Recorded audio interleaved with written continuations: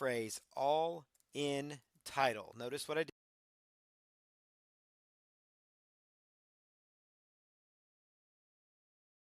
A benefit, now that's a longer tail phrase. I could do the phrase golf, for example. Bonus page here.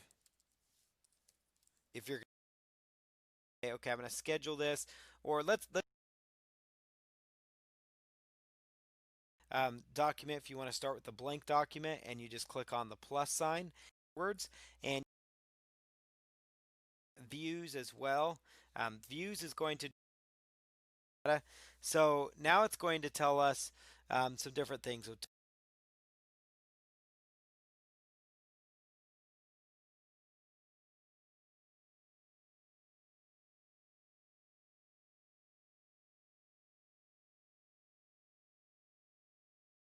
Hey, in this video, I want to show you what's called Google suggested search phrases. So Google actually will tell you keyword phrases that people are searching for on an ongoing basis, so you know what keywords you should be targeting in your marketing campaigns, in your pay-per-click campaigns, and what keywords you should be using on your blog, what keywords you should be using in your videos. And if you use the right keywords, you're going to get the most targeted customer possible and also draw in more traffic. Plus, it's going to give you content generation ideas, because if you're creating content that people want, it's going to help benefit your business. Let me show you how to use this to your advantage. So you go here to Google, and let's start typing in our phrase. So let's say we're going after the keyword back pain. So we might have an info product, or we might be an affiliate for something related to back pain. So I'm going to type in back pain. Now notice what comes up. So there's back pain causes, back pain during pregnancy. So those are all really good ideas, that we could explore those further. So I'm going to keep actually exploring the exercises area.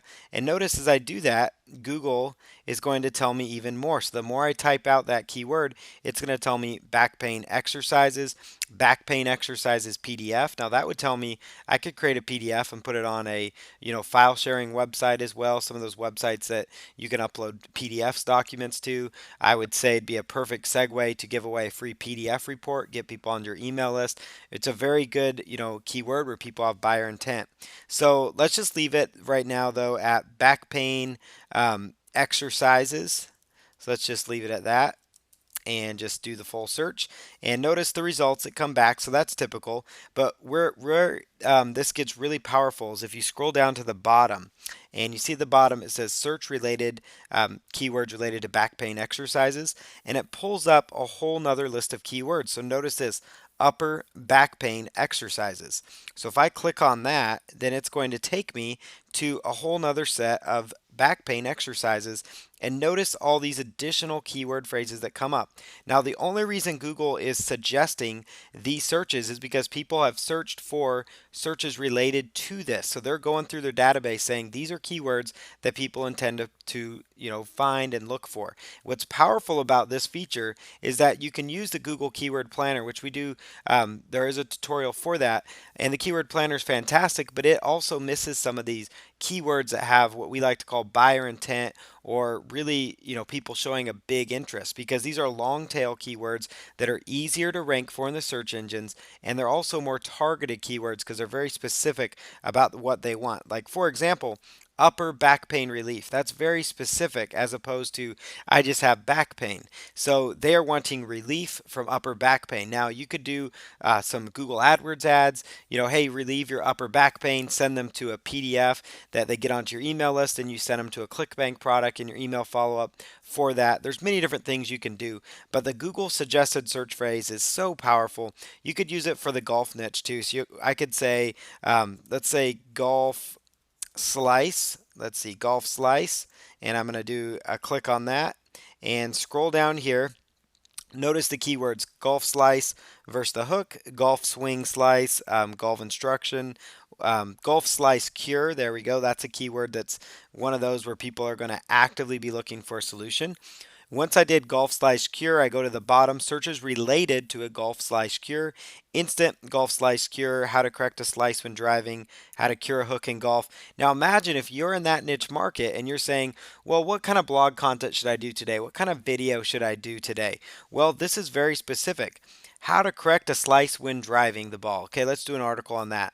Or how to cure a hook in the golf swing. Or how to cure a shank in the golf. Or what's an instant golf slice cure? Let's do an article on that. The top 10 ways to instantly cure your golf slice. There's your article. Google suggested search is extremely powerful. Make sure you're using it to your advantage. In this video, I want to show you an extremely powerful way to use the Google search engine to identify keyword phrases that you can rank for with YouTube videos, with your blog post, with other mini websites, with various different forms of content so you can actually get your message out there to your audience. So let's use, for example, the keyword phrase upper back pain relief.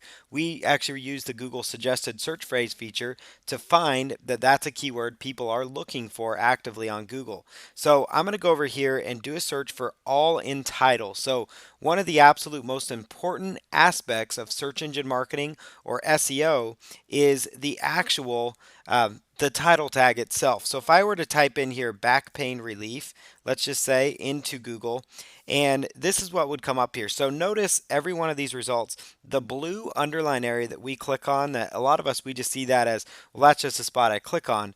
That's actually the title tags. And you'll notice that the keyword phrase, that keyword phrase shows up in the title tag all the time on the keywords that you're trying to rank for. And that's because Google puts the most weight for on-page SEO. So when they're looking at a website to determine where it's going to rank in the search engines, they first look at, is the keyword phrase in the title tag. If the keyword phrase is in the title tag and it's also within the content and it matches up, then that means that phrase is more targeted to that content and to that audience because they want to deliver the best results possible. So title tags are extremely important. And so one of the ways you can use what I'm about to show you is to see how much competition there is for certain keyword phrases. So let's take back pain, for example, back pain relief, and then I'll show you the keyword upper back pain relief. So I'm going to go back here to Google and I'm going to just type in here the phrase all in title. Notice what I did there, all in title with a colon at the end. And then I'm going to say back pain relief, back pain relief. So AllInTitle back pain relief. Now they brought back and said there's 119,000 websites with that keyword phrase back pain relief in there. So that's quite a bit of competition there. And so these are all websites that have back pain relief somewhere in their article in some form or another. Now, I like to take this a step further. The AllInTitle search is good just at this level, but I like to really drill down here. So I like to put this in quotes because Google, when you put anything in quotes, will only return the results from that in that particular order. So I'm going to go ahead and put this in quotes now. So back pain relief, I'm going to put that in quotes. Now remember, there are 119,000 websites using that in their title tag, but that was all kind of split up. And so it could have been back or pain or relief. So when we do that, that now shows that there's 80,700 results. There's about 40,000 less competing websites now because we did that. So that's a really cool tool. So we can see there's still 80,000 websites we're competing with. And I say truly competing with because the chances of somebody that doesn't have a keyword phrase in their title tag outranking you is actually pretty insignificant unless you have, unless it's a very, very large website you're competing against. But most of the other websites in the top 10 are not going to be big. And so you need to make sure that you're targeting keywords that have good competition, good interest, but not overwhelming competition. So let's take the keyword phrase that's a little bit longer, for example. Take that keyword phrase upper back pain relief, and we'll do that search. And when I do that, this really dramatically drops down to only 1,000 competing websites using the phrase upper back pain relief if I do the AllInTitle search. So that means there's only 1,000 true competitors and there's 10 pages. So that means you're guaranteed to be in the top 100 pages, which obviously you want to be in the top 10, but there's a lot less competition here to be dealing with. And what I also like is what they bring back is they're going to tell me, well, here's these websites, the top websites they look at that are using it. Notice these domains. This is do-it-yourself-joint-everything. That's a terrible domain name and it's ranking up there. I look at other factors that I look into when seeing it, my competition is, okay, who's heard of that? This is like a article it's a article, it's not a main directory. So this tells me that if I had a website just devoted to upper back pain relief and it was a niche focused website, I would have a pretty good chance of ranking because these are like sub articles that are showing up there. And so you could use it as a feeder site for your content, for your list building. Notice this person wisely found the competition isn't that great, and they did this video here that pulls up on YouTube. Notice upper back pain relief, and when you see that video there, you'll see it's just a very, basic video that they have 50,000 views though. 50,000 views in that video, most likely because they did this method here. So again, the strategy here, we'll go right back to google.com again. The strategy is the phrase all in title. That's ALLIN title, colon, and then you want to do in quotes. You want to do in quotes, and you want to put in the keyword phrase you're going after. So I'm going to say cure golf slice in quotes, and that again is going to return and say there's 214 websites that are using Cure Golf Slice in their title tag. Now that's a pretty good chance that you can rank for that. So that tells me that would be a pretty good opportunity for me to do a blog post, do a video, do some sort of content for the phrase, exact match phrase, Cure Golf Slice, and do a page targeted just to that, and it would give me a chance to rank in the search engines. Notice these videos that are showing up here too.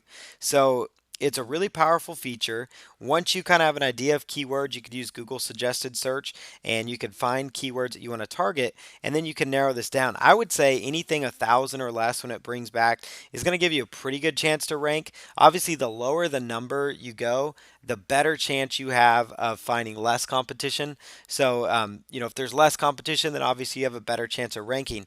But anything 1,000 or less, like the upper back pain one was kind of on the threshold there, but 1,000 or less, you're gonna have a pretty good chance because there's only really truly 1,000 people you're competing against, and that's why it's so important to do the quotes because that's only going to return results specific to that keyword phrase, cure golf slice. And so that's the way I approach it, and it works really well for finding those hidden gems. So make sure you use that AllInTitle tool when you're coming up with what keyword phrase you should use in your video titles, in your blog post, or anything else you're going to do for your marketing, Google AdWords campaigns, Bing ads campaigns, whatever you're doing, just make sure you use this tool because the AllInTitle feature is really powerful and it's a great tool to use, great way to use the Google search engine. In this video, I'm going to show you how to use the Google site search feature so you can actually identify what pages on your website are being indexed, and then also so you can use this same feature for research, and I'll show you that at the end of this video. So there's a couple ways you can use this for your benefit. The first one that I like to use it for is to identify how my content is actually showing up to the search engines. Now I know there's webmaster tools and things like that that'll tell you that, but this is a very simple way to identify what pages of mine are actually showing up and in what order they're showing up, and that's going to help me identify what pages I need to work on, how my site looks. It also will help me identify, like, am I using the same title tags, and I'll show you what I'm talking about. So if I were to click here and do the site search, and then you put in your website, so you do site, SITE, colon, and then you put in the website or the URL you're going for. So most of the time you can just do the domain just like this.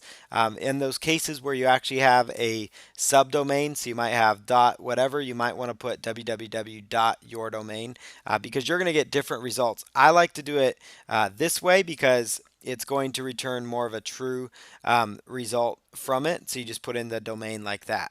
So I'm doing the site search here, and then this is going to tell me that there's 682 pages that are listed for my website. So that's good actually, because that's going to tell me that there's 682 websites that are actually showing up here. So, but what I can quickly do here is I can scroll here and see what kind of keywords I'm targeting, where I might be weak. And so that's one thing I like to do because I like to scroll through here and think, okay, so nutritious recipes, cook healthy fitness inspired meals. So actually the keywords are pretty good on my site here, and so that actually shows me that as I go through here.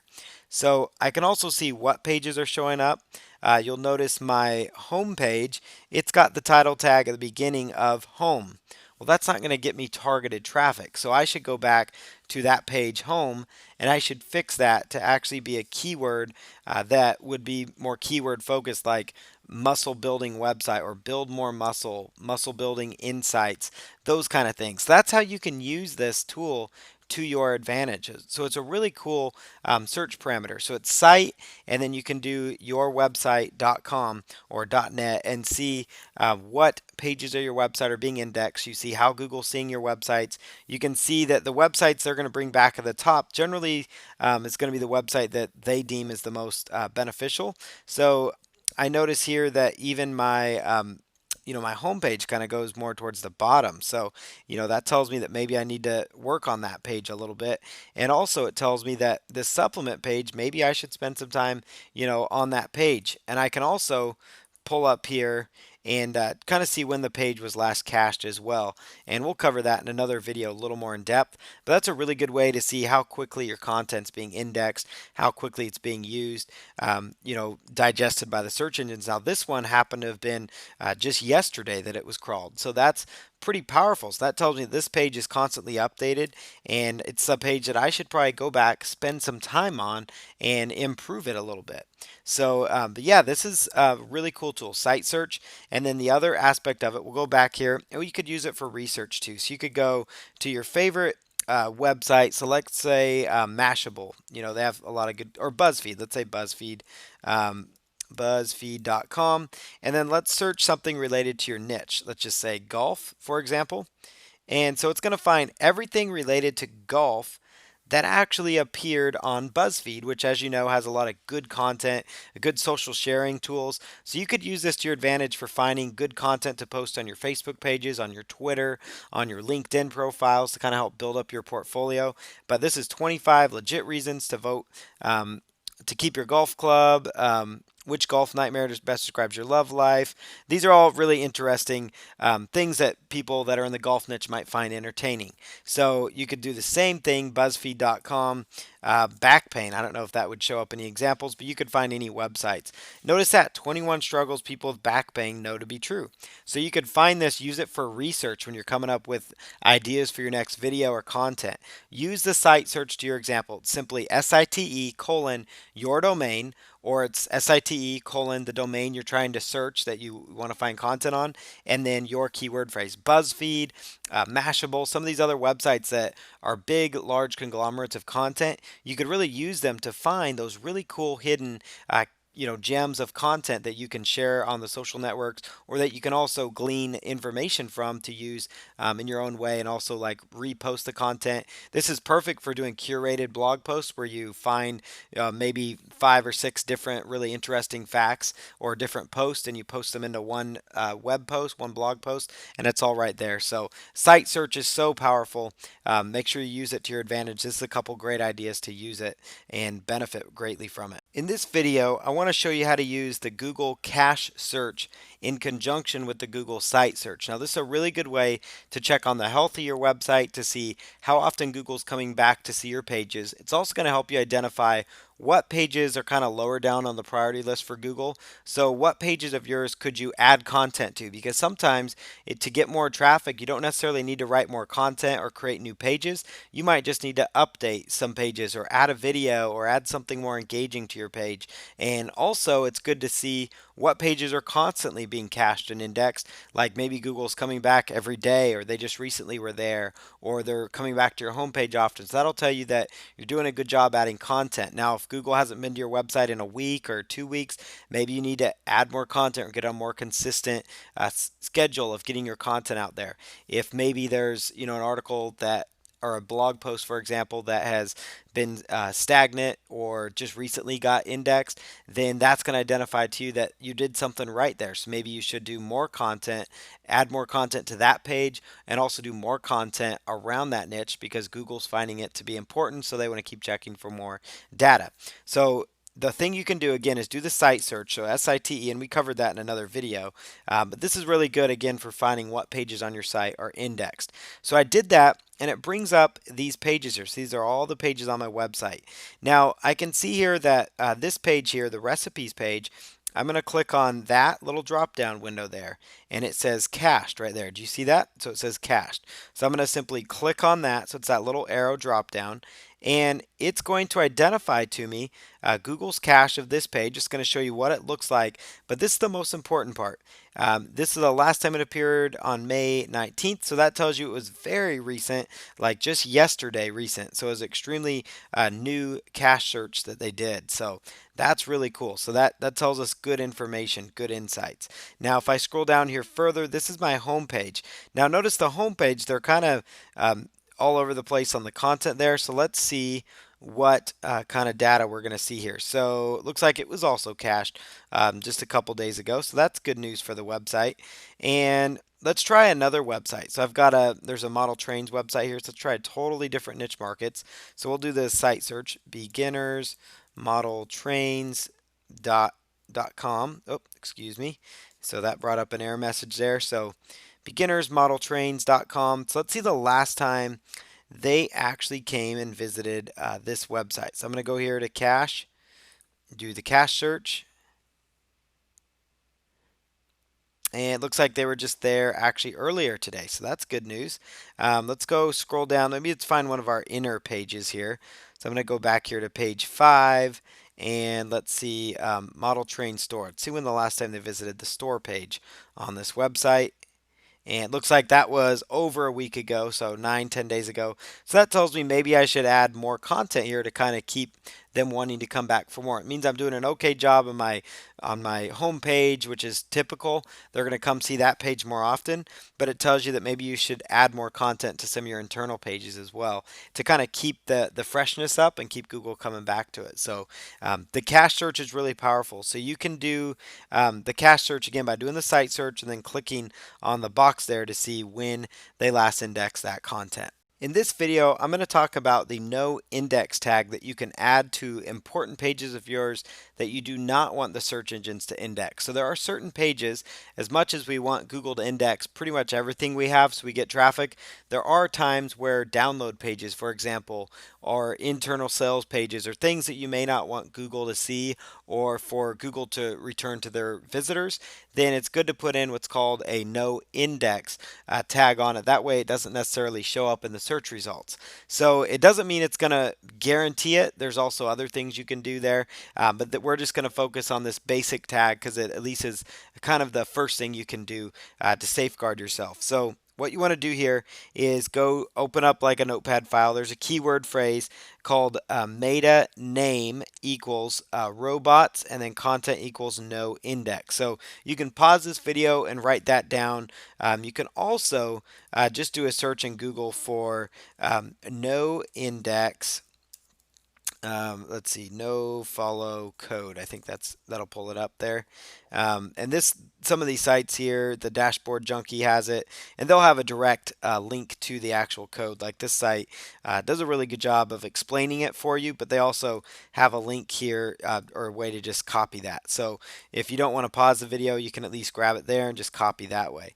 So once you have that code, let me show you where to put it. And this is again important for like your download pages, which I have over here. So I'm going to just copy this code. So it's meta name robots, and I'm going to open up my download page and go right over here to where it says at the top here. Notice it says meta name robots. It says no index, no follow. So there's two reasons you have those phrases. No index means do not show this page up in the search engines. We do not want it to show up. So that's good for your download pages. The no follow is also important because there's certain times it's like download pages where you have links to other sources and you necessarily don't want Google to find those and include those pages because it might open up some of your pages that are hidden or that you want hidden. And so it's important to use the tag either the no index one or the no follow. If you do no follow, then they will not spider the other links on that page. So again, you just drop it in right under the title tag. So you're just going to drop that in right under the title tag. There's already maybe something called meta name there. So you're just going to paste it right below that. And then that's going to tell the search engine robots, the Google bots, that you don't want your page indexed. Now, again, this is only good for download pages, 99% of your pages and content, you want them to find it. You want to get that traffic from it. But this is for those pages that you want to protect, like your download pages, your internal sales pages, maybe your landing pages, things that you maybe don't want to show up in Google duplicate times. Say you have pages with similar content on them, but for different reasons. So you might not need 5 instances of the same content showing up, so you'll throw a no index on there. So there's many reasons why you would do that, but this is a really cool way to identify to the search engines that you do not want this page index. So use that to your advantage because it really can save you a lot of hassle and headache down the line. In this video, I'm going to talk about the related search parameter. Now, the related search parameter is a really powerful tool for finding websites that are related to a certain site so that you can get some more ideas of places you could pull information from, so you can get an idea of more places you could market your business on, for example. So like, let's say, for example, a lot of people like to create content on a site called Hub Pages, and they like to create these hubs and pages of content, and it's a good way to kind of build up their reputation online and their authority with content, right? So I just go here to Google and I type in related and then hubpages.com, related and hubpages.com. And it's going to pull up a list of various websites. Now, I could take this info and say the top 25 websites that are similar to Hub Pages. That would be a pretty attractive article and would get a lot of clicks in my niche market. So that's one of the powerful ways you can use this. So you've got here, hubpages.com. Some of these like articlesbase.coms, these are places you could create content. Tumblr, Buzzle.com, InfoBarrel, ehow.com. Even if you found one new website that you could publish your content on because you use the related search feature, I would have to say it's pretty powerful, right? So let's say you're in the golf space and you want to find more places to source good content. I'm going to go to golfdigest.com under related, and it's going to pull up 49 different websites. We've got golfchannel.com, golf WRX, you've got Golf Tips Magazine, you've got PGA.com, Golf Week. So that'll give you an idea of how this works for that niche, and I can find a whole slew of articles. Let's say you're somebody that you want to make sure you're catching up on the latest trends. So a site like BuzzFeed always has great content. They do a tremendous job at BuzzFeed with like their headlines too. So you could use that for ideas for your headlines also. So sites related to BuzzFeed, well, they think BuzzFeed's one of a kind, so they don't have anything there. But let's say like Technorati.com, Technorati, like technical source, they actually pull up Mashable, Gizmodo, Engadget, Huffington Post, TechCrunch, The Next Web, ZDNet. So they do a great job of pulling in that kind of data. Let's say you are somebody that has physical products to sell and you want to think, okay, where else could I sell stuff besides eBay, right? Well, Amazon, Etsy, Overstock.com. This is good research that you can do. So whatever niche market you're in, you could go out and find websites related to your niche market and then do a blog post about, well, here's the top 10 sources for finding free amazing recipes, And so I could say allrecipes.com. It's one of the more popular recipe websites out there. And you could say, okay, Epic Curious, they've got some cool recipes. So you could say my 10 favorite recipe websites, and then you list them because you found them in this. There's your article for the day. It's done. It's an article that's going to get social shares. It's an type of article that will get the Google engagement that they're looking for. That's going to get that natural type of link building that they look for, that they want to see. It's going to naturally get eyeballs to you. So this is a really cool way to use the related search. So it's just related, colon, and then the website link, and it's going to pull up all, several different websites related to that topic and to that phrase. Another way to use Google for your research purposes is to find out what websites are linking back to your website, how many backlinks you're doing, how you're doing as far as getting engagement from other websites. That's going to help determine where you're ranking because Google likes to see people sharing your content. They like to see that your content is being shared out there. So you can check on your website. It's also fantastic for checking on your competition's website. So for example, let's go here and do a search. It's a link search. So it's links, colon, and then we'll put in our website. Links, colon, and then put in your website. And what I like to do here, because it brought up 136,000 results, what I like to do here is actually take my URL and put it in quotes. So you could do just the, without doing anything else like HTTP or www, but I personally like to, only do like just the domain like this because I can get a true picture of all of the links coming to my website. Now, if I wanted to find out who's linking to me by just www.builtfit.com, you could do that. Notice it dropped it by about 50,000, right? So it dropped it tremendously there. But you can see here that there's a lot of places that happen to be linking to this website because it's been around for a little while.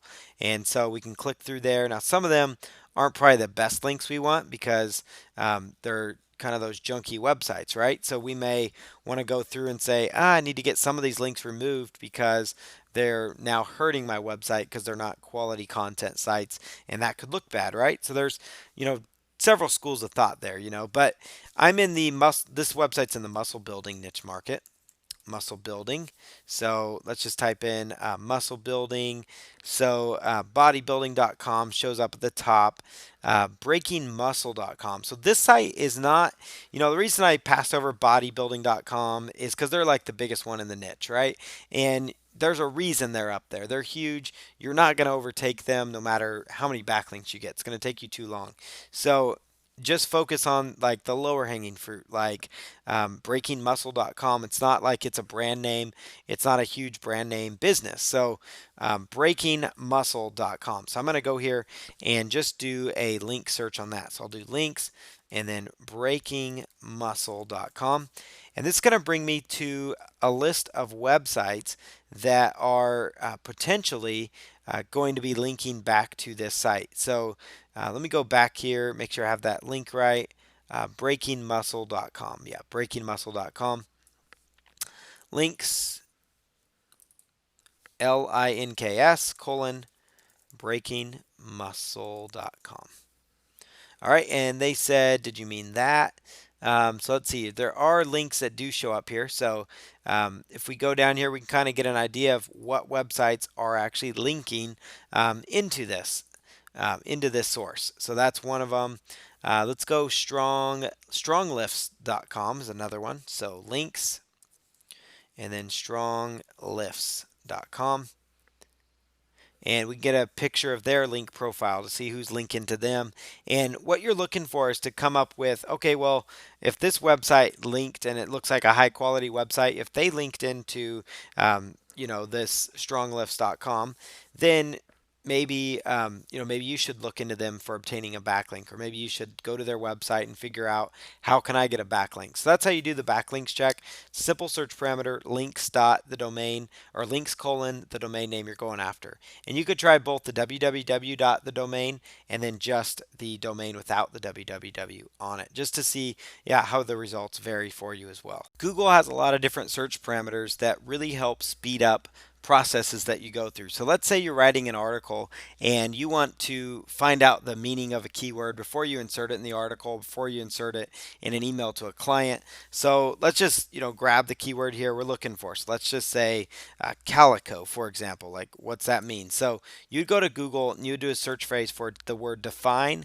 colon, and then I'm going to type in calico, right? For calico cat, printed cotton fabric, multicolored or modeled. So there we go. So that defines that for you real quick. So let's just define, let's define something else here. Let's say the word capitalism. Define capitalism. Boom, there they go. They're pulling up what the definition is. Now, this is really good if you're writing something out and you're saying, I'm not sure if this is the right or proper use of that keyword phrase. Then that's why you would use it. They also will pull up synonyms for you. So that's where the define tool comes into play. Really good too, is if you're writing an article and say, well, I tend to overuse the word excited, or, I'm really excited, or I'm really geeked out, that kind of phrase. I tend to use that too much, you might say. So let's say I want to come up with a different phrase to kind of make my writing not seem so stagnant. So I just go to Google, type in define search parameter, and then the word excited. It pulls up the definition, so I know what what it means, and so I'm using it right, but it also says things like thrilled, exhilarated, animated, enlivened, electrified, those kind of keywords. So the define search parameter is really cool for finding synonyms like a thesaurus would. It's also really good for finding definitions of keywords and phrases so you know you're using the right words and that you're targeting the right words in your blog post, in your videos, you're using the right phrases. It really helps you understand, what phrases to use with your websites and ways that you're getting out there. In this video, I'm going to talk about the power of Google Alerts. So you just need to go to google.com/alerts, or you can do a Google search for Google Alerts. So Google Alerts is really a powerful tool because it will actually send in your inbox certain phrases that come up that you have selected. So there might be certain keywords. Now you could do certain things like political figures or certain sports figures just for fun. But if you really want to use it to your full advantage, you can use Google Alerts for reputation management for yourself or for your clients. So anytime they're mentioned in an article online, anytime they're mentioned maybe in a product review or some other review, you could instantly go see, hey, what was I mentioned in? Is this good? Is there anything I can do to help myself, look better? Those kind of things. Were you mentioned in some content? Maybe you want to really help share the news. So it's good for reputation management on yourself. It's also a good tool to use if you're going to do this for clients as well. So the first thing you can do when you're logged into your Google account, like for mine, it's going to say it's going to help me identify, myself, and it will send me email. So I'm going to click OK on that because that is an alert that I'm okay with, and I will get notifications for these various alerts related to my name for reputation management. Now, I'm going to create another alert for a niche market. So let's say, for example, that I'm in the blogging niche market. So let's just say that, and let's just do that in quotes so that way it brings back more specific terms. So I'm going to do a phrase for blogging. All right. And let's go ahead and choose create alert. And there it is. So there's that. Oop, and I spelled that wrong. So let me actually fix that. Let's go back and fix that to blogging and click on update alert. So I'll spell that correctly. So the phrase blogging, and then I can choose how often I want to receive these. So if I'm somebody that's a social media consultant or website marketing consultant, and I want to teach people about the importance of blogging, or I'm a blogger myself and I want to stay up to date on the latest breaking news, or I want to share the latest breaking news with my audience, that's another cool thing about Google Alerts is that as soon as news breaks, you could be one of the first people with that article with the direct links to various sources. So you could tweet them out there, post them on Facebook pages. That's how Google Alerts is one of the ways people get out there ahead of the noise and eventually help some of their content go viral quicker because they're the ones that show up at the top of Facebook for the trending stories in that niche market. They're the ones that show up maybe in the Twitter sphere on Twitter. They're the ones that are able to quickly do a paragraph for an article and quickly get a blog post out because it's going to draw in eyeballs because it's breaking news in your industry. It doesn't matter what industry you're in, you can use Google Alerts for it. So it says how often. You could say at most once per day. You could say as it happens. So if I'm trying to do this so I can be out in front of everybody, then anytime something breaks about blogging or there's something new out there about let's say any number of topics, I want to be the first to know. Let's say back pain. Maybe there's a new breaking article on back pain or something that comes out. So anytime something happens on your niche, you could do broad phrases. So like blogging is fairly broad, or you could even go like WordPress, for example. So anytime there's a new change with WordPress or a new article about WordPress, you would be the first to know. So it's really powerful. So you could say how often. I like as it happens because that's really important, especially if it's your reputation or client's reputation, or most especially if you're trying to rank in the search engines quickly for pieces of content that are trending. So you find something that is a new alert comes through, you quickly do a 5-sentence article on it, 4 or 5 sentences, very brief article with a link to the content. Boom, you're done. But now you're one of the first people to have a story done on that topic. It's basically allows you to become one of the first people to scoop a story from others in your niche market or other bloggers or other people with websites. You could quickly do a video on a certain subject matter as well. So sources, you could say automatic sources. They'll kind of pull from different things. You could say, I want video sources. I want News, I want blogs, I want web sources as well. So you can kind of choose what sources you're going to pull from. So I'm going to just choose automatic here. That seems to be a good tool. Language would be your language. So we'll go English here. Any region, or you could target it down to United States. I'm going to say any region just because that the one I chose is more broad. But if it's United States, then that would be good. So let's say you had a political blog or political following and you wanted to just target, elections going on in the United States, then you could select that location as the only one you want to get notified on. So let's see, how many, only the best results, or you could say all results. And then delivered to would be to your email address. So there's the email, and then simply choose update alerts. And now we have one all set up and ready to go. And at any given time, I can click into that and see what is coming up. So simple tips for new bloggers. Underbelly of blogging. So let's say I've got a blogging audience, then this would make sense for me to actually take this article, find it right here. It's going to pull up onto their website. This is the Huffington Post, very well known content curator, content website. I could take this content, send a tweet out about it, send a Facebook page about it, and my audience has got notified that quick. And it's a story that just broke fairly recently on that niche market. So we could also do another one. Let's say cats are a niche market. So cats. So let's go ahead and do that in quotes. Choose the word cats, and you'll notice couples wedding guest list 1,100 cats. So let's say you had a pet website, right? And you have a following on Facebook or social media that's interested in pets. Well, right there, a couples wedding guest list had 1,100 cats. That's from Fox 31 in Denver. Now, I don't read Fox 31. I don't live in Denver. So without Google Alerts, I would not have known about this story. And this is a pretty fascinating story. So, why else do you think you find really interesting stories when you go to yahoo.com's homepage, right? Or Huffington Post or some of the major sources online, BuzzFeed as well. BuzzFeed uses this tool to get more traffic. So this couple had 1,100 cats at their wedding. That would be tweet worthy if I had a pet business because it's going to draw people in to me. It's going to draw people in. So that's where Google Alerts is powerful.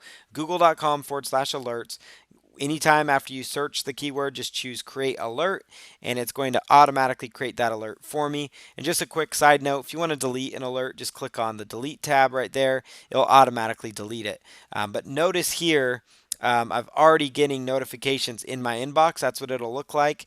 And it'll say with a list of alerts that came through for that day. So I like to do this just so I'm up to date and I know what's coming in, what's up to date for my niche market, so then I could tweet about it. I could be the first in my market to break any news, and that's going to help elevate you as you go out and try and position yourself in the marketplace. In this video, I'm going to do a quick synopsis and breakdown of Google Trends. Now, Google Trends actually shows you the cutting edge, the breaking news for any particular day. So where Google Trends can be powerful, so you can identify, what stories are popular, what stories are trending, what topics are big, and also identifying what location they're big in. So you can scroll down to even countries. So I could see what's trending in Australia's version of Google and seeing what's hot to people in Australia. Right now it looks like rugby and some other stuff there. So let's go back here to United Kingdom. We could see what's trending in the United Kingdom. And so it's really powerful to identifying what's trending around the world, what kinds of topics I could write about. Now, if you came in here and you saw something about your niche, or maybe you have a general news blog that you want to just get content out quickly, you could see, okay, this is a trending story.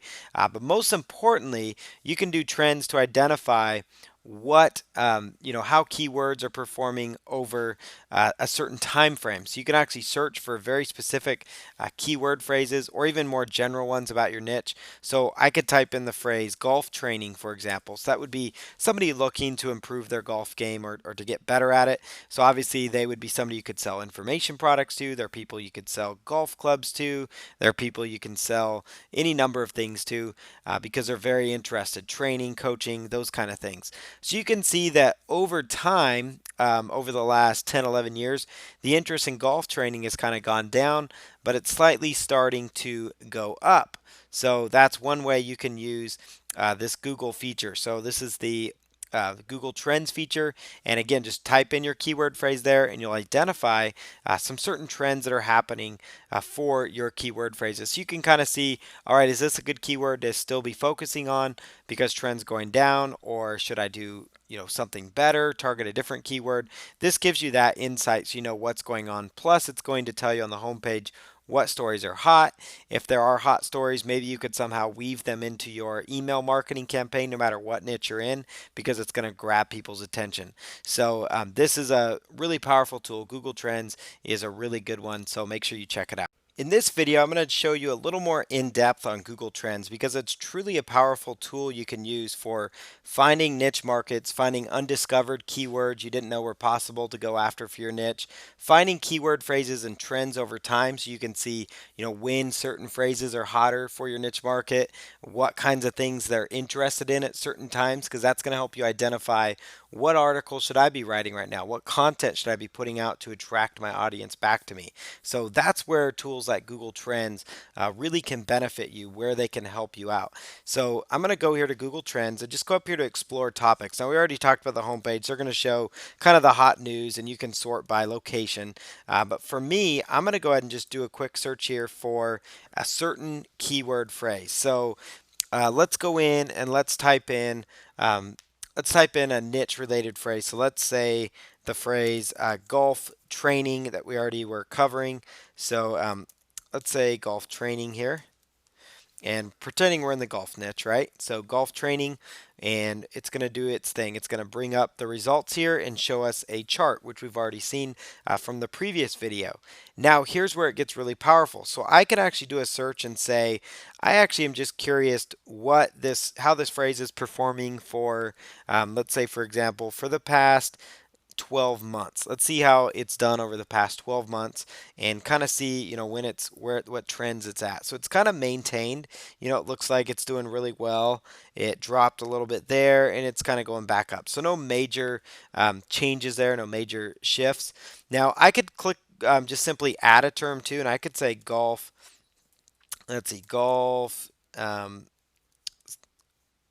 help or golf. Yeah, let's say golf help. And the phrase golf help surprisingly has less because it's not as simple of a phrase, I guess, to solve that. So let's say cure golf slice, and let's see how that's comparing. So we can kind of compare keywords and see trends over time, see what keywords are getting more benefit. Now that's a longer tail phrase. I could do the phrase golf, for example, and notice it's going to color code it. So this one's red, golf help is red. So it's going to help me identify that, obviously that's up there. Now look proportionately, the phrase golf is obviously going to be getting a lot of traction there, a lot of traffic, but that's a way you can kind of go in there and just identify, what keywords. Now let's go identify even another niche. Let's say some obscure niche like, let's say tonsil stones. Tonsil stones, it's a niche market that it's an issue people struggle with, so it's a niche market and they want solutions because they don't want to have surgery. So I'm going to type in the phrase tonsil stones, and I'm curious how it's performed over the last 12 months. Oh, that's interesting. Okay, so now let's look at maybe for all of 2015 and see how this keyword phrase performed. Notice kind of flatline there. Around the summer, it seemed to spike back up, so traffic seemed to be coming back. And notice some additional keywords. Now, being in this niche market, I may not have realized that this is another possible keyword phrase, So they actually tell me, after I've done my search here, Google will actually tell me some additional insights. So they're going to say, this is how it's performing in certain countries. So that's interesting. So I can see that. And then it's going to also show me that people related searches were tonsillosis. So that's another, like a medical term for that condition. So it's not really called tonsil stones, but that's because it's a lot easier to say than, tonsillosis. I can't say it right either. But the point is, that would be a keyword that I hadn't thought of, that if I was in this niche market, I could actually start creating content around that keyword phrase and start reaching people. Notice throat stones gave me some additional ideas. White throat tonsil stones, remove tonsil stones. So I could click here and look at this and say, okay, so here we go, throat stones, and now it's going to give me some ideas of what they are, and how to cure them. So that might be an additional keyword I could go after. You can see what countries are impacted by this issue as well. Let's type in for another niche market. So let's say I'm in the baseball hitting, um, baseball hitting drills, baseball drills. And so it's searching for that related keywords there. Let's see, not enough search volume, so that's good to know. So it's not going to be able to pull that up. But we could type in another phrase. Let's say um, baseball drills, for example, or just the phrase baseball. And we can see that the interest over time has kind of dropped here. Now we're looking at all of 2015. Of course, it went up for that time of year. We could look at 2004 to the present, see how the baseball industry is profiting over the years. Notice it's up and down, of course, when they have their off season, but it's very consistent and it's getting back up there again. So for that though, this is where it gets cool. You can find those keywords, baseball hitting drills. It tells you that it's a top keyword phrase. Now this one's interesting. So 2004 to the present, baseball hitting drills is actually up 200%. So that tells me that's a rising keyword phrase. So if I'm in that niche, then that tells me some additional keywords that I should be focused on and going after. So these are, again, some of the other ways you can use Google Trends to your advantage to find those keywords. And it was really fascinating to find the rising trends. So if I went back to that obscure niche, the tonsil stones niche market, and I typed that in here, so tonsil stones, go ahead and click search on that. It's going to pull up these results. I could actually do the rising search and it's going to tell me a percentage of, 2004 to the present. Interest in this topic actually for the last 12 years plus is actually going up significantly. So that means awareness to it's going up. So that would be a good time to jump into a certain niche. And if I went to, now notice top is checked here. If I went to rising, I could actually see, how to prevent tonsil stones. That's breakout. Tonsil stone causes, that keyword phrase is up 650%. So that means I could do a Google AdWords ad around that keyword. That means I could do a YouTube video. I could take what I learned from one of the other videos, for example. Notice tonsil stone causes. It's going to pull up a Google search window for me here. Whoops, it actually brought just that phrase. So let's go back here, type in tonsil stone causes. And if you want to use something we learned from one of the previous videos, just out of curiosity, let's do an AllInTitle search here with the quote, and then we'll use quotes for the phrase tonsil stone causes. Only 128. 128. That's it. Competition for this keyword, which is actually up in interest 650%. Now, how cool is that? That's another reason that I absolutely love Google Trends, and that's a way you can use Google Trends to identify these low-hanging fruits, to identify these keywords that you can start leveraging for your bottom line. Plain and simple, that's what these tools have for you right here. So that's why I love using Google's tools. I love Google Trends for that reason, because I can identify, here's a breakout keyword phrase, prevent tonsil stones. Now, if I did the AllInTitle search that we already learned one of the previous videos, then that's going to show me right now that how much competition we're really going against. That means I could quickly do a video on that as well. So prevent tonsil stones, and there's 347 results. So still not tons of competition. You can still rank in Google for that, and you're not dealing with some of the toughest websites out there. We're dealing with MD-Health, so it's not WebMD we're going up against, it's some of the other ones. Tonsilcure.com, hubpages.com. So we're not going against some major competition here. So that actually gives me a lot of hope that I could rank well for that. So use Google Trends to find those low-hanging keyword, that low-hanging fruit, I like to call it, keywords you can go after. Find what's the breaking news, the rising trends in your niche, and it's going to really help your business grow tremendously. So Google Trends is your friend. Make sure you use it. Hey, here's another video on Google Trends, and I'm really excited about this one and all the videos, especially relating to like Google Trends, because it can really help grow your business. And so I think it's a very powerful niche research tool, keyword research tool, how to find different products to promote, and I'm going to show you that here in this video. And so what I've done here is I've pulled up search phrases for 4 different broad niche markets. We've got survival niche market, cycling, golfing, and make money online. So we've got 4 niche markets here, and you can do the web search. So up here, you can search by web. You can also pull down and do a search by all time. So I could say from 2004, about when Google really got going, to the present. Then this is kind of the results we're looking at. So it looks like they had a little issue there. So let's go back to the past 12 months here and just pull up that data. So we'll see if that pulls in here, and we'll give it just a minute to pull up. And it looks like they pulled it up. So now we can see over the past 12 months how these niche markets have performed. You'll notice the blue one, survival, has actually outperformed cycling, it's outperformed golfing, and it's outperform make money online. So it's pretty fascinating to me for the past 12 months. You can sort by, past 12 months. You could sort by what's going on in the past hour, clear up to the past 4 hours. You can go all the way back to certain years. So it's pretty powerful how you can pull that down and pick and choose. You can also search by regions. You could say, well, my target market's only going to be the United Kingdom. So at that point, you would just pull down and find United Kingdom. I like to keep it worldwide for most cases, but just really depends on the niche market. Now, if I'm going to start an e-commerce store and I'm saying, I want to find an e-commerce store here that I could be going after. So, United States may be where my dropship supplier could send products to and nowhere else in the world. So I'm going to just pick US, and it looks like they're having another little network issue there. So that's fine. So we'll go back to worldwide here.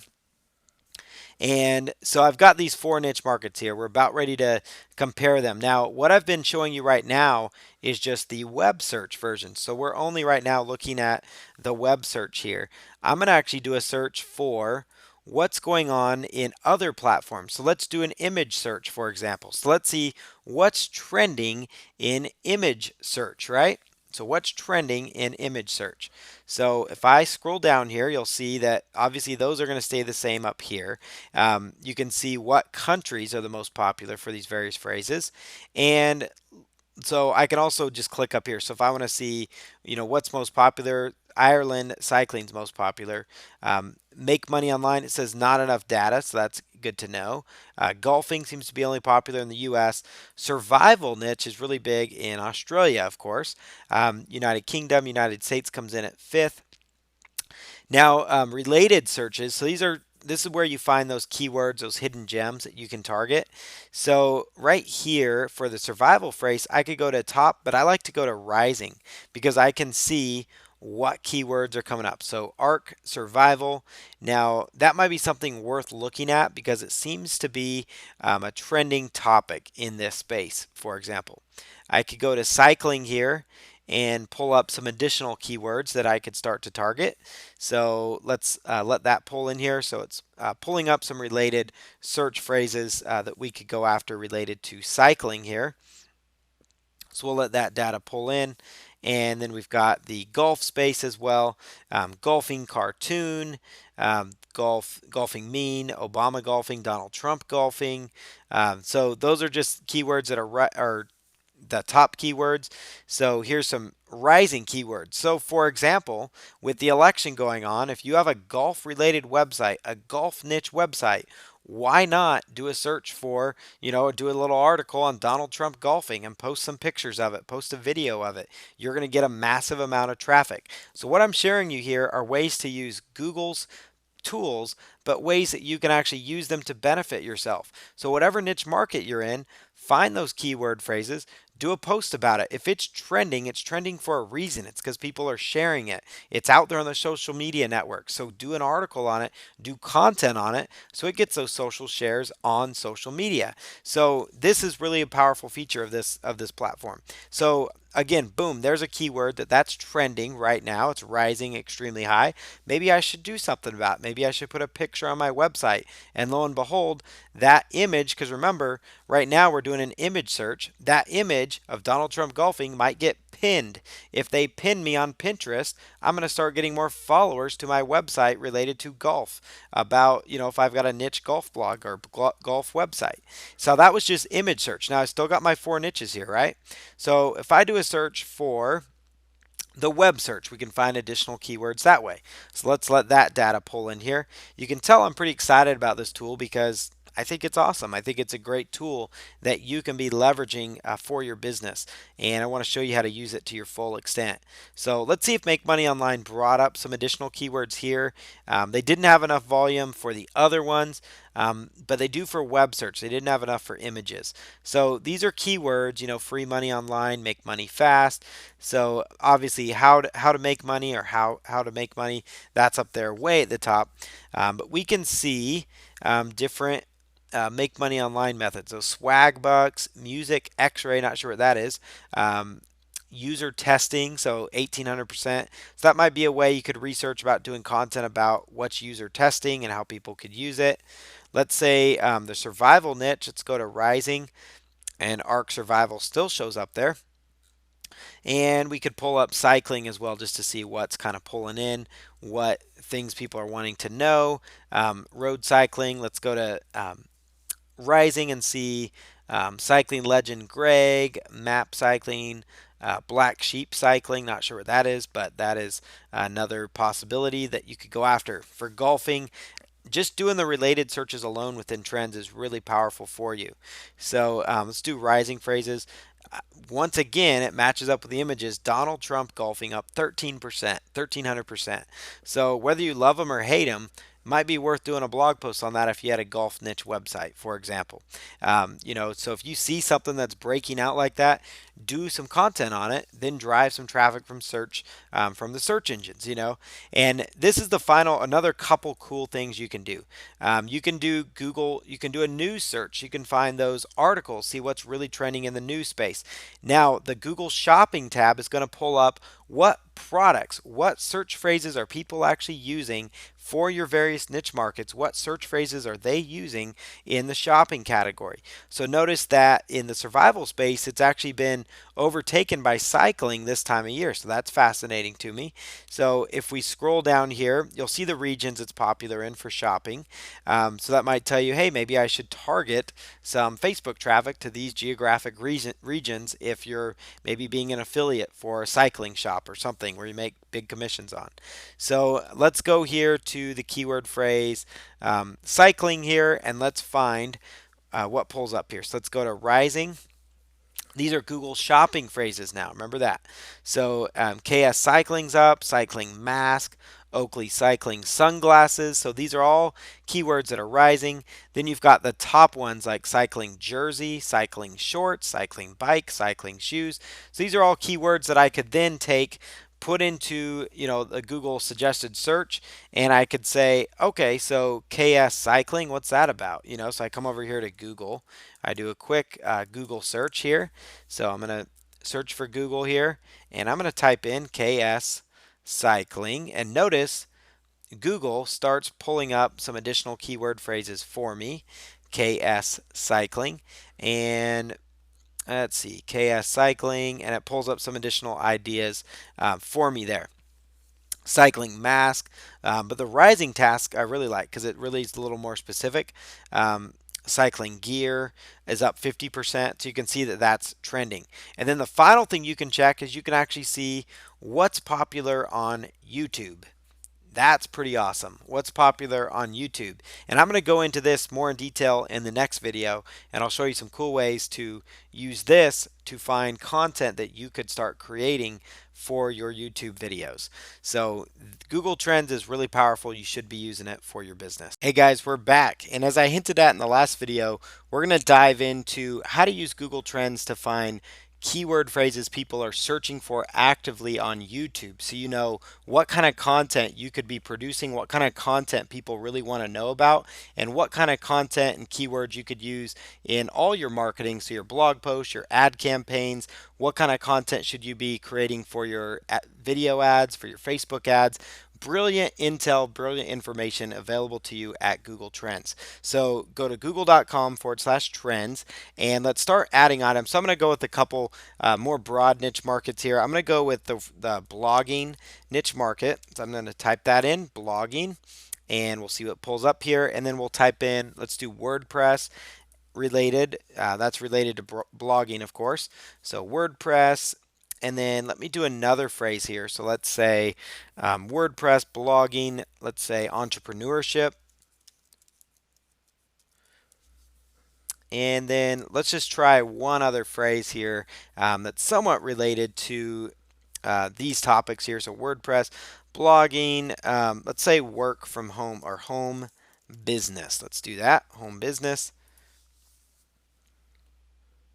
And there right here is the 4 keyword phrases we're going to go for this. So I'm typing those in. We're comparing those. Surprisingly, WordPress has really overtaken them in the web search, and we can do our normal web search thing to see, what keywords are popular for blogging, for WordPress, which keyword phrases are the top keyword phrases. So WordPress themes, those types of keywords we thought would be popular. But the rising keywords, what I absolutely love. You can see that Wix is up 80%. For WordPress, WooCommerce is up 60%. Bootstrap, GoDaddy and WordPress is up. So those are some ideas there for the web search. Now we're going to do right over here. Remember, you can drop down and see shopping, news. We're going to do YouTube search. I think that's a really powerful feature of this because you're going to see firsthand what kind of data is trending on YouTube, right? So still WordPress actually over and above is blowing out entrepreneurship videos, blogging videos. And so that would tell me I need to do some more videos on WordPress because with WordPress videos, I can sell people on my affiliate link. I could send them my affiliate link for hosting through HostGator, Bluehost, or any number of web hosts out there. So I could do that, promote it as an affiliate. With WordPress, I can get them onto my email list if they're interested in getting more traffic or interested in knowing the top 5 plugins I use. I can build my list, build my audience, build my following because Google Trends tells me that's where I should be focusing my time. So you can scroll down here and look again at WordPress. And let's see, again, these are phrases that people are typing into YouTube itself. So how to do WordPress, that's right up there. WordPress tutorial, website with WordPress, WordPress for beginners, that's a top one. So let's go to Rising here and see what the Rising searches. This is a breakout phrase, WordPress in 2016. Now, you could do a video on WordPress in 2016 as well. You could also start positioning yourself for WordPress 2017 and what do you expect blogging to be like in 2017? What's going to change? Those kinds of things, especially as like January to or around November, December as that rolls around. But notice that's a breakout tutorial, WordPress tutorial. So if I were to take this keyword phrase, WordPress 2016, I could type that in here to Google suggested search, WordPress 2016. And it's going to bring up some ideas for me here at the bottom. WordPress 2016 themes, WordPress platform. So it'll show up some additional keywords that people may have searched for. We can also find from the top phrases, these are the more long-term phrases, WordPress for beginners, right? WordPress for beginners. So I'm going to start my search here, WordPress for beginners. All right, WordPress for beginners. And down here at the bottom, they're going to tell me WordPress for beginners PDF, WordPress for beginners course, WordPress for beginners tutorial. Now, do you think if I targeted that keyword phrase and I had an ad campaign targeted to, for WordPress for beginners course, and I had a little landing page that said, hey, I've got a beginner's guide to WordPress ebook here, I bet I would get a lot of people that would buy that because it's extremely targeted, right? So WordPress for Beginners course, I think is pretty fascinating. So I want to see if I could do a blog post and get ranked fairly easily for that keyword phrase. So let's go over here and do that. So remember, as we talked about in our last one, the AllInTitle search feature, which I think is really powerful. So AllInTitle, and then I'm going to do quotes right here. Quotes right here, AllInTitle, WordPress for beginner course. So that's going to pull up only websites that have that in the title tag. There's only 103 results. So that means only 10 pages of Google have that in there. And I'm looking at my competition, and it's not very promising, not very powerful, I should say. Like this one is courses.laymoon.com, and there's several of them showing up. So that means if I take my blog, my website, and I did a blog post on it, if I did a word or a YouTube video on it, there's a good chance I might rank higher for that keyword phrase, WordPress for beginners course, because I have it there in my title tag. Now that would be a really powerful set of YouTube videos, WordPress for beginners. That's really, really powerful. Let's take another keyword phrase, for example, that's popular in YouTube, makeup tutorials. Now, I know makeup tutorials itself is hot, because a lot of people are doing that. But I'm curious as to what other keyword phrases in YouTube people are wanting to know about related to makeup tutorials. Now, notice makeup tutorials actually outdid blogging, still didn't overtake WordPress, though, so that's something you should be looking at. So I click on makeup tutorials here, and I'm going to see the top keyword hair tutorials. Let's see, makeup, Kitty's Mama, somebody I think that's famous in there, makeup tutorials 2015. And if I go to Rising, we can see who kind of the Rising makeup tutorials 2016. Now remember, that's kind of a trend that carries over from WordPress. Remember, WordPress 2016 is the breakout phrase, meaning it's well over 1,000% in jump. Terry makeup tutorials looks like an up and coming makeup artist. These are famous people that are doing the makeup, so kind of who they are and kind of what they're doing. So you could identify who to target, who to follow, those kind of things. So this trends tool is extremely powerful. You should be using it for your business. I love this feature especially because I could find, courses like this one right here, WordPress for Beginners course. I need to go right over here to YouTube. I'll do that right now. YouTube.com, WordPress for Beginners course. I'm going to see what shows up here. WordPress for Beginners course. See what shows up. And there it is, WordPress for Beginners course. We'll see there's about 140,000 results there for that. But watch what happens when I do it in quotes, meaning I'm targeting just that keyword phrase. That's going to be the sole focus of my WordPress targeting or my Google targeting.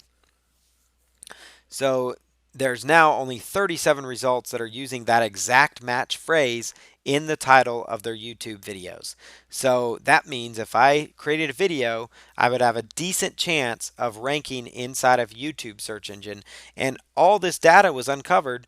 WordPress for Beginners course was uncovered to me because I use Google Trends here to identify that that's a phrase people are searching for actively in YouTube because they want to know about that. This is a great way to do niche research, to find, info product niches to go into.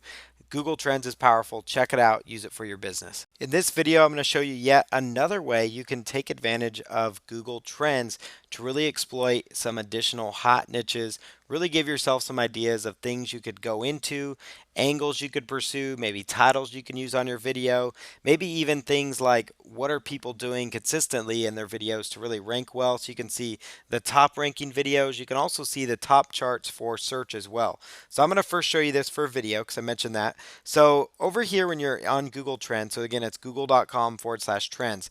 Now, as we talked about in the other videos, you can come up here and explore topics. You can type in your keyword and follow along on those videos to see how to use these other features of Google Trends, but they have an actual navigation menu up here. So you can click on that and you can go to explore. That's going to take you to explore where we've been in the last videos. Trending searches, so there are things that are coming up in the main search engines, and then trending on YouTube is something else. So I'm going to click on trending on YouTube here, trending on YouTube.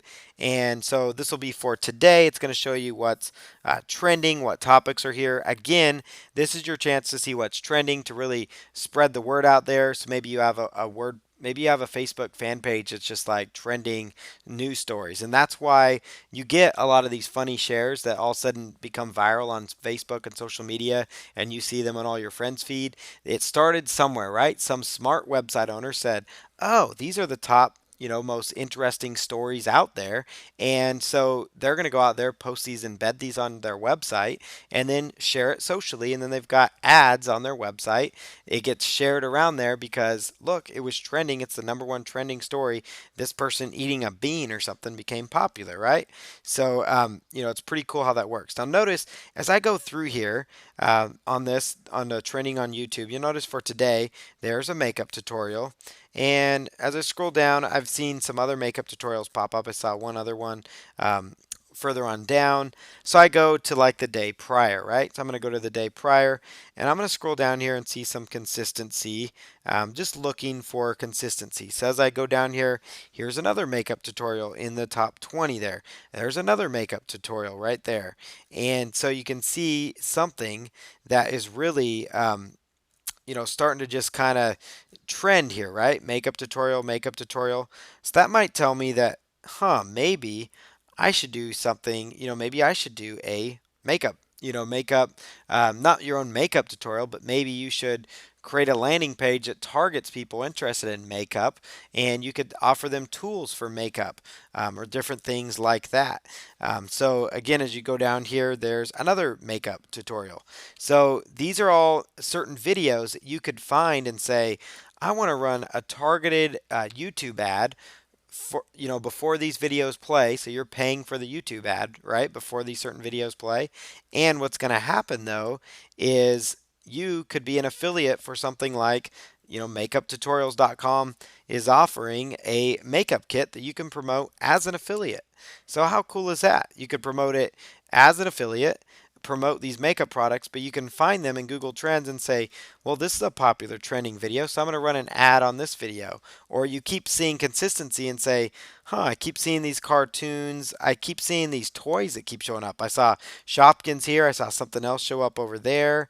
I saw, let's see, um, I saw something about, the late Jimmy Fallon shows up. Maybe you have a Jimmy Fallon fan page or something, and you could post that video out there to keep getting traction. Minecraft, I saw several Minecraft videos show up there. So that tells me that Minecraft is obviously very popular. So the next thing you can do, so that's trending on YouTube. Let's go trending searches itself. So trending searches. And so I'm just going to do a quick search on that and trending searches here. And so it's going to pull up searches that are trending from Friday, and you could try and see some ideas there. So trending searches, again, it's up to you to sort through that. I would spend some time each day and see what kind of shows up, what strikes your fancy, and then you could take these phrases and take these phrases and work them into your content. Maybe it's your email marketing campaigns because it's a trending story, so you can stay on top of it, be cutting edge. So this is just a great overall use of your time. Google Trends is really powerful. Check it out, and then make sure you use this navigation feature, which also contains the top charts as well. So if you look at the top charts, it's going to pull up for you some of the top phrases for a certain period. So I'm going to say for April or for the certain month. So we'll say what was top in March, right? What was top in March? And we can see under animals, the top animals, the rabbit, the eagle, the snake. Let's see, athletes. You can see maybe what was trending there, what certain authors were trending. So what books were trending at that point in that date. You can also do some local, see what was trending, but also like the most searched for book, for example. The Bible was up there, so that was right up there. Whiskey Tango Foxtrot, that's related to that movie that came out.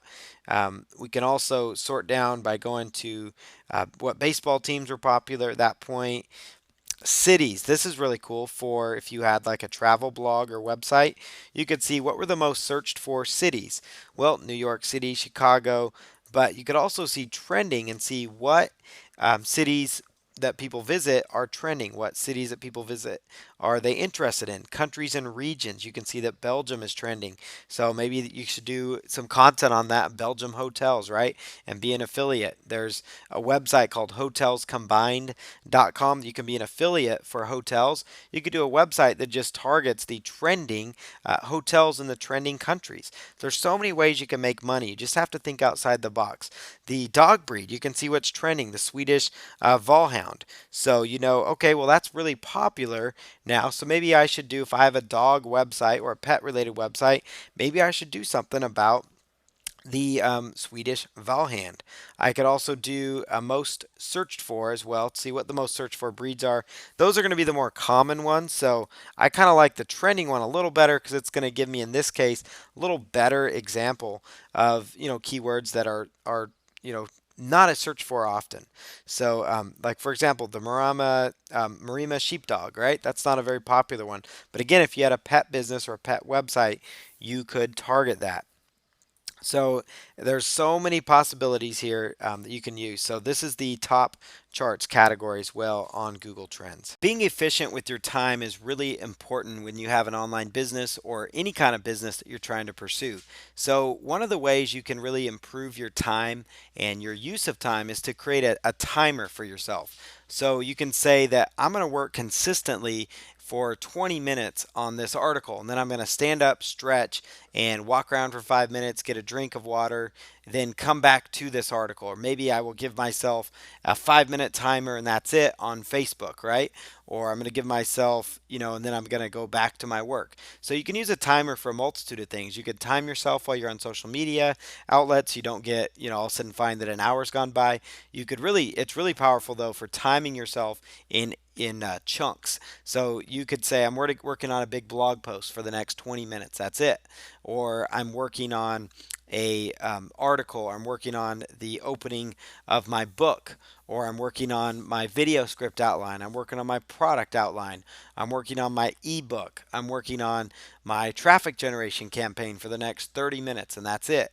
And so, because oftentimes as entrepreneurs, we get sidetracked. It happens to the best of us, and we get going along in the process, and we all of a sudden are like, wow, where'd my time go? What happened? So if you really just really narrow it down and say, I'm going to turn off the cell phone, I'm going to turn off notifications on my phone, on my device, my Skype, all those things that distract me, and I'm going to say, I'm going to work for the next 20 to 30 minutes on just this one thing. It's going to be amazing the feeling of accomplishment you're going to have when the day's done.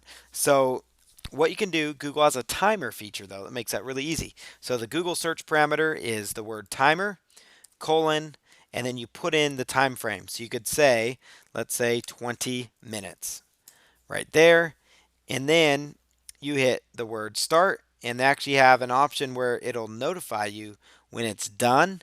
And so you can go ahead and click on start.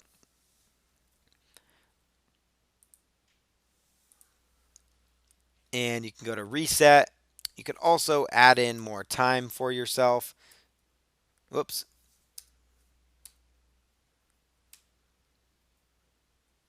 There you go, 20 minutes, and hit start. There it goes. So now you've got this running. I could go over here and I'm going to start my blog over here.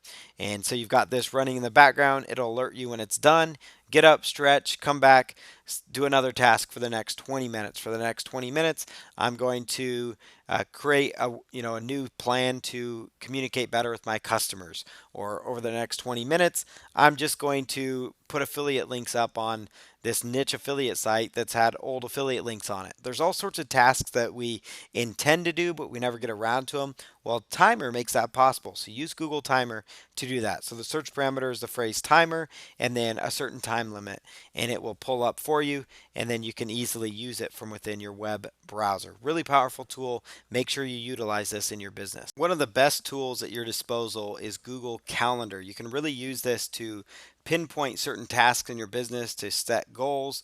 You can actually create different calendars across the board, and we'll show you that in the next video here. But I'm going to focus entirely on this, on just kind of giving you an overview of Google Calendars and just some very basic strategies you can use for it. So the first thing is to get over to the calendar.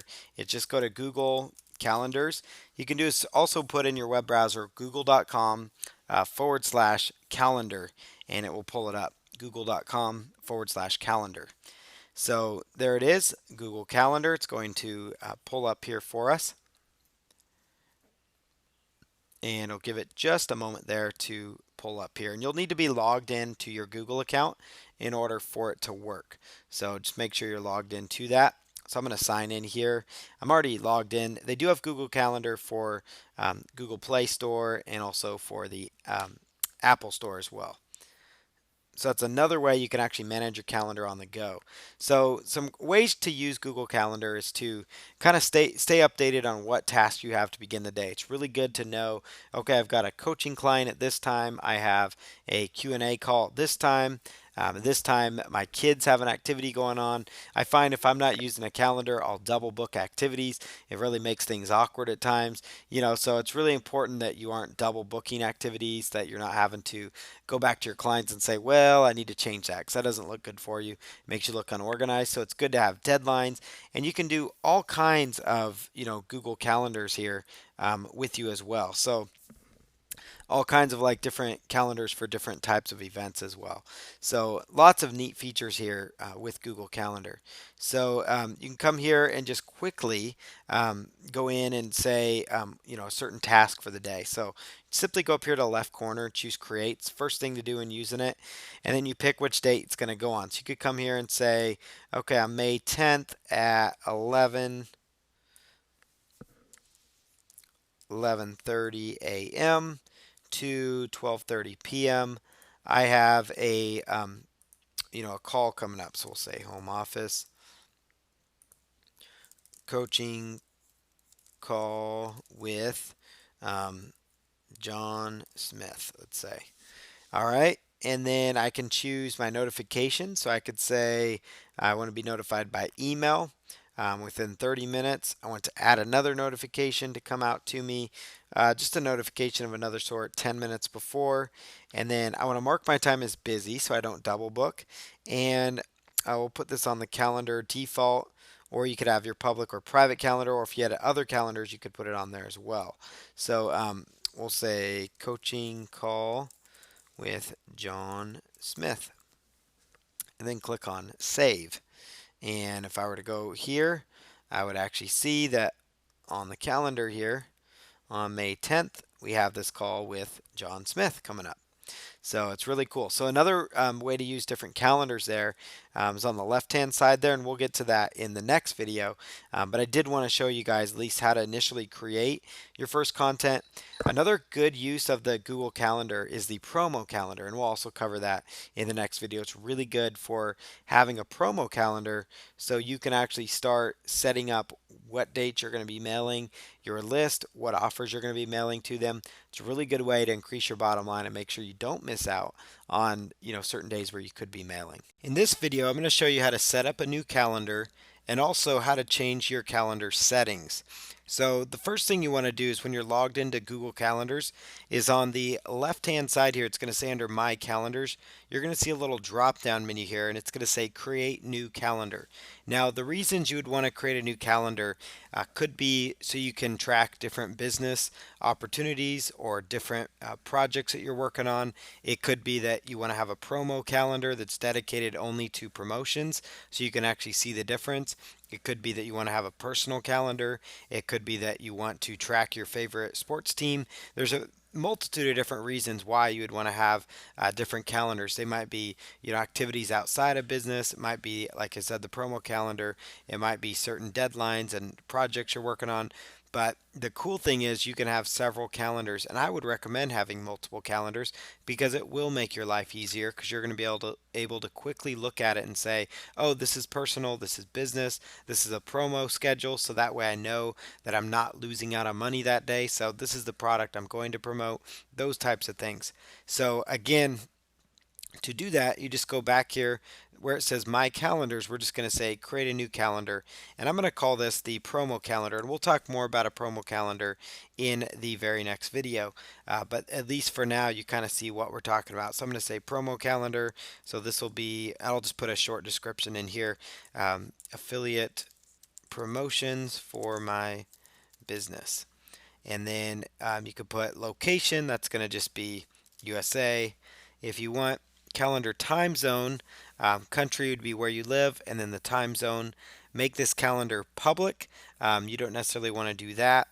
Let's say share with specific people. So this is a cool thing you can do. You can actually share this with other people, and that would be your business partners. So if you have a business partnership going on with other people, you could actually share that calendar with them as well, which is, to me, is a pretty powerful feature.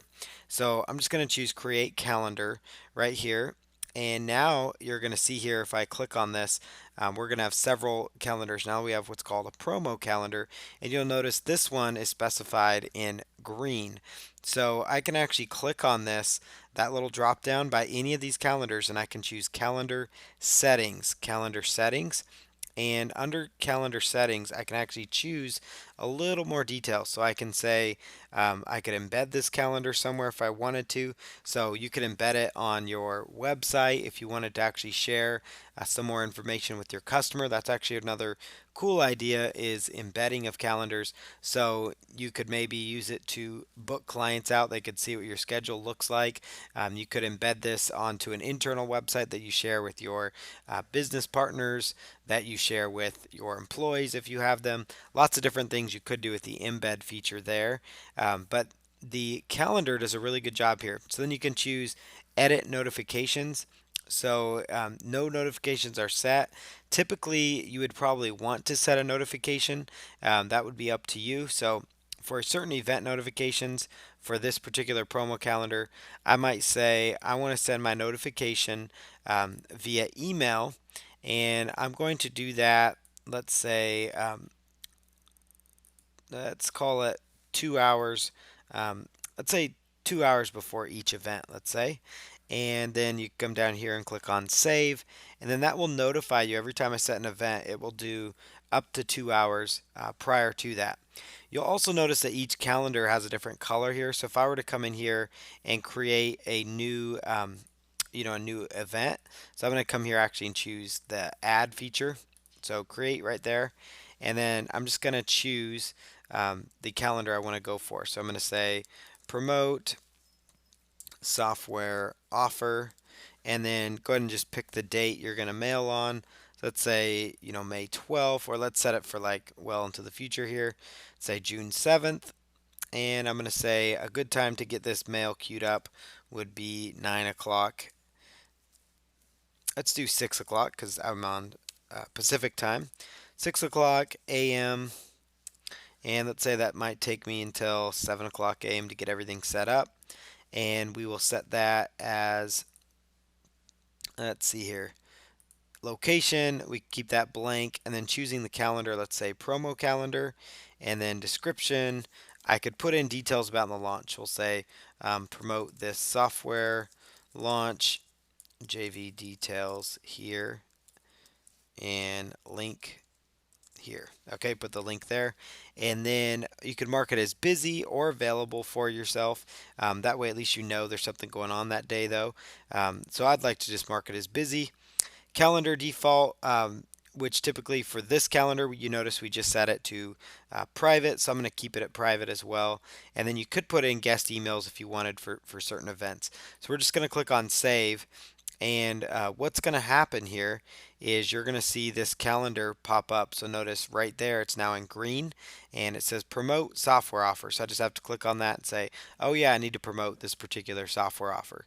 So that's how that works. We'll go in the next email to detail on how to use Google Calendar to create a proper promo calendar. So that means how to use it so that you're maximizing your revenue as an affiliate, so you know what products to promote, when to promote them, and how to use Google Calendars to your advantage so you can have an excellent promotions calendar. One of the best uses of Google Calendars is to use it for what's called a promo calendar. So what this means is that you want to create a calendar of events that you know what day certain launches are happening, so you know what products you're going to be promoting, and also so you know what products you're promoting that maybe aren't launching. So it could be products you're promoting as an affiliate. It could be a email schedule as well that includes content that you're delivering to your list. It could be a promo schedule, again, for your own products and services. So it does not have to be just an affiliate promo calendar. It could be a variety of things related to your email marketing. So you could even call this an email marketing calendar. So you know, okay, on Monday and Tuesday of this week, we're mailing this offer. On Wednesday, we're mailing this piece of content. On Thursday, we're mailing this offer and that offer. That way, you know what offers you're promoting. It's going to keep you very organized. You're not going to double book and maybe make promises to affiliates that, hey, I'm going to promote you this day, and then you find out yet another promotion scheduled. So, a promo calendar is a really smart thing to do. It's one of the best things you can actually do for your business. So, I'm going to show you how to set that up. So, let's just come in here, and we've already set up our promo calendar. We did that in the previous video, so we know how to create that new calendar here. So again, you just come over here and choose create new calendar anytime you want to make a different type of calendar. So I'm going to go here to create, and we're going to create an event, and we're going to call these actual all day events because it's going to be a little bit easier for tracking purposes. So let's just choose again, let me just discard that real quick, and let's choose like our dates. We're going to start on, let's say, June 6th, right? And that's going to become the first date in our calendar. So I'm going to go here to June 6th, and I'm just going to choose create calendar, and I'm going to make this an all day event because again, it's going to be a lot easier when you're tracking promotions. So I'm going to call this promotion, we're just going to call this the software program promotion. All right, so you could call it the name of the product and then promotion or whatever you want to call it. So I'm just going to use this as an example. So we're going to say, hey, I'm going to promote this software product on this date. So software program promotion, and let's say we're going to do this for 3 days. We're going to give it a good 72-hour push. So that's June 5th, June 6th, and June 7th. So we're going to do a 3-day push on that, and location does not matter at this point. As far as the calendar goes, we'll choose the promo calendar right there. And then as far as the description goes, I would put in the link to the affiliate page and the link to the swipes. So I will call this description here. I will say in here, promote this software offer. Here is the link to the JV page. Put that link in there. All right. So we'll throw in the JV page link, and there's where swipes could go. Set up bonus page here if you're going to use a bonus.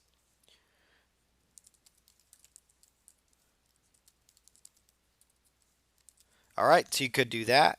And then if you wanted to add, like let's say you have a virtual assistant, you have somebody that you work with, a business partner, somebody else that maybe sets up your promotions for you. Maybe they set up your bonuses. Maybe they queue up your emails for you. VA, virtual assistant, anybody like that could do this task. You could just add them as a guest right here, put in their email. It will automatically email them the calendar, which I think is pretty cool. So you could allow the guest to modify the event if they wanted to as well, if you're going to use a guest. And then you could allow them to invite others, or actually, we'll choose not to let them invite others. Modify guests, let them do everything as well. So that's up to you. But from there, they can actually know what they're promoting, and that's why it's good to put in the link so they know where to grab the email swipes. It's also good for them to understand the product. Maybe you got review access to the product too, so you could post in here product review access. This again could be a note for yourself. It could be a note for an assistant that's setting it up. This would be a really cool way to do a promo calendar. So then you can mark your time as available, but at least you always see it on that calendar. And visibility would be calendar default. Typically for a promo calendar, you want it private. You don't want to give away insights on what you're promoting. So I'm going to click on save for this. So I'm going to choose save, and it's going to pull up here at the very top. You'll see it's got the 3-day push right there. So I'm going to go to the month view here. And so I'm going to quickly be able to log in here and say, okay, this green calendar here, which I could change that color if I really wanted to. So notice I could just click in here and say, you know what, I want to make my promo calendar red, or I want to make my promo calendar brown, that kind of thing. So then you always know what color it's going to be. So we'll go back to that green color they had chosen though. And the other neat thing you can do with this is you can actually turn off the other calendars. So we'll turn off the birthday, we'll turn off the reminders, and now we're only going to be looking at what other events we have. So if I had something going on in the My Calendar or a personal calendar, I could choose to deactivate it just so I could only look at just my promo calendar and see what we're working with for that month. So let me set up another product here. So it'd be on June 8th. We'll say create offer. We're going to make this an all day event. And I'm going to put promote blog post on social media marketing. Okay, so let's just say we had a blog post, social media marketing. We're going to send that to our list for that day. So promote this blog post to this to um, customer only list segment. If you wanted to segment your list, here is the link to the post. Okay, so again, keep it simple. Add the email if you want to work with somebody, otherwise, don't worry about it. Mark your time as available. I think that's a kind of a cool feature there, is mark it as available. So that way you can still book other events. It's not going to disallow you from double booking. So now we've got that set up. Let's go over here and do another one. And I made the mistake. Notice here it's now light blue. So that I'm actually was sitting here wondering, why is that a different color? Well, here's why. Because I made the mistake of adding it to the wrong calendar. This is the most important step. Under calendar, make sure you select the proper calendar. So I'm going to choose the promo calendar, and we're back on track there. So next thing is we'll create another event. I'm going to make this again an all-day event. We'll go June 9th, and we're going to say promote 48-hour special on YouTube marketing course. All right, so let's say you have a course on YouTube marketing. You're going to do a 48-hour promo, and you could just plug that in there. So details on the 48-hour promo can be found here. Again, this would be if you had a VA or virtual assistant, you could plug that in there. I'm going to mark the calendar as available and private. And then most importantly, make sure you choose promo calendar right there and go ahead and choose save. And I messed up because this should actually be a 2-day event. So we're going to make sure we set that accurately. And there you go. So now when I quickly just log into my Google Calendar, I know that June 5th to June 7th, I'm promoting this software offer for John Smith affiliate. And on the 8th, I'm promoting one of my blog posts to give them some content. At the end of that blog post, you could be selling something. On June 9th to 10th, we're going to be promoting our YouTube marketing course 48-hour special. On Saturday the 11th, you could have something or just take the day off, and then that would bring you back to Sunday the 12th, where you could start it all over again with another promo if you wanted to. So I find this just, again, a really powerful way because you can book these out a month in advance. You could go, 6 months in advance, 3 months in advance, but at least go, a month in advance or a couple weeks in advance. It's really helpful for just knowing what products to promote. Sometimes if you do not have it on the calendar, you will just choose not to promote something. Well, that means lost revenue, especially if your list is used to getting consistent emails from you at a consistent time, which is good to kind of stay in front of them. So there are times where if you don't have anything down, you may just say, I'm not going to promote something today. So if you have it down, there's a good chance that you may decide to promote something and you're going to make money. So that's why I encourage you to have a promo calendar. It's a great way to make more money than you're making right now. So make sure you get that promo calendar set up. It's a very powerful feature and a great way to utilize Google Calendar. Google Calendar is really powerful. So let me show you another couple features that sometimes we overlook because we think it's just a calendar and that's it. Remember, Google is found as a search engine, and so of course they have search capabilities inside of their calendar. So let me show you that real quick. So I'm inside my Google Calendar here. I'm going to go here to search calendar right here, and let's say I could type in promo, or let's say software. Okay, so I'm just going to say software, do a quick search for that, and then they're going to bring up every event related to software. Now notice they brought up these 3 days that we had set up in our promo schedule. So now I know, okay, these are the 3 events related to software that I should be looking at. So that's a cool feature. Utilize that search feature, to your advantage. Let's say you have a customer and their name is John Smith, and you want to see what coaching clients or coaching calls you have coming up with John Smith. If you just want to look at all of them, or maybe you're on the phone with John Smith and he said, "Hey, when is our next coaching call?" You could say, "Well, here's the next 3 calls." Boom, boom, boom. They're all listed out. You could also share that date with them as well. So that's a cool way to utilize the search feature. Another thing you can do here is just do a search under the calendar here. So that little drop down arrow, you can search certain calendars. So you could choose, I'm only going to search the promo calendar, and you could see, well, how many times am I promoting a software offer as opposed to a PLR offer or a traffic offer or a paid traffic offer? How often am I promoting various offers? So you can sort by just certain calendars. So I could sort by only the promo calendar, what, who, where, and then pick the date range you want to go for, and then click on search. So it's a really cool way to search the calendar. Another thing that's often overlooked when it comes to the calendar is we want to look at certain aspects of it. So there's a couple ways you can do that. First one is the mini calendar over here on the left side. That's going to give you a very quick glance as to what's going on in your month, right? So we got the promo calendar features on here and they're bolded in black. So we know there's something going on that date. So then I could just click on that date. It'll take me right into June 6th for that week, and I can see what's going on there. Another kind of way to go around here is there's several different ways to sort your calendar. First one is the day feature. So that's everything going on that day.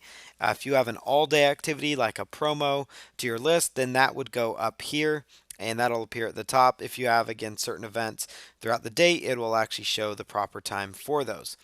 The week view is also good if you just want to, start your week or every day, just log in and say, okay, this is what we're going on each week.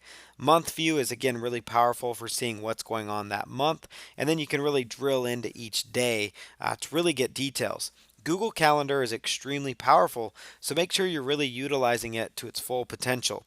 You can go to the 4-day view as well, and that would just give you, again, just a 4-day glimpse. The agenda view, I think, is really powerful as well because it tells you a quick agenda of what's going on. Now, I could also choose to disable certain things. So notice what happened once I was in agenda view, for example. I unclicked the promo calendar, right? So I hid that.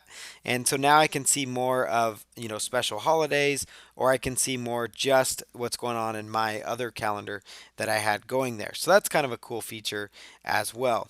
Same thing happens if I go to the month view and I take off the promo. It would actually remove the promo and I could go to what's actually going on that day. So again, Google Calendar is really powerful. It's got cool sorting features like I just showed you. You can search really easily, and you can see from this mini calendar how to find, days that you have events going on or something happening. So use it to your advantage. Google Calendar is a great way to run a successful business, and it's a free, powerful tool to use to get you to that next level. In this video, I'm going to introduce you to Google Keep. Google Keep is a brand new note-taking application from Google. It's one of those additional under-the-radar tools that we don't hear a lot about that Google has for you that you can use to increase your productivity. So you just need to go to google.com/keep. Make sure you're logged into your Google account and then simply choose Try Google Keep. Now you can choose how you want to use it. For this example, we're going to use the web version, but as you can see, you can use it for iOS device, for iPhones, for Android phones, and for the Chrome browser as well. So I'm just going to click on the web version here, so the web version, and I'm going to log in here. Now you can choose Take a Note. So that's really what it is. It's a note-taking app. So instead of you having sticky notes all over the place, you can take notes. So I'm going to start with my note here. I've got my title, and we are going to say to do today, and you could say May 25th. And then we're going to take a note here on this. So to do today, May 25th, I'll say call dog groomer, check, set up new auto webinar, email 20 or 10 new JVs, promote new keyword software affiliate offer, and then pick up kids from school. Okay, so there's the to-do list. The cool thing is you can set a reminder for this list or for this note. So this is like a to-do list. So I could set it to remind me later on in the day at, let's say, 8 p.m. Or I could get very custom with this and say, not at 8 p.m. I want to customize this and say at 1 o'clock p.m. 1 o'clock p.m. Could you please, check in on me, that kind of thing. So that way I know at 1 o'clock p.m. I can, be checked in on and know what's going on with this note, where I'm at for the day, what jobs I'm getting done. You could set a very simple task oriented thing. I could say webinar, coaching call, webinar, and I could say coaching call tonight. And then I could set the reminder to tell me at, let's say, later today, but let's set it in particular at, let's say, 9 o'clock p.m. 9 o'clock p.m. Actually, let's go 6 o'clock p.m. There it is. So at 6 o'clock p.m., we've got a coaching call tonight. So make sure that you do that. So let's set that to custom, and let's say 6 o'clock p.m. for that, and then click on save. So there it is. And then that's going to set a reminder to me. I could also share this with somebody else. Let's say you're doing this webinar with somebody else. You could share that Google Keep note with them. You can also go in here. You could change the color of that so it stands out, so it's different from the other notes as well. I can come in here and do the same and make this note stand out in red. So now you can see how I've done that. I click on this to share. I can also add an image to it if I really wanted to. You can always add an image to any note that you're working on. So I just click into that note. I can add an image, and let's just find an image here that we want to add. So let's just add an image of this house here. Again, the only time you want to add images is most likely if they relate to what you're working on for that date. That would make the most sense. So you can add images, you can delete them, as you see here if you decide that you don't want to use an image there. Anytime, just click on done, and then you want to take a new note, you just start writing right there. You can also come over here on the left hand side and you can create labels. Labels allow you to identify certain types of things. So I could say promotions. So if I've got, or let's say webinars, right? So I've got webinars, and this is a label saying, hey, these are webinars. And then let's say I make another label for to-do list. So to-do list is going to be my other label. So this is for my coaching call webinar, just to remind me of that. So I can go right over here, choose add label on the little three dots down, and then choose webinar. So it's going to be listed under there. Then right here I could go add label, and this one's going to go under to-do list. It's kind of like categorizing my notes. And then I could click in here to just the webinar notes. Just click on that, and that would bring up all the webinars, so I know all my webinars that are coming up. So I can also do the same with to-do lists and see all my to-do lists. Okay, so this is my to-do list for May 25th. This is my to-do list for May 26th. You've got all your to-do lists all archived in here, and it's very powerful to be able to go back and see, okay, what did I not accomplish? What did I get accomplished? And Google Keep is just another very good tool for being productive. So check it out, google.com/keep. Make sure you're logged into your Google account and you're off to the races with a way to be productive and to get more done in your day. In this video, I'm going to introduce you to Google Groups, or reintroduce you to Google Groups if that's the case. So Google Groups is one of those that kind of fell off the map once Facebook got more popular as a marketing system, and Facebook pages, Facebook groups, those types of things. So Google Groups is still a viable way to at least get your message out there, create a community of like-minded people, and to go out there and use it as a way to connect with your target market. So there's several different types of groups, and I'll cover those in this particular video. In the next video, we'll talk more about ways you can make money from Google Groups and integrate it into your overall marketing campaign, because this is a really powerful system that you could start using. So first thing is, there's different types of groups that you can do here. So the first one is, we'll just go here to create a group, and I'll show you how to get started. So you need to have a Google account, need to be logged in so you can start creating your group. And the very first thing is your group name. So you need to decide what your mission is, what type of group you want to have, what kind of things you want to be targeting. So I'm going to create a group related around the weight loss niche market. So let's say weight loss tips and ideas.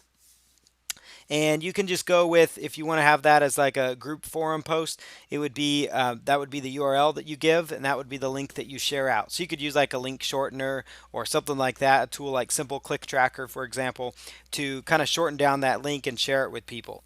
So we've got our group description here. This will talk about it. So this is a spot to share your favorite weight loss tips and ideas.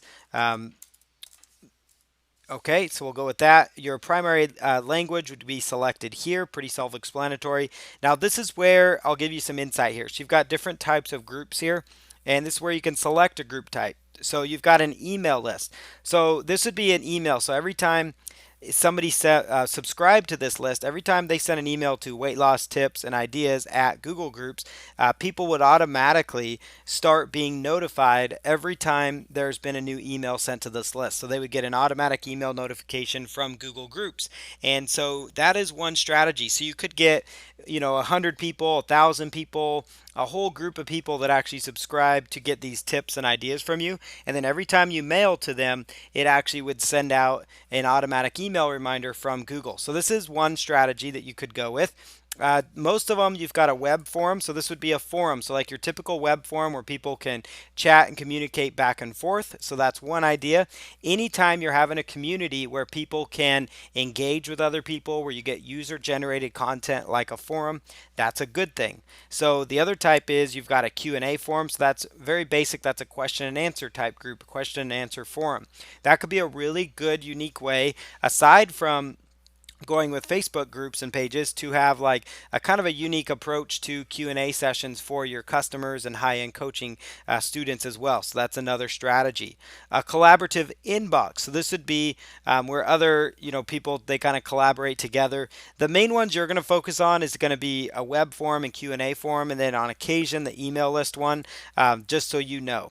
So participants of groups. So you could choose, owners of the group, manager of the group, all members of the group. That'd be participants. View topics. So who can view the topics? Who can reply to them? Typically, you want to have that set to all members. As far as who can join the group, that's going to depend on you. So is it a private group? Is it a VIP student-only group? So that means they're going to have a link that maybe you put on your download page. Maybe it's a link, or maybe it's information on the email address they need to send an email to get approved. Those types of things. So you could set it to, anyone can ask to join the group, only invited users, or it's a public group as well. So you could make it a public group so everybody could join.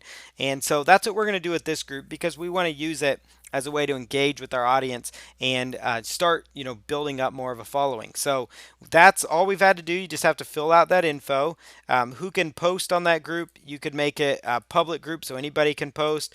Who can view topics? We'll make that public. And participants will be all members of the group. And let's go ahead and choose create. So now we've got our group here. It's going to say type in the characters here. So we've got 101. That's what Google wants us to do. And it's verifying that we are a human being. It says congratulations, your Google group has been created. Invite people to join your group. Customize your group settings, add a topic, and start posting. So I'm going to just say okay to that. And it's going to take me into this section here, which will detail how to actually set up and create my group. So I'll go ahead and do that in the next video. I'll go into how to integrate the settings, how to set up your group appropriately so that it's ready to go. And then in the final video, we'll cover how to get traffic from a Google Groups, which is a really powerful source of traffic that you could be missing out on. All right, in this video, we're going to go over how to set up your Google Group. So we just started creating it, and then it's going to have us put in some info here. So this is an opportunity. This is where you would link your Google profile, so your Google Plus account, to show your photo on all the posts that you make. So you can choose if you want to do that. If you're creating this group because it's like a VIP customer group, or if you're creating this group because you are the expert in this niche market, that would be a good opportunity to do that. So every time you post, it's going to pull down the image from your Google profile. It's going to show your Google profile and your image.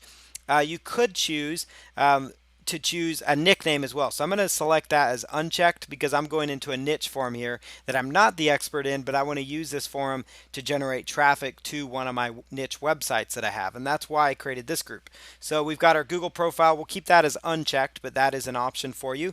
If you want to use your full name that comes from your Google profile, then select that. But for this case, I'm going to use a nickname. So I'm going to say weight loss master, let's say. And again, I'll tell you if it's not available. Let's see. Other members of this group can find your email address. Okay, perfect. So we'll go save my changes. So they do let you know that other people could run into you there. So the next thing you want to do is we want to create a welcome message. So I'm going to create a welcome message here. So welcome to this very special weight loss tips and ideas group. The goal of this group is to share and collab on our best weight loss tips and ideas. Check out this website for an in-depth listing of weight loss articles. Okay, so now I could link to my website here, which I'm going to do that. I'll go to insert link, and I'm going to link into that. So this would be a way you could make money, link into your blog, link into your website, those types of things. Let me know if you have any questions. Thank you. And then we'll click on save. Saving the welcome message. Every time somebody comes to this group, which was shared publicly, they would find it. So this is our group that we have created here.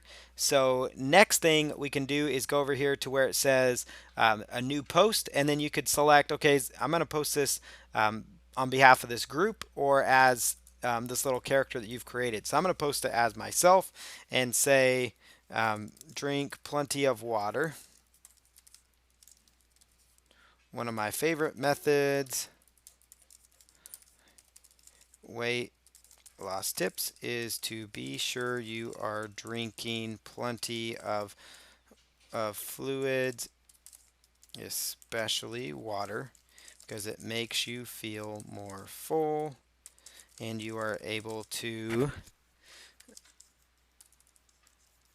stay better hydrated. Okay, now again, you can change how you want to put that. You don't have to post a link here because you don't want to look overly spammy, but you could actually link to like an Easing Articles article. Maybe it's an article that you've written. So let's say you're an expert on the weight loss niche and you have several articles. Maybe you've created several videos. You could actually link your videos here. You could link your articles here. This is a really good idea. You're creating kind of a public forum that more people might get engaged with. So it's good to have several topics that are going when you're starting out here within your Google group. So I'm just going to click on post here, and now when people come to this group here, it's a forum that we've created. This forum, so as people come to this forum, they're going to come in here and they're going to start seeing some content. So you want to seed it with some content, and then in the next video here I'm going to show you guys some ways to find Google groups, that you could become a part of, that you could engage with to use for getting traffic. I'll talk about more of the ins and outs of why your own group could be used to make money and how to do that. And so we'll cover that in the very next video. So Google Groups, again, is another Google tool and platform that oftentimes we've forgotten about that could be something you could start using to generate more traffic, leads, and exposure for your brand and for your business. In this video, I'm going to show you a really cool way that you can use Google Groups to monetize your business and really engage with your customers. So one of the ways you can use Google Groups is to create what's called an email group. So you could go here and choose create group, and then you could create a group based on your niche market. So I'm going to say, like let's call our groups 101 weight loss tips group, and then let's call this your source for the most up-to-date weight loss tips and information. Okay, let's say that would be our niche market, and we're going to create this time an email group. And for view topics, we want to say members, managers, and all members of the group can view posts. As far as who can post in this group, we're going to actually set it to where only owners and managers, which would be like yourself, can post in it. And then who can join the group, we're going to say anyone can ask, or you could select only invited users, which may work better because then you can actually invite people from your email list. So then we're just going to choose create this group, and then I'm going to come in here and just put in this code here. So just put in this code. And now that we've done that, we've actually gone through that process. So now we've actually created our group. So it's going to say, would you like to send an invitation to people? You could actually skip that step for now because you're not going to want to add people from your email list unless they specifically say, they want to join your special Google group. So here you would, put in that, yeah, I want to link my Google profile, or no, I want to use, my admin nickname that I'll create here. So I'm just going to say that, weight loss superstar, and then choose save settings. And so now I would add a welcome message to the group. So this is your source for everything related to losing weight fast and effectively. And then put a link to your website. Check out this website here for more tips and inspiration. All right, so then we'll just link that to our website here. This is our niche website. And click on OK. And then our welcome message is now set after we hit the save button. So now the welcome message has been saved. So that's an important step there. Then we're going to go over here to where it says manage. And under manage, it's going to say all members, invite members. So this is a really important spot. So the way I would do this is I would send an email to your email list, and I would say at the end of the email, it could be a PS section. You could say, hey, I've created a very private Google groups where I'm going to post only some of my best tips and some of my best advice and my best training and insights here. And if you'd like to join this group, I can only accept 10 per day. Just let me know if you're interested. Say yes and drop me your best email, and then I will add it here and invite you. So that would be a really cool way that you could engage with your audience, and it's a way that makes them take action on your emails.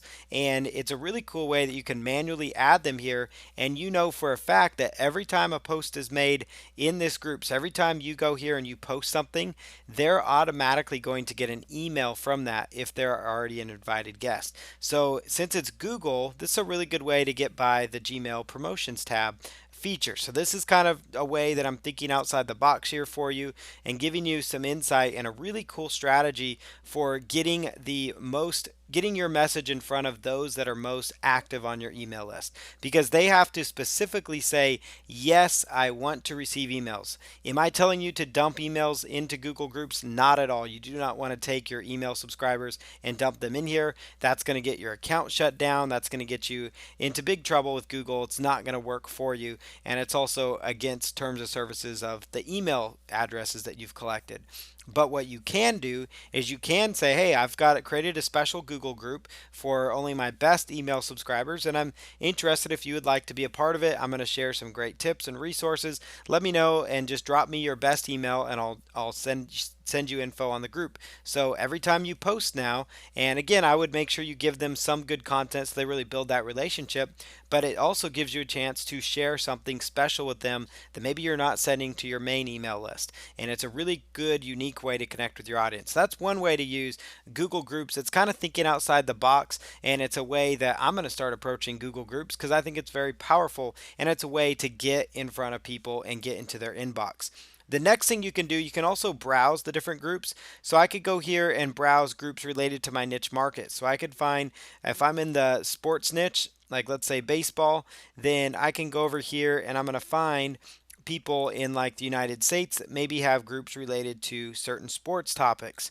So you can do that. You can also search for groups by topic. So I could say baseball, and I want to find only the best baseball groups. And so if you had a product teaching kids how to hit a baseball, this would be a really good groups to join, because you could post in these groups about maybe a baseball offer that you have. Now, this kind of marketing with Google Groups, it used to be more effective. Google Groups has kind of gone by the wayside. You don't see it that often. That's why I wanted to share that email strategy with you, though, because that's a really cool, unique way to connect with your audience, but also know that you're getting in front of your best subscribers only. And also by creating your own group, it's going to give you a chance to get your links out there in front of a few people or a targeted group. You can also create your group, whether it's a Q&A group or a forum group. And every time you post in that or somebody posts in these groups, it's going to pop up in the email threads. That's another reason you could send this in as a PS to all your emails to your list and say, hey, join our special or subscriber only Gmail group. Or Google group. It's a little different from a Facebook group, and it's just another way that you can connect with your audience. So you can use Google Groups. Like with any of these Google tools, you need to think outside the box. So yes, traditional use of Google Groups is slightly outdated. It's not where people are always, used to use it. But it's another way that you can get your links out in front of people. You can create groups and you can engage with your audience. So whether it's a Q&A forum, whether it's another type of group that you go ahead and create, like if I go back here to create a group, and you'll notice the different options here. You've got the email list group, which I think is really powerful because that means it's only an email group. Every time you post to this, it's going to email everybody that's on there. So you could engage with people on your email list and say, hey, send me your best email and I will send you my best content. If you do a web forum group or a Q&A forum group, so similar deal where you have a link maybe at the end of your emails, and it's another way your customers can engage with you. But what's really powerful about it is, although people have Facebook notifications, sometimes they get tuned out to those because they see them so often. Google Groups is a little different style of notification, and it pops in right into your email inbox.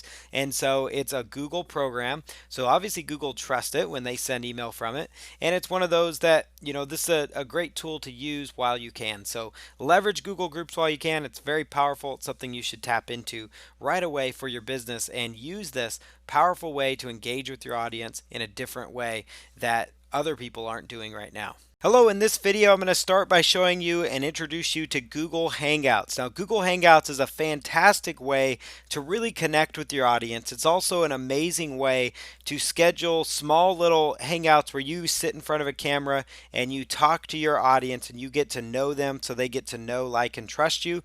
And it also forces you to get content done on a schedule. And the reason I say that is a lot of times we get hang-ups and we say, well, I don't have time to create a video, so I'm going to put it off till tomorrow. Well, Google Hangouts is really cool because you can schedule certain events. You could say at noon every Tuesday, I go live and I'm going to teach something online. So I'm going to teach something at noon every single day.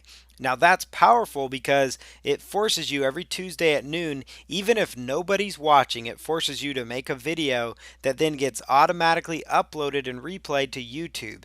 So what happens is after a couple of weeks, maybe after 3 or 4 months, next thing you know, you've got 12 to 13 videos that are up on YouTube generating content. You never would have had that before. So whether you have 100,000 followers or 0 followers or 10 followers on your Google Hangouts videos, you're at least getting stuff done. So there's so many applications here. You can use it to set up these special Hangouts, send an email to your list with the link to join it when it goes live. You can let them know that it's coming, send an email to them. There's a lot of cool programs out there like Webinar Jam, for example, that integrates with Google Hangouts really seamlessly. There's many other webinar programs out there that you've probably seen marketed that leverage the Google Hangouts system. So the purpose of this video is not to show you how to use Webinar Jam or how to show you how to use those tools. It's to show you how to use Google Hangouts itself straight from Google. So this is a free program. It's another one of Google's tools that you need to use and need to know how to use effectively. So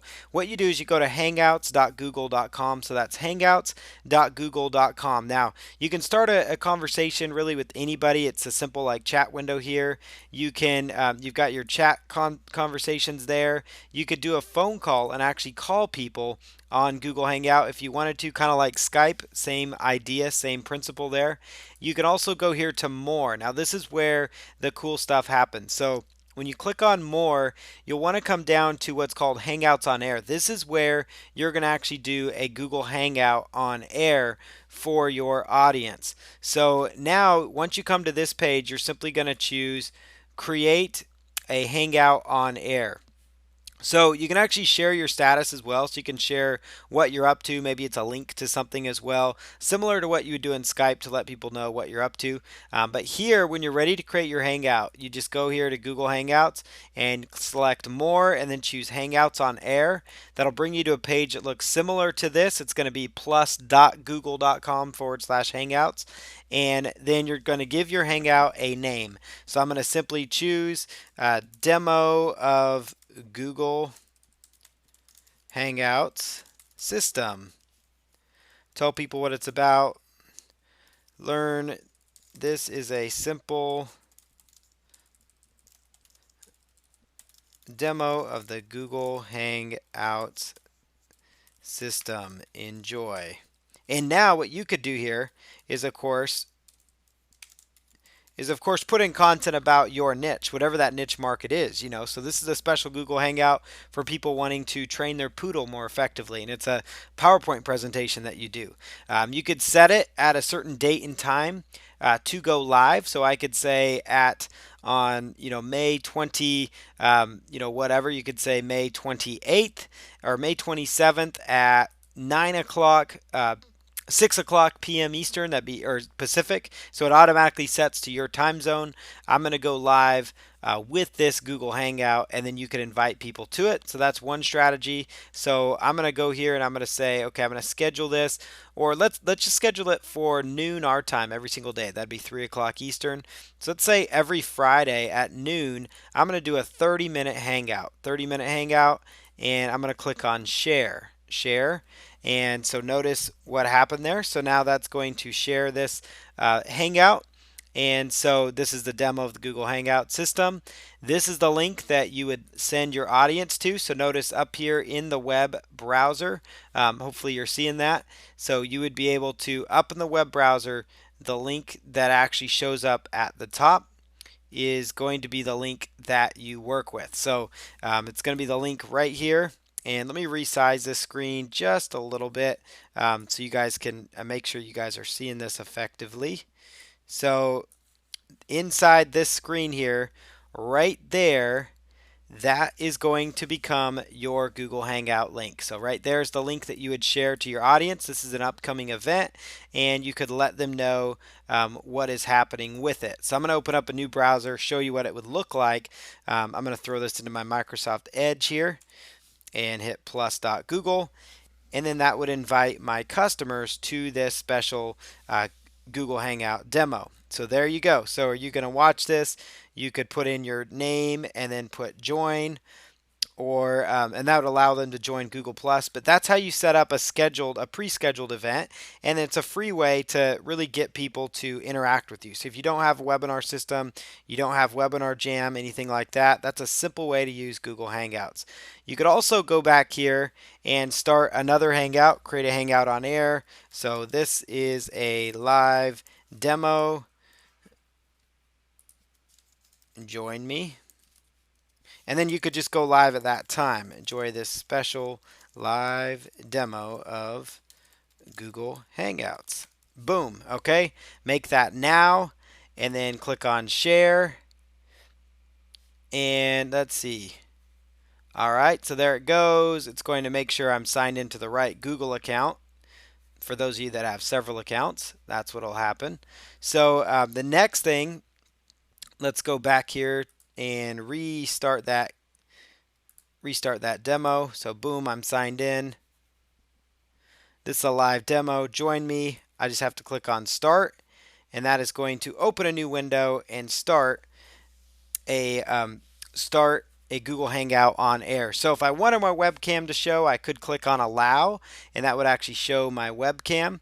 I can also go over here to that tab where it's open. I'm going to just choose allow so you guys can see me real quick. And we're going to go as far as require guests be 18 plus. No, you don't need to be. You could send email to certain people, or you can just skip this. And so here we are. This is a live Google Hangouts demo. Let's open it up in the whole window. So I'm going to go ahead and pause this video and then come right back and show you guys how to use some of the features of Google Hangouts here. It's a really powerful program and something you're going to absolutely love. All right, guys, so here we are in this video. I'm actually going to show you guys a demo of Google Hangouts. That's why I've got my webcam on. So when you're ready to start your broadcast, you're just going to come down here to the box that says start your broadcast. It's going to alert you that you're going live. So this is after you start up your Google campaign. If you want to know how to do that, just watch the previous video that I just did, and that's going to show you how to start your first Google campaign or Google Hangouts video. So a couple features up here. So on the left hand side, I'm actually going to turn off my camera for now so I'm not distracting you, but you've got over here, you can mute your microphone right here on Google Hangouts. This is adjust the bandwidth settings. You can leave the call. You could invite people to join you. You can do a screen share setting. So this is some of the applications inside of Google Hangouts. You can share your entire screen, which is something I like to do. Or you could also say, I want to share a very specific window that's open. So for example, let's say that you only want to share, let's see here. Let's say I only want to share my FTP info, that's open, that window that's open. Okay, so there it is. That's all I'm going to share. And so that is how that functionality works. So back to screen share here. I'm going to go with entire screen. We'll share the entire screen there, and it's going to basically be sharing what I have on my system. So anytime you want to go back and stop screen sharing, you just click back. So if you had a PowerPoint slides that were open, those would actually show up here, and you could say, I only want to show my PowerPoint slides in here. So that's how that part of Google Hangouts works, just so you know where that particular thing is located. So the next thing you've got over here, you've got Showcase. So Showcase is where that feature right now is actually disabled, but under Showcase here, this is where you could add additional items. If you wanted to use it, you would need to make sure that is enabled properly. You've got a really important thing to get to know is the Hangout toolbox over here. This is the Google Hangout toolbox. So know who you are in Google, view and manage all that info. So I'm going to click on allow here.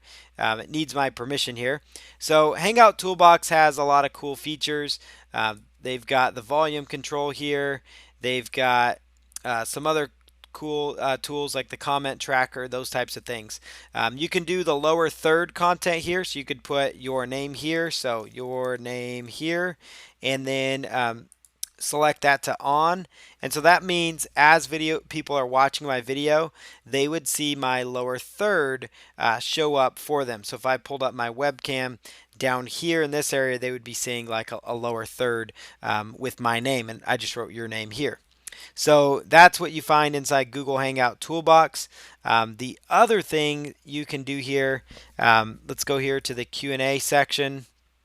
So that feature right now is disabled. So you can enable a lot of these from within the control room and from within Google Hangouts itself. So we'll go in on the next video. We'll show you, introduce you to some of these tools so you can see how they work and how they integrate with you. And another thing to point out is that anytime if you want to send people and link people here to the Hangout, you could grab the links here and actually embed that on your own blog or website.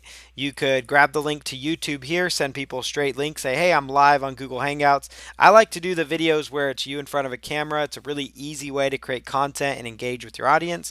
You could also send people straight to the events page as well.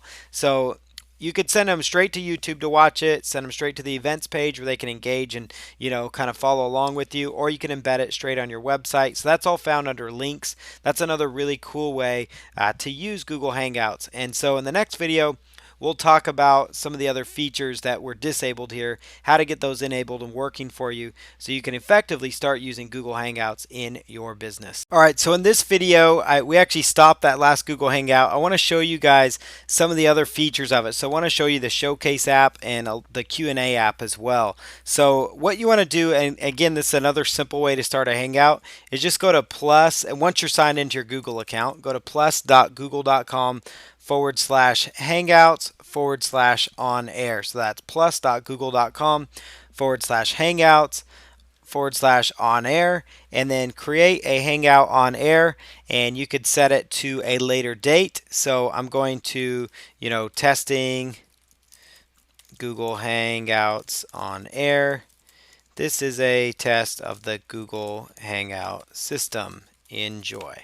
All right, and then we're going to set it to later, and we're going to say that we're going to do this Hangout, let's say on the 26th, and we're going to do this Hangout at, let's say, 4 o'clock p.m. our time. It's going to be a 30-minute event. You could set it to 1 hour. You can set it however long you want it to go, and we're going to make that a public event. And I'm going to click on share there. And then now that is going to load up.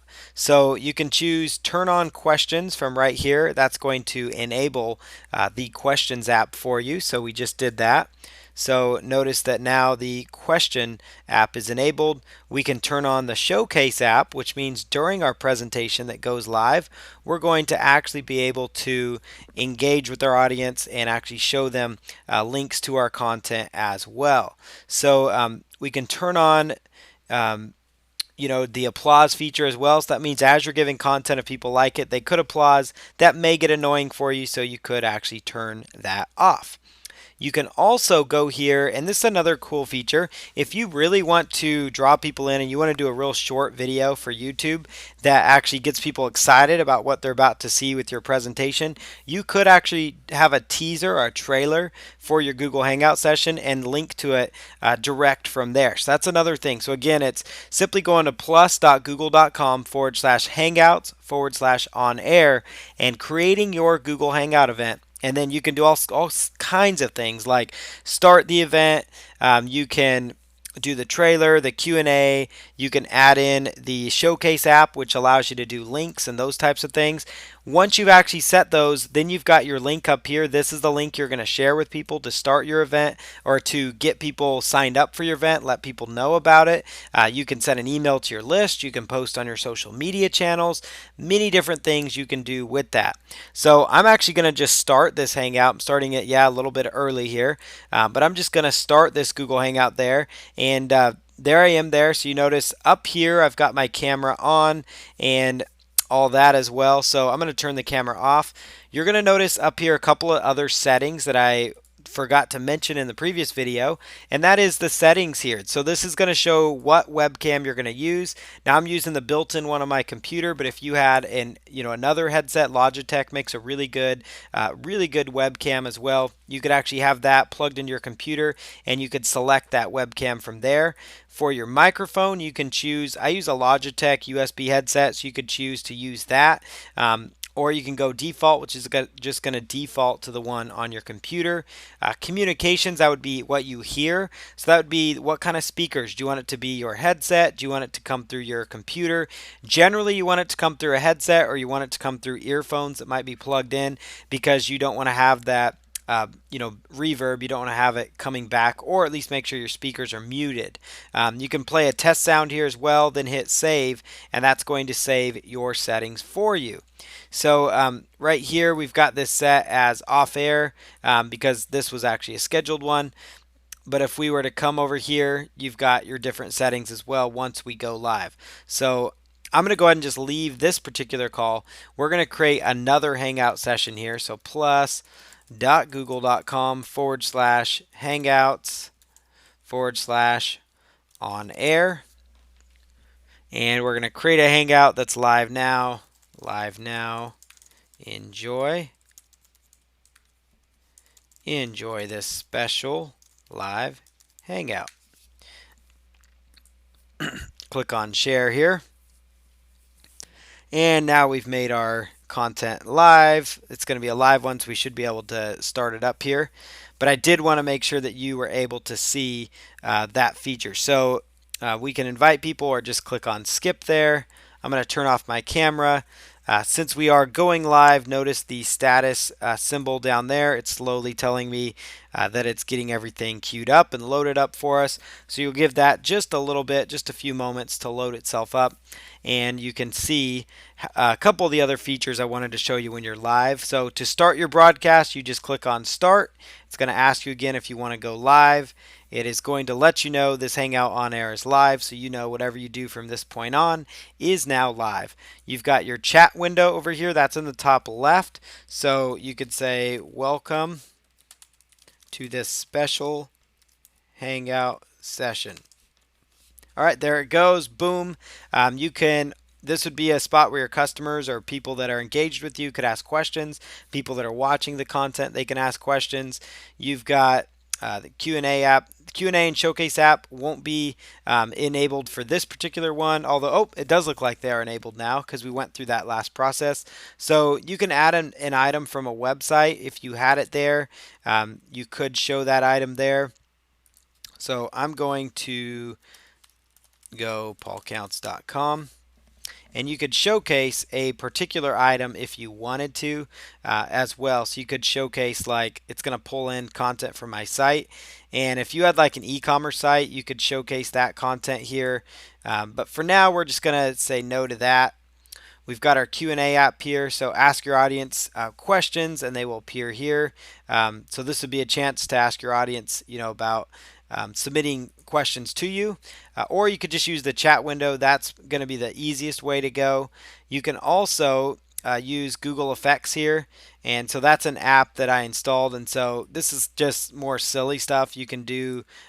You could add a hat to yourself and just click on that, and you can do some crazy stuff to add like different characteristics to yourself. Now that is completely up to you if you decide to go and use that. You can go to different backgrounds for your Hangout sessions. That means people watching it might see that you're on a beach with a different background. You could add applause right here. You could add crickets. You could have some fun with it as well. So there's a lot of cool things you can do here with Google Hangouts under the effects feature, but mostly the most important thing to know is a screen sharing feature, and then be able to know that you can click here and be off of the screen sharing feature so that you can go back to doing your presentation. So the most important thing is have good content, be consistent when you do these sessions, because once you're done with them, they're going to automatically upload to YouTube for you. Then you can go into your YouTube manager, change the title around so it fits better. But this is a perfect way to get in front of your audience and get them, really understanding who you are, get them to know, like, and trust you. I don't care who you are. The best thing you can do for your business is to be consistent with content, and Google Hangouts gives you that ability to really connect with your audience. It does not require expensive tools. And yes, there are programs like Webinar Jam. They definitely help you, register your guests and those types of things, and that's very valuable. But if you're just starting out wanting to get used to it, you can use Google Hangouts scheduling feature like we showed you, start up your own event live on a whim. All kinds of things you can do with it. So I love Google Hangouts, and I know you will too once you start to use it more for your business. And when you're done with your Hangout, just choose Stop Broadcast. Stop broadcast here, and then it's going to automatically stop that broadcast. So notice it's doing its thing to stop it, and it's ready to go. So broadcast has been terminated, and there you go. That's how you use Google Hangouts. Hopefully this is beneficial for you, and we'll see you guys on the next videos on using Google tools to grow your business. In this video, I'm going to introduce you to Google Drive. Now, Google Drive is a very powerful business application. So you want to go to google.com/drive. This is a spot where you can store your business files in the cloud. Now, a lot of times we hear about cloud storage. We don't completely understand what it means. Cloud storage means we're storing files on the internet so you can access them and pull them down from any device that you have access to. So if you have a tablet computer, you're on a friend's computer, you're overseas, and you need to quickly look at a file and edit it within your browser, you can do that from like an internet cafe. As long as you can get connected to the internet, you can pull down the files that you've uploaded from your main computer. Now this really frees you up, and Google Drive makes that possible. It's also a very good idea to back up your files there. Any kind of a hard drive failure, viruses on your computer, that can actually corrupt all your files. So if you're constantly backing up your files to Google Drive, it's a really cool thing to do. Now you get 15 gigabytes free, and that obviously won't cover all your files, but you can pay, I believe it's just $10 a month as it is right now, and that's going to get you a terabyte of storage, which covers most computer hard drives. So there's lots of different ways to use Google Drive. If at the very least you use it just to become more mobile so you can edit on your phone or edit from an internet cafe or wherever you connect to the web, that's a great use of it. If you use it as a backup tool, it's another tremendous use of it. So I'm going to get inside of Google Drive and show you exactly how to use this powerful tool. So let's go here to Google Drive. So we're going to log in here, and you'll just go to google.com/drive anytime you want to log in. So when you first log in, you're looking at your drive. So this says My Drive, and this is the introduction. So notice they've got their folder here, a PDF in there that you can look at. The cool thing is I just have to double click on a file, and I can actually go through this file. So now this is just a simple get started drive for using Google Drive. So it's a PDF that's in there, and you can just double click on that again and open it up, just like you would any other file on your computer. So there's the left-hand navigation here. It's got the My Drive. They also integrate with Google Photos. So if you clicked on that, that would take you to the Google Photos you have. They keep track of your storage there. You can actually upgrade your storage here, and you can get a fair amount of storage here for very inexpensive over here if you really want to expand it. So you can get 100 gigabytes a month for $1.99, or you can get 1 full terabyte for only $10 a month. You can get 10 terabytes for $99 a month. So as you can see, storage is cheap. So typically this plan, the $10 a month plan, is going to be more than enough for the storage that you need, but that's completely up to you. So you don't have to do that. You can start off with just the basic, and the very basics of using Google Drive is go up here to New, and you go to New Folder, and you'll call this whatever folder you want to call it. So I'm going to call this folder my Business Word Documents, and I'm going to go create that folder, and now my folder is going to be created, and notice it's going to show up here. So I can click into this folder, and I can simply go here and say right click inside of here. So I can just right click here. It's a really powerful feature. Choose upload file, and I can upload files direct to that folder. So I can go here to my documents here, and let's go to my folder that I want to pull the files from. So just like as if I was attaching a picture to an email or something of that nature, or any other kind of a file. And I'm just going to click on that, and we'll find Word documents. Here's a couple Word documents here. I'm just going to hit the Control key to grab or to highlight each one of these, and we'll give it just a moment to upload there. So let's just highlight these two files, click open, and notice here in the bottom right corner it's going to show me the status of my upload. So those files are uploading. They're larger Word documents actually, but now these files are up here in the cloud, so I can actually access them and edit them at a moment's notice. So I've got the RTF file and the .doc file. They're both uploading. As the file actually loads up, you'll notice that it actually has the green check mark there, and it will also automatically appear over here. So it's going to refresh itself, and there it is. So if it's a .doc file, like from a Word doc, it would actually open up here inside of Google Drive, and it would enable me to take a look at it and check it out. So that's a pretty powerful feature as well of Google Drive. So you can sort through your files there. So we've got our business document folder. I could create another folder here, and we'll call this, let's call this one PDFs, for example. We'll go to create, and it's going to create the PDF folder. Double click on it, right click, choose upload file, and I'll grab the PDF there. We'll let that PDF upload. Notice that PDF's uploading. Really simple. It's a very simple management system, just like you're using the file folder system on your computer. You could also set up your file folders the same way on Google Drive that you have it on your computer. It'll make it a lot easier for you to kind of decipher, how your files are organized. So that's completely up to you. The organization side, that's going to vary by person. So I'm not going to show you that. but I did want to just show you the very basics of managing your drive. We'll get into another cool way to use Google Drive here in the very next video. Another way to effectively use Google Drive is to download the Google Drive for your PC. That's going to actually make uploading files to Google Drive super easy and really easy to integrate and kind of keep the same file system you already have going on your computer. So over in the bottom left corner of your Google Drive, it's going to say Get Drive for PC.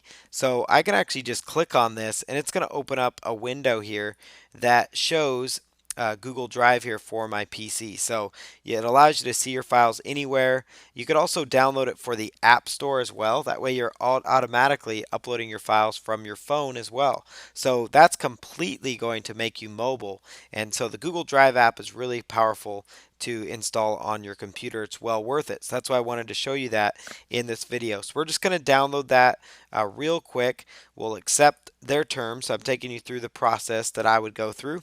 We're going to save this file system to our computer here. It'll say thanks for downloading it. If your download does not begin, click here to retry that. So we're going to say allow here, allow that. And so we're going to let this file download. And when I come back here, we will go ahead and with the installation here. Okay, so it looks like that file has downloaded now. So I'm going to go over here and pull up the exe file, which is the executable file. And we're going to go through the installation steps. So I'm going to click on yes there. It's connecting to the internet now. And it's fully downloading the file now. So we'll give it just a minute to finish downloading there. Notice it's telling me the progress of the download. It's a fairly large file, so it'll take just a few minutes. And so it's going through the process of downloading so that we can actually finish the full install. So again, Google Drive for PC, it's going to enable you to easily work with files from your computer. Now you can go through the web-based interface, which works really smooth, as you saw in the last video. This is just another way to make it that much more efficient for you. So the download is complete. Now it's going to install it on your computer here. And looks like the installation went through okay, so we're good to go to start trying to use this software.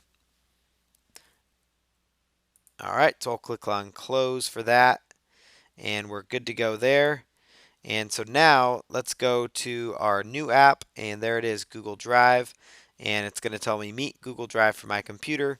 So we'll go here to get started, and it's going to ask me to log in here to my Google Drive. So I'm going to go ahead and enter my email here, so give me just a moment, and I will plug that data in, and then we'll be right back to finish this video.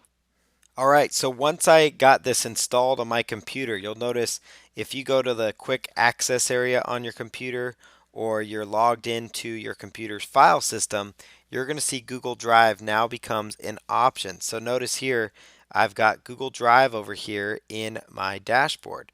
So that is a place where I can actually upload my files to. So notice Google Drive is here under quick access, so Google Drive.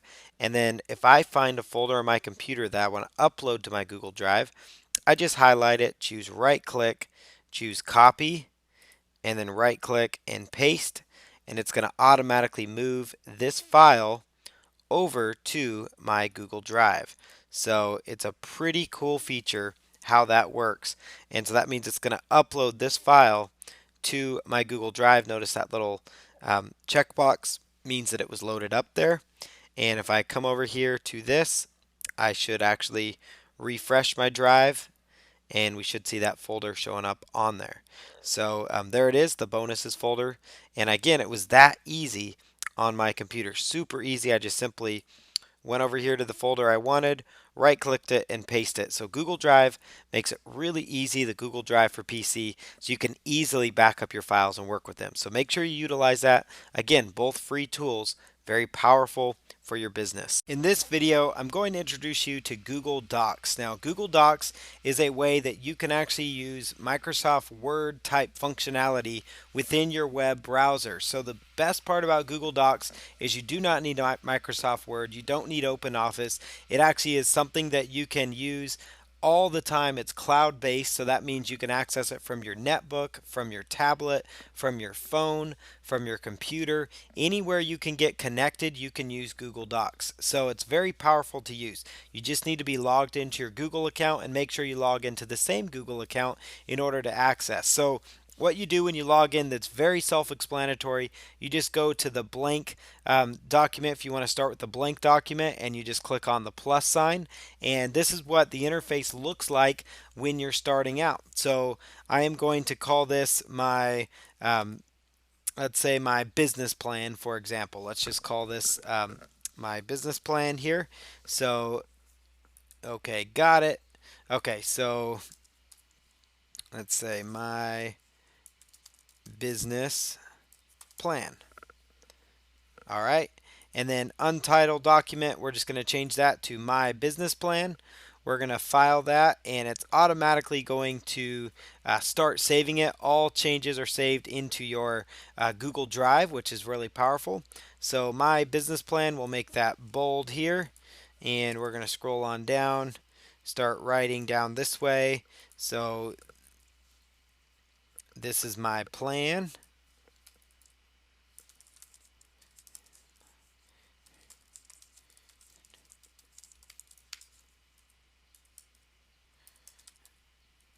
All right, so I've got some text on here. Let me show you some of the features now. So you can come in here and you can edit it just like you would any other document. You can highlight, and you could make things italics. You can change the font color. So just go down here, change the font color maybe to a red. You can make it bold by hitting the B. You can make it underline if you wanted to. You can come in here and change the font. So it's very self-explanatory. All the font options are there. You could change the font size. You can go with normal text, or you can change it to a title or a heading 1, and different sizes of text as you go along and go down the path. You can center justify text. So if I want to come over here and center this, I can do that as well. So I can center that text. If there is a certain text that I would like to make underlined and make it an actual hyperlink, I should say. So we will go here to this mylink.com, and by default they made that a link, as they should have. I can say if I had text like click here, then I could highlight it, go over here to this link, and then I'm going to choose the link that I'm going to go to. So www.mylink.com, and click on apply, and then now that is an active link. You could add comments to the Google Docs. That's another cool thing you can do in here. So you could add comments. I'm not sure about keeping this in here, and then choose comment. And so that means if I'm sharing this with somebody else, then they could actually see the notes that I've made for this document. So let me show you a couple other cool features of this. So you've got down here file. This is where you can actually go down here and download as. So once you're done working on this, if you want to download it to your computer, download it into OpenOffice format or to Microsoft Office format, you could just download as that file. If you're done with it and you're happy with it, you could download it as a PDF file. You can also download it as a TXT file, which makes it really simple if you're creating like Kindle books or other content that you want to be able to copy and paste between multiple different platforms. You can completely do that. So you just go to File, Download As, right in that section. You can also set languages, so you can write in various languages. They give you a massive amount of flexibility. The other thing you can do, you can edit in here. You can do the find and replace feature, insert images, links, equations even, charts, tables.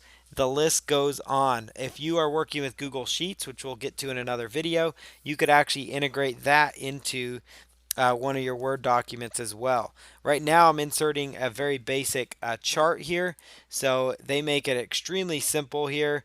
You can actually go in here and simply insert that chart, and into this section here. So I'm just, just added in a chart, and then you can actually link that up with your Google Sheets as well if you want it to show up certain data points and things like that. So really just getting in here, playing around. You could insert a table if you really want to. So here's a 2x1 table as well. You can hit the tab button, that will actually add new rows to it. So that's really simple. Notice as I'm doing my editing, it's going to show up as editing over here. At any point, you can actually take this, and up here in the right hand corner, you could say share. And then what you can do is you can type in the names or email addresses of people that you would like to share this with. And so that's another really cool way to use the Google Documents, is you can actually share it and it becomes a collaboration piece. So if you're collaborating with business partners, you're wanting to share the documentation back and forth. If you both want to be able to make changes, you can do that. And the cool thing is that once you share it with somebody, they will actually be, if they're editing the document, you're actually going to see their color next to the area where they're editing, and it will actually be like a pink cursor or a green cursor, and it'll actually be flashing that way, so you know they're actually editing it. So it's really cool because you can collaborate on writing projects. Maybe it's article writing projects. You can collaborate with your team members this way.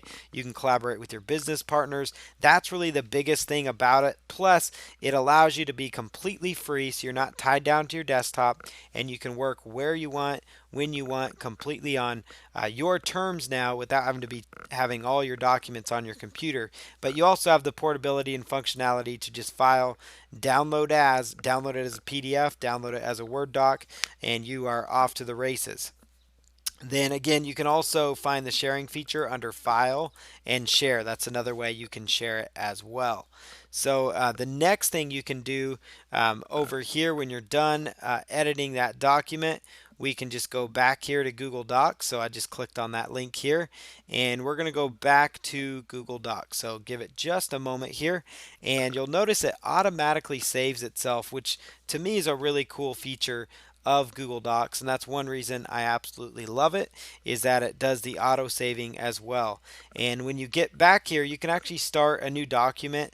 They also have a load of templates available to you. So they've got like a brochure, a resume, a letter, report.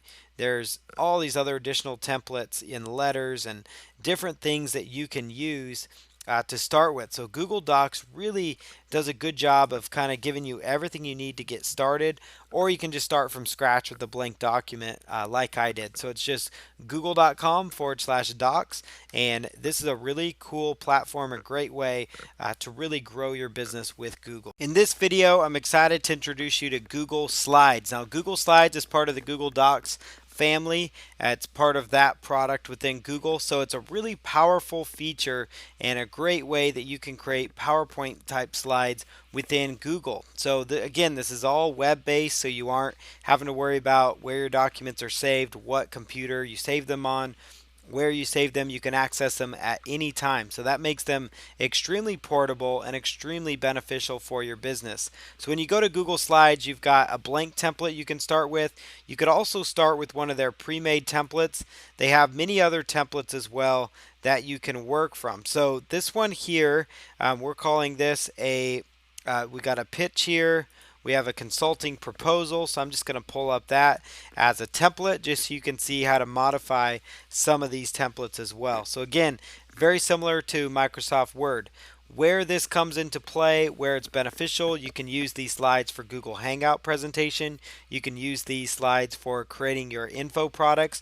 You can use these for creating your videos that you're going to be marketing on YouTube and other locations. Use them for creating PowerPoint slides that then you save the PDFs to them. Use them for whatever products you plan on creating. And notice this template here, the templates are very in-depth and very solid. And the editing of these is very much just like if I was sitting in Microsoft Office and using their version of PowerPoint, it's going to look very, very similar. So I can just like click in here. I can look through these, and kind of just help me create my presentation. So these are all templates that they gave me, that they gave us to use. So these are their templates. And to modify this content, I could just go in here, click my mouse, say my consulting proposal. Let's change the date to June 1 of 2016, and then it's done, right? All changes have been saved there. If I wanted to share this, I could simply share that presentation with other people, with somebody else that I chose to, and it would go over to them as well. So that's how you do that. Anytime you want to go back, you go back to the slides home, and I'll show you how to start a new presentation from scratch. Again, this works great for your sales videos, for your content videos, for your marketing videos. PowerPoint type videos are phenomenal, and so this gives you that leg up. It gives you the ability to create PowerPoint sales presentation slides from scratch and actually get those out to the market. So I'm just going to simply click on this, and I'm going to call this one a sales video. So we'll let that load up here, and we're going to go with sales video.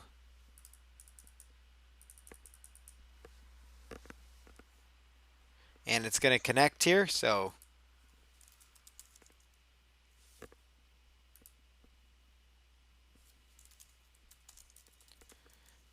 sales video, and then I'm going to put in this offer ends on June 1st, so please watch it now. So I'm going to give them a reason to, jump in on this.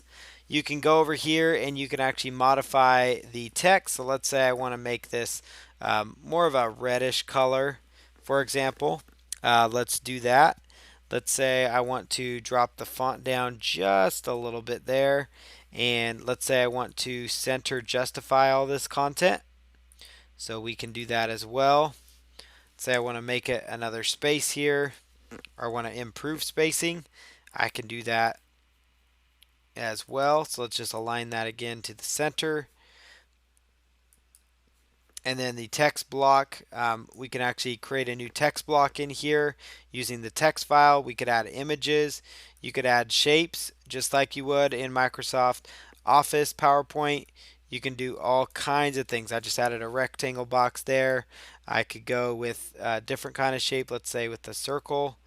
And you can throw that in there and then right inside those boxes. So editing is going to be very similar to that. When you're done with it, you can download them as all the slides as a PDF or as a PowerPoint file so you can work with it. They make it very, very easy for you to do that. And again, anytime, just click on share. That will share it around. We can go over here and we could say a new, let's say down here, let's go new slide. And there we go. We've got our slide. We're ready to go.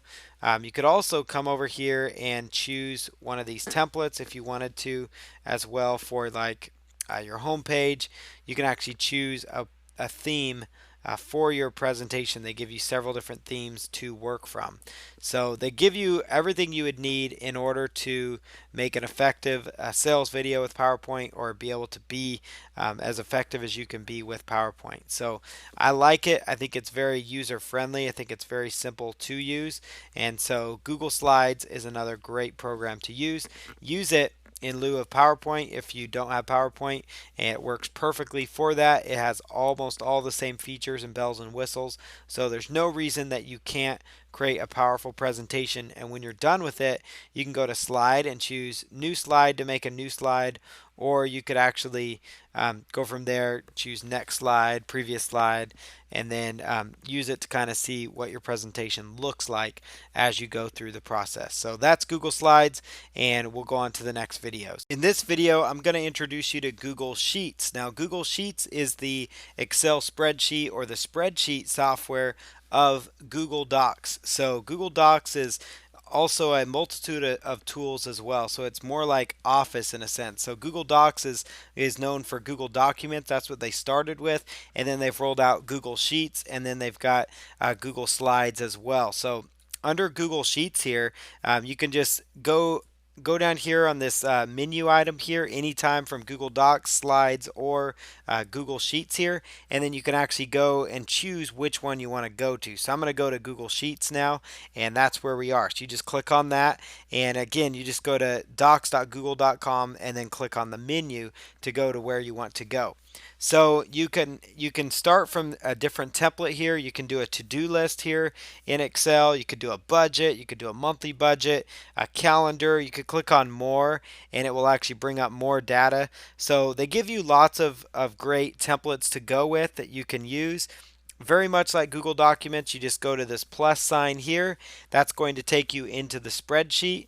Once you're inside the spreadsheet, this is where you would start adding in your data. So you could, keep track of customer information, keep track of your leads, keep track of your ad spend, keep track of a variety of different things from within this tool here. So I'm just going to simply click on the mouse and say name, email, phone, interest level, let's say. Okay, so then now we've got like our spreadsheet. We can start putting in our info. John Smith, j.smith at email.com, phone number 555-555-5555, interest level, we'll give him a 8, that he is really interested in our coaching program, for example. So you can stretch that out just like you would in Excel or any other spreadsheet program. You could set that to say, I want these tabs to be center justified. So, and I want this content to also be center justified as well, so it stays clean. I could say I want those to be bold and underlined, so I'm just going to use the Control U feature to make that underline. You can change the font color up here on any of those, so I could come here and say let's make all these red so they really stand out. So let's do that, and let's call this coaching student prospect list. Let's call it that. It's going to automatically save it as we move on. If you want to share this with somebody else, again, you just go up to share, enter their email address, and it's off to the races, and it has automatically shared it with them. Anytime you want to go back, the best part about Google Docs is that it does save automatically, and you can also download this as well, just like with the document version. You can download it to Excel spreadsheet, you can download it to a PDF, you could download it to an HTML zip file as well. So many different formats you can turn it into. I'm going to just save it as an Excel spreadsheet here just as an example, and it's going to automatically save it to my computer. Notice it's going to save it right there, and now I've got it in Excel spreadsheet if I want to use it later on. So that's under File, Download As, and then you can save it there. You could format everything just like you would in Excel. You can filter data based on certain points. So just poke around on here in the navigation. You'll find how to use it. It's very similar to using Google Documents, Microsoft Excel. Best part is it's saved in the cloud. When you want to return, you just click up here. That's going to take you back to the home page area where we began, and I want to show you one other feature and way to browse through the Google Sheets, Google Documents, and Google Slides so you know how to navigate and get around. So once you're logged in here, in the top right corner below your name, there's going to be a file folder that's going to show up here. So you'll notice that it'll say Open File Picker. So let's say you had a file, an Excel spreadsheet or a Google document or a PowerPoint presentation that you wanted to import into this. Then you could go from My Drive, so you could open it from your drive. So that means if you're already working on a file, you want to upload it, that's all these files, all this content automatically gets saved to your Google Drive. So first, you could pull it from your drive. Second, you could find data that was shared with you, so Google Documents and spreadsheets. Second would be recent ones, or you could just go here to upload, and this is where I could upload a spreadsheet from my computer so I could start working with it and using it if I so chose to do that. So the other feature You'll recall that in the Google Documents video, I tried to add a chart in there. It actually automatically created a chart here. So I could click on this right here and actually add in the numbers, and then my chart would actually be fitting. That pie chart would actually match up to the numbers that I put in here into Google Sheets. So it's really cool how those integrate together as well. So that's Google Sheets, another really good way to manage your business. In this video, I'm going to show you how to use the brand new Google Forms. Now, Google Forms is found under the Google Document family, so it's very similar to Google Slides, Google Documents, Google Sheets, the ones that you just learned about as well. So you can go to docs.google.com/forms once you're logged in. So web forms is something that sometimes we struggle with, sometimes it's hard to find solutions to. So you can actually create very basic contact us forms. You can do even surveys as well if you choose to do that. So just getting to know this is really powerful. So I'm going to show you how to set up a basic contact us form. So we're going to click on the plus sign here just like we would in Google Docs or Google Sheets. And I'm going to come in here and choose the questions here. So the first question is going to be contact us, and then I'm going to say we look forward to hearing how we can help you. Please let us know how to get in touch with you.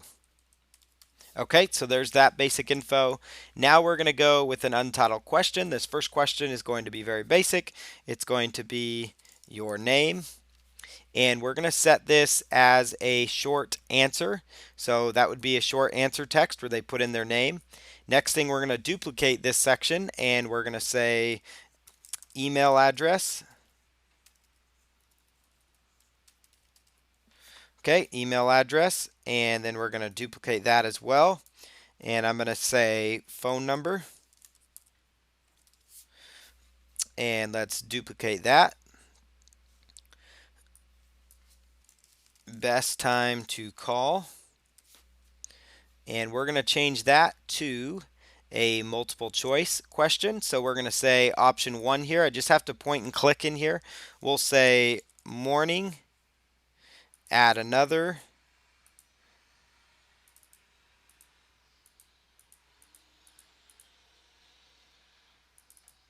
Okay, so we got the morning option selected there. And you could add another option if you wanted to. So we've got morning, afternoon,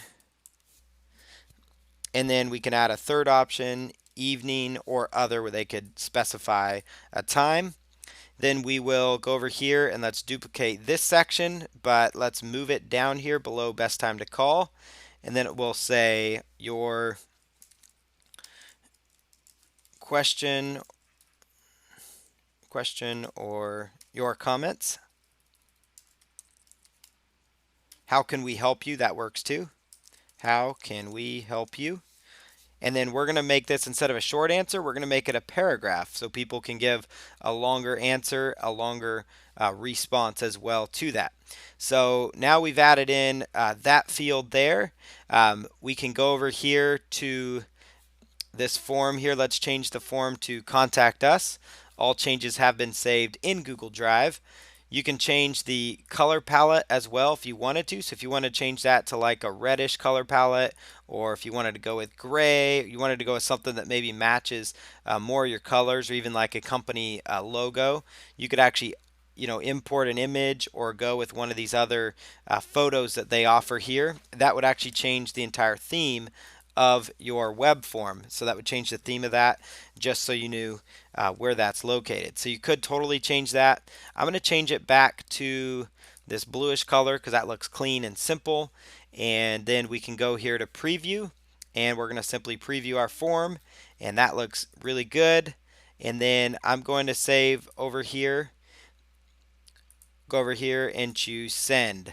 So once you hit send, you have several options that you can use get this form on your website. So you can email it to somebody directly. So you could say, hey, fill out our customer acquisition template. You could send them a direct link to it. So now you've got this link to copy it. I could also shorten that link. to make it easier to share in emails and other forms. So I could send this as an email to my list and say, hey, I'm opening up a coaching program. I'm setting up this exclusive opportunity, this exclusive list just for people interested in joining my coaching program. And I could email them this direct link in my inbox. And that way I would have it organized and know where my responses are coming from. So I could just copy that link and paste that in an email. And then I could use the embed feature and I could actually embed this form. I can actually embed this form on my web page. So you could set up a web page and then actually embed this form, and then people would fill it out, and then you can actually check the responses as well. So you just simply copy that coding, and that is how you will embed it. So it's really easy. When you're ready to embed it, you just click on send. You can add all kinds of things too. You could add a video to the top of your form.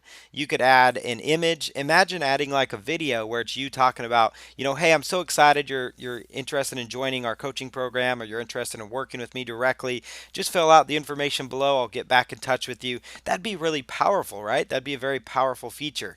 And then you can just come into this form at any time. So you can go to your Google Forms. So docs.google.com/forms. Just go to or google.com/forms. That works as well. And once this page loads up here, I'm going to show you where the form is that we just worked on, that we just set up. So you can go right here, and you could say click on this contact us form that we worked on. It's going to load up. Once this form has actually loaded up, you can go here to responses right here, and you can actually view your responses. So you can actually get all their information from people that have actually responded. And then you could actually, the cool thing is you can actually create a spreadsheet, a Google Sheets, from the responses that have come in. So now you can go to google.com/sheets, because this integrates with that, and now you've got a spreadsheet that is working and that you can actually view responses on, and then you could share that spreadsheet with your business partners, with your virtual assistants, with any number of people that you want to collaborate with. So it's really cool. You can use Google Forms to your advantage, especially if you are looking for an inexpensive, and in this case a free way to capture customer information so that you can follow up with them later. So this is like for more important things like coaching programs, a contact us form on your website, a temporary contact us form before you get something else dialed in. But this works really well. It's really efficient, and it's a good way to get customer input on things, and then you can respond to them. So it's a really cool platform. Make sure that accepting responses is checked. Make sure that is checked so that you are getting the responses. And then you can actually create the same form for a survey, so you could say, I'm curious as to what kinds of information. You could do a 2-question survey to your email list the same way I just did it, and say, what kind of content do you want to know? Do you want more informative? Do you want marketing information on internet marketing? Do you want information on pay-per-click traffic? Do you want information on Facebook ads? Do you want info on how to run an auto webinar? Do you want info on creating an info product? That way you know what kind of products you could create for your audience. You could do a really simple survey that way, and then check your responses, put them into a spreadsheet, and then you've got the chart that would be able to be created from that spreadsheet. So they make it super easy, super seamless. Again, under responses, you just click here, and that would actually create a spreadsheet for it. So this right here is Google Forms. It's really powerful. It's a really cool way to create forms that your customers can use to reach out, connect with you on. Make sure you leverage this other amazing free tool from Google for your business. In this video, I want to introduce you to a program called Google Voice. Now, for right now, Google Voice is only available in the United States of America, so you'll be required to verify an existing US number in order to get a Google Voice number. But I'm going to go in here and I'm going to click I accept Google's Voice's terms, and then choose proceed, of course, after you've read through those. So set up your Google Voice number. So I want a new number, or I want to use my mobile number. That's up to you.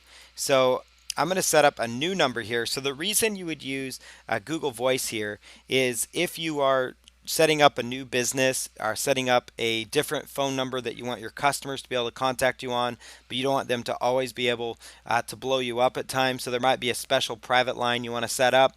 There might be a special customer support line. So every time it rings, it would actually automatically call your phone that you've specified, but it's not going to be your main phone that they have access to. So you can go here and put in please add a forwarding number here when it's going to be dialed. So I'm going to go ahead and put in a forwarding number here.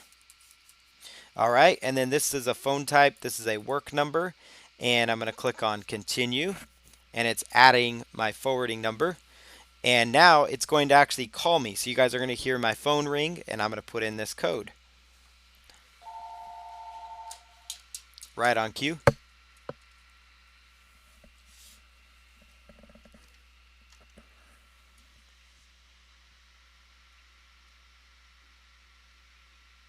Okay, so then it asked me if I wanted to record my voicemail greeting, which I don't at the time.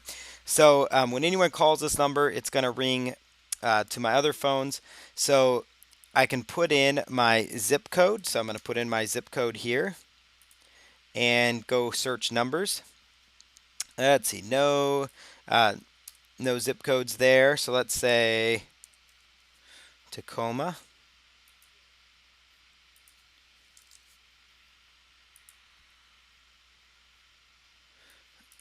All right, let's see, Seattle, Washington, let's say. So it doesn't have my specific zip code there. So let's go find a random Seattle zip code. Seattle zip code, let's see, 98111.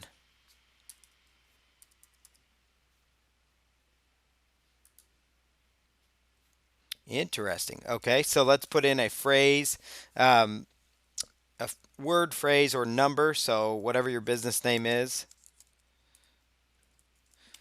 So I'm going to plug that in there, see what comes up.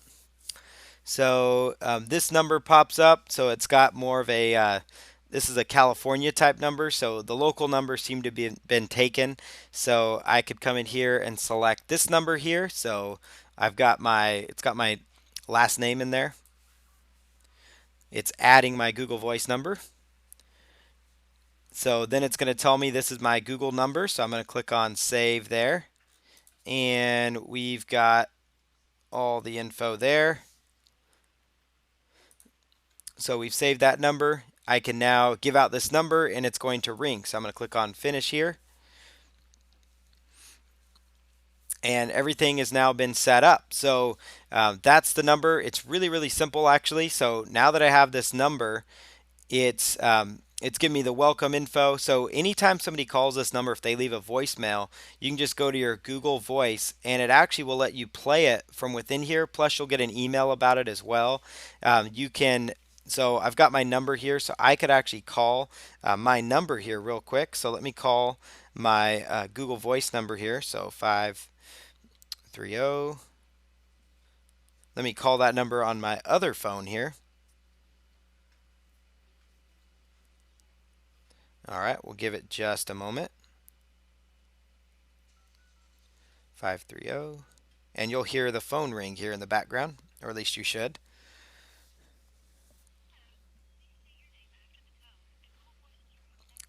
So Google Voice is going to connect me now. And there you go, right on cue. So notice it actually went through.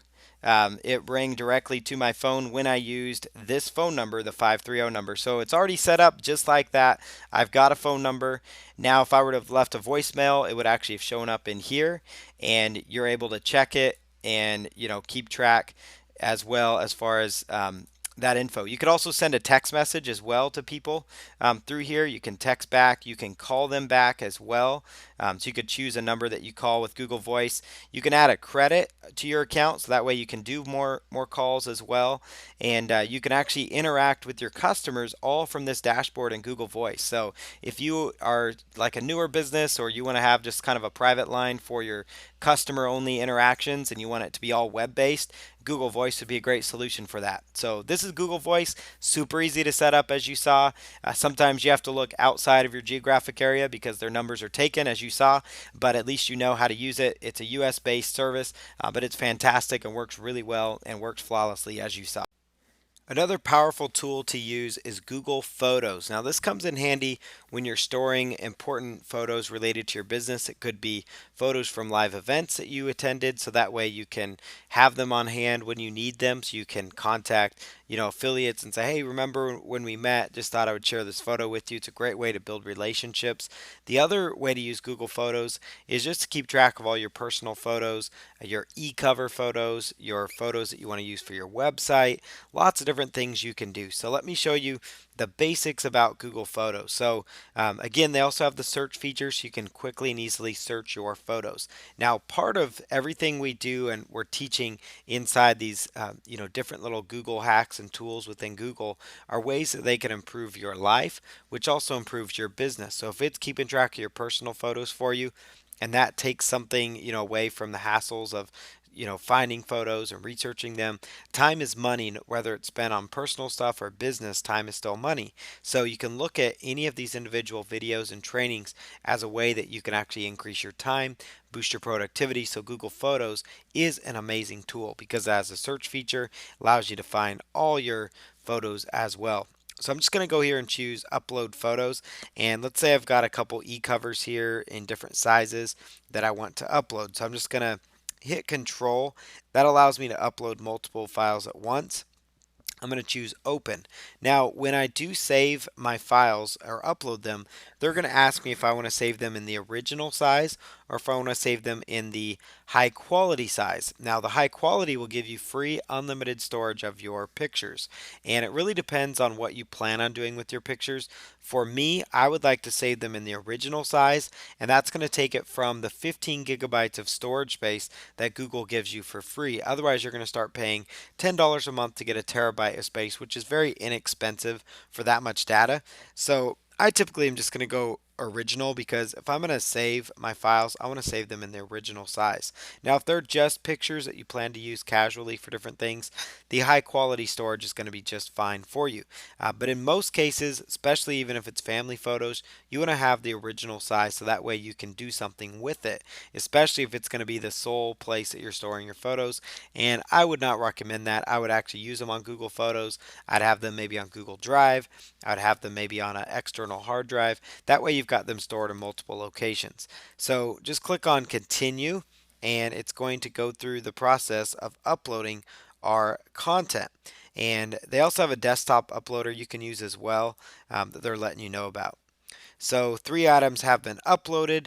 You can actually choose add to album, and we're going to actually go new album, and I'm going to call this album e-covers. So come over here and I'm going to type in e-covers, and then we'll just save that as is. And now we've got our little album here loaded with 3 different e-covers. And I can navigate over here to back here to Google Photos, and this will show you all your dashboard again. So photos.google or google.com/photos. That shows you there all your photos. Over here, you can actually go to albums. You can actually see, what albums you have there. So I've got my e-covers out album.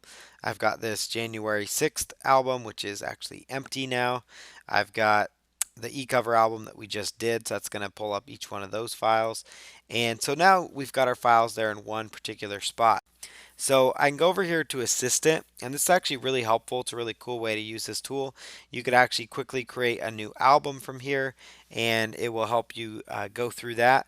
So you could actually add all these photos that you want here and quickly create an album, and it's just going to create an album for you with all those photos that you've uploaded. So I'm just going to call this my album, and then we'll leave it at that and go back over here.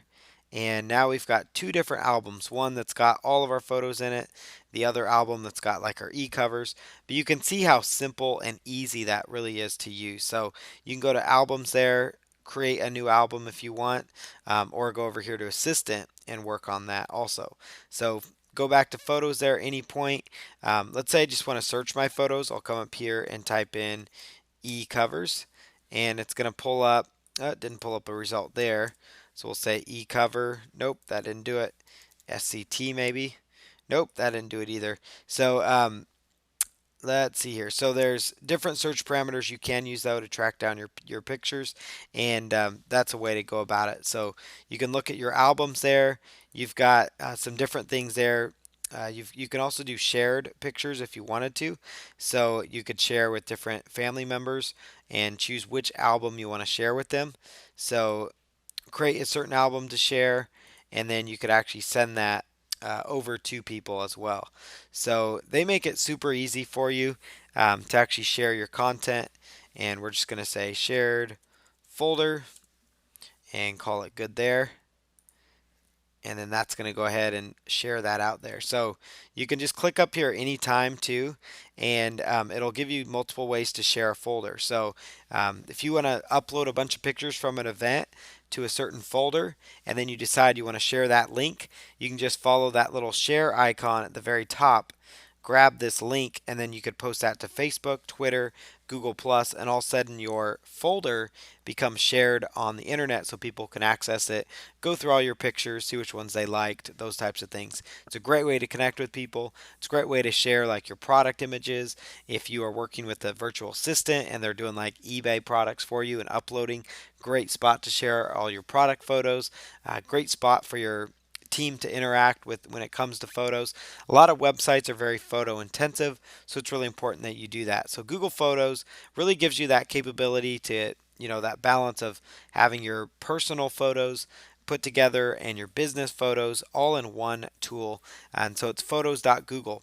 The other thing is you can go to the App Store and go to the App Store, the Apple App Store, and you can actually download that if you're on Apple or Android. And they have the Google Photos app there, which allows you to instantly, after you take pictures, back up the pictures clear here to Google Photos. So that way, as you're taking pictures, they're automatically being uploaded. You could even fix them and put them in the right folders.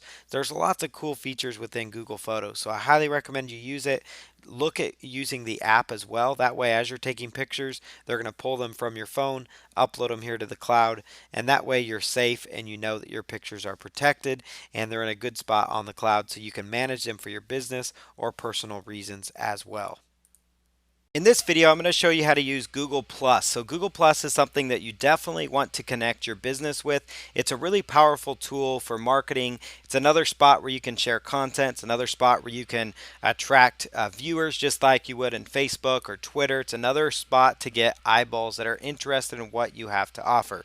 So Google Plus, you can go to plus.google.com.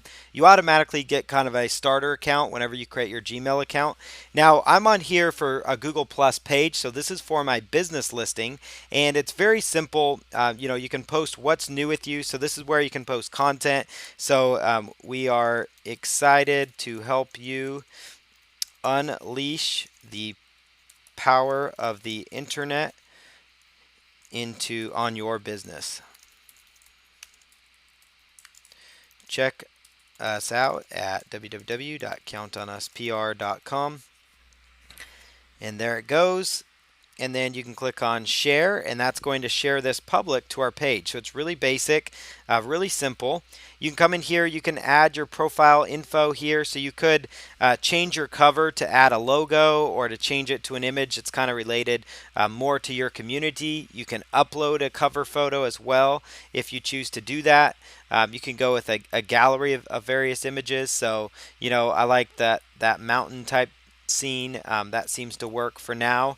But of course, you can change this up yourself and then change profile picture for your business. I would recommend creating one with your business logo or even like just the initials of your business logo, so that way it shows up there.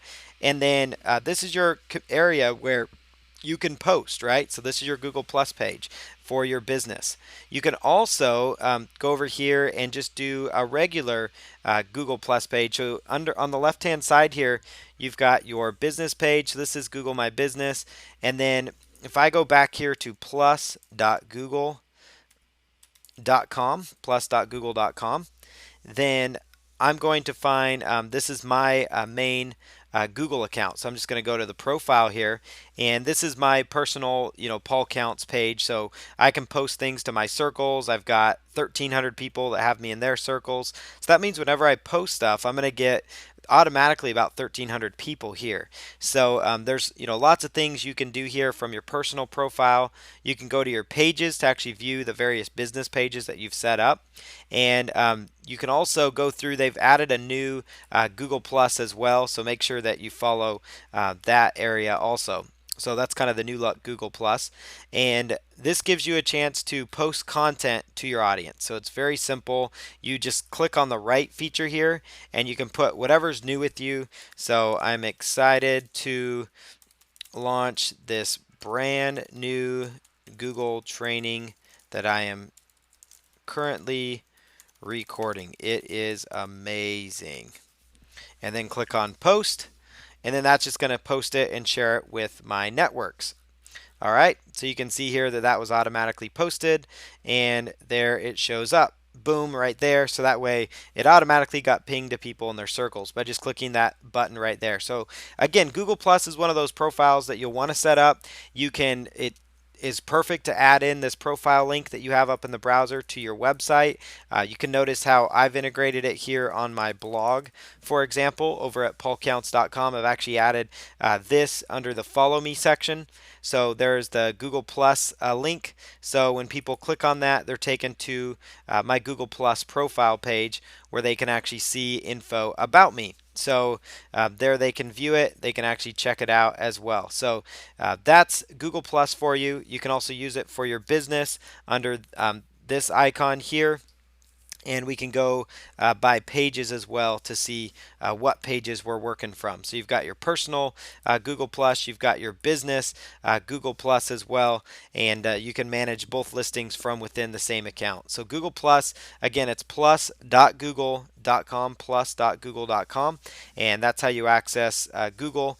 You can also go to google.com/business, and from there you'll be able to have access to manage your Google Plus business page as well. So you can edit your info, you can add photos, you can add all that data, all that info for your Google Plus business page. So you've got a couple different pages there, business.google.com or plus.google.com for managing the personal side. So again, Google Plus is really worth setting up. You've got the settings here, which is going to share with you what kind of things can be shared on there. Do you want to have geolocation set for that? Do you want to stream content there? You can choose how you want to set up your Google Plus as well. You can also go back to the classic view if you want to. So that's down here on the left hand side, and that will actually take you to kind of what's different about Google Plus, what's changed inside of the Google Plus network. So there we've got my Google Plus page here. You can see how it looks to other people. You can see if other people in my circle what they've posted as well. And you can also, from the navigation here on this other version of it, on the left hand side you'll see pages. That's where you can manage your business pages. That's how you can set that up. You've also got like communities in here that you could join and be a part of. So this is a joint venture marketing community, there's a YouTube community, there's a hip hop network, there's multiple other groups that you could join. You can also create your own Google Plus community. That'd be a really good way to connect with people and really reach out to people if you created your own community. And you could make it a public community, and I could make a public community of internet marketing experts. Anyone can join. Yes, anyone can join. And then choose, let's say, internet marketing tips and tricks. Create community. And so that's loading up here. Finish setting up your community. Click done. I can choose a photo here.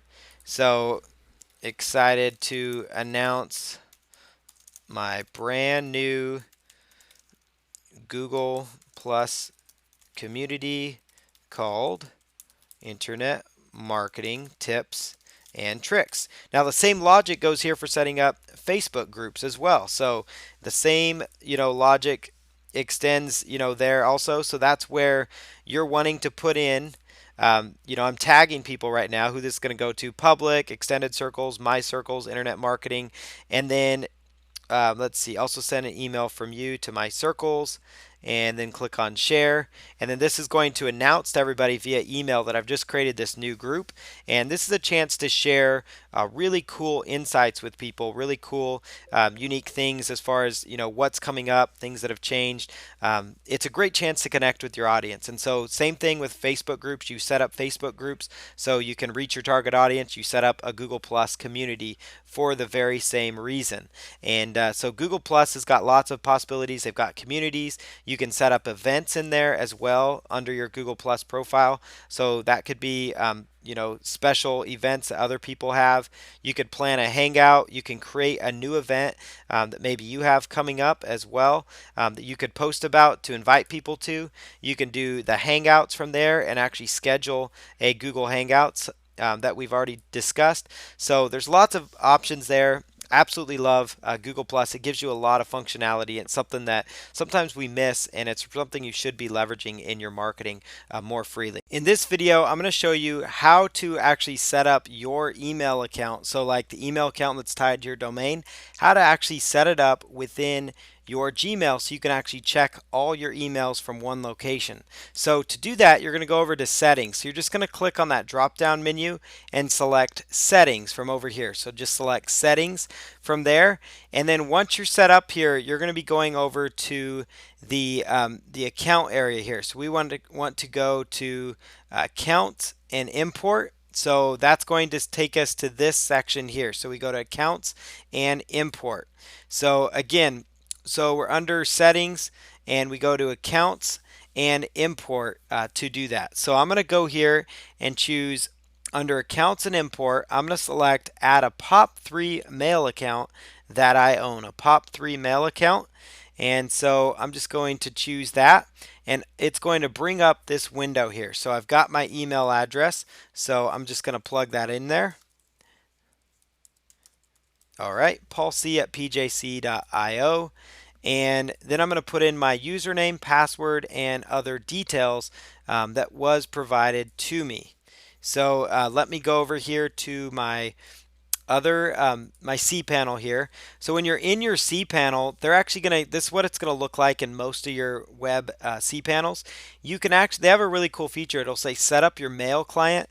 Gmail is your mail client, if that makes sense. So I'm going to choose set up mail client because I want to set up this email so it can actually be retrieved and seen within my Gmail account. I can also send from it as well.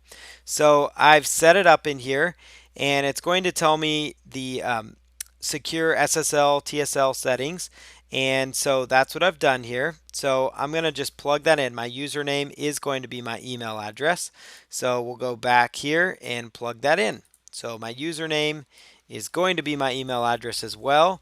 My password is going to be what I set up when I created that email. So as long as you remember that, you're good to go.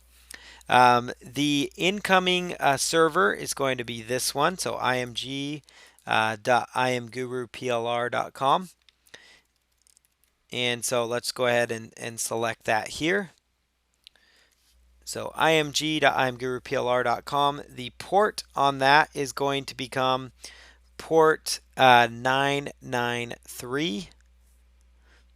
And let's see, that's the POP port. So we're going to say 995. All right. Leave a copy of retrieved messages on the server. I think that's a good practice to do. Always use a secure SSL there. Label incoming messages as that. I think that's very important to you. So we'll go ahead and select that. That way you can easily identify what those messages are for. Archive incoming messages, that allows you to skip the inbox if you choose, although it's good if you want to see those emails coming through. So then once you do that, you just select add account, and it's going to go through the process there. You'll see if it worked out. So I'm going to just click on that. Do you want to be able to send email as well from that? So I'm going to choose yes, I want to be able to send as this as well. You also don't have to. That's another thing. So you could change that later if you wanted to. But most importantly, you can now retrieve mail from that. So if you want to send from it, you want to choose who you want to send from. So I'm going to do that. Treat this as an alias. So you could set that. right there. So I'm going to keep that checked there. And then SMTP server. So down here, my outgoing server is going to be this one. So img.imguruplr.com. Again, I'm referencing what they gave me when they said set up your email client setup. My username is again going to become my email address. And then the password is going to be what I set up. And then let's see here, secured TLS, that's the recommended setting that we're going with. So I'm just going to go with add account. And I also need to change my SMTP port to port 465. So notice that was listed here under the server setup. That was listed as port 465. So that's what we're going to go with. And again, Gmail again is set up just like it is your email client. So that's what we're doing here. So I'm going to choose add account on this. It's going to check the credentials. It says we've successfully located your other server, verified your credentials. Now it's going to ask me to click on a confirmation link or enter the verification code as well. So we can go here to log in to our email, and then that's going to activate it completely. So I'm going to just log in to my email account here. So I'm going to go back to my server, and I'm going to log in to that particular email here. So bear with me just a moment while we go through that confirmation step. So it's going to ask you this, and the reason I'm showing you all this is so you too can get your account, connected with Gmail account. So I'm going to just go through that, get that all plugged in there. So we'll go to our webmail account and we'll see if it sent that confirmation to us.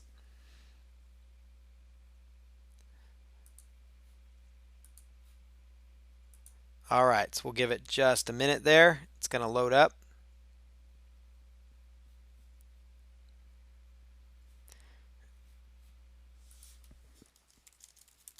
I'm just setting up my webmail here real quick. And Gmail team is sending me the confirmation here, so that looks good. So now I just need to copy this link and we just need to paste it over here, or they actually gave me a code, so let's do that because that's easier.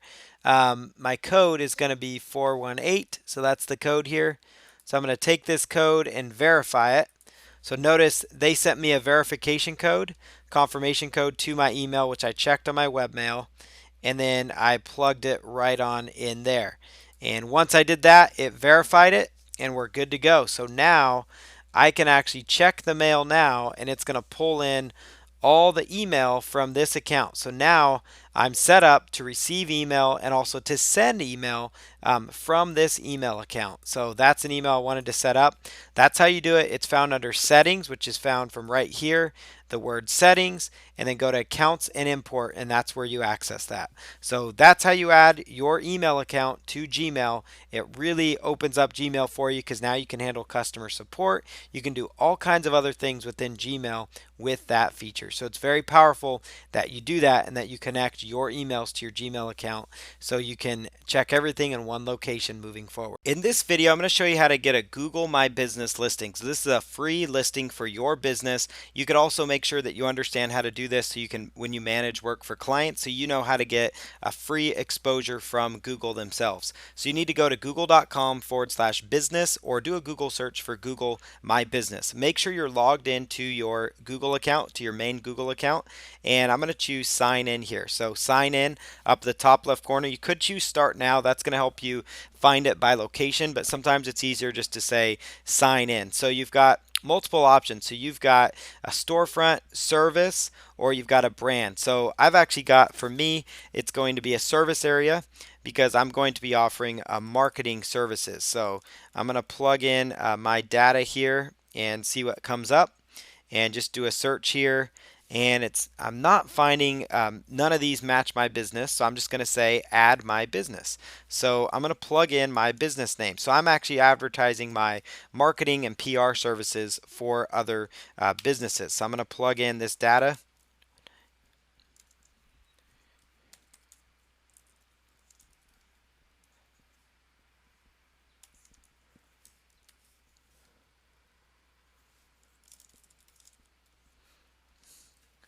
All right, 1983 131 Viking Way, and then I'll put in my info here.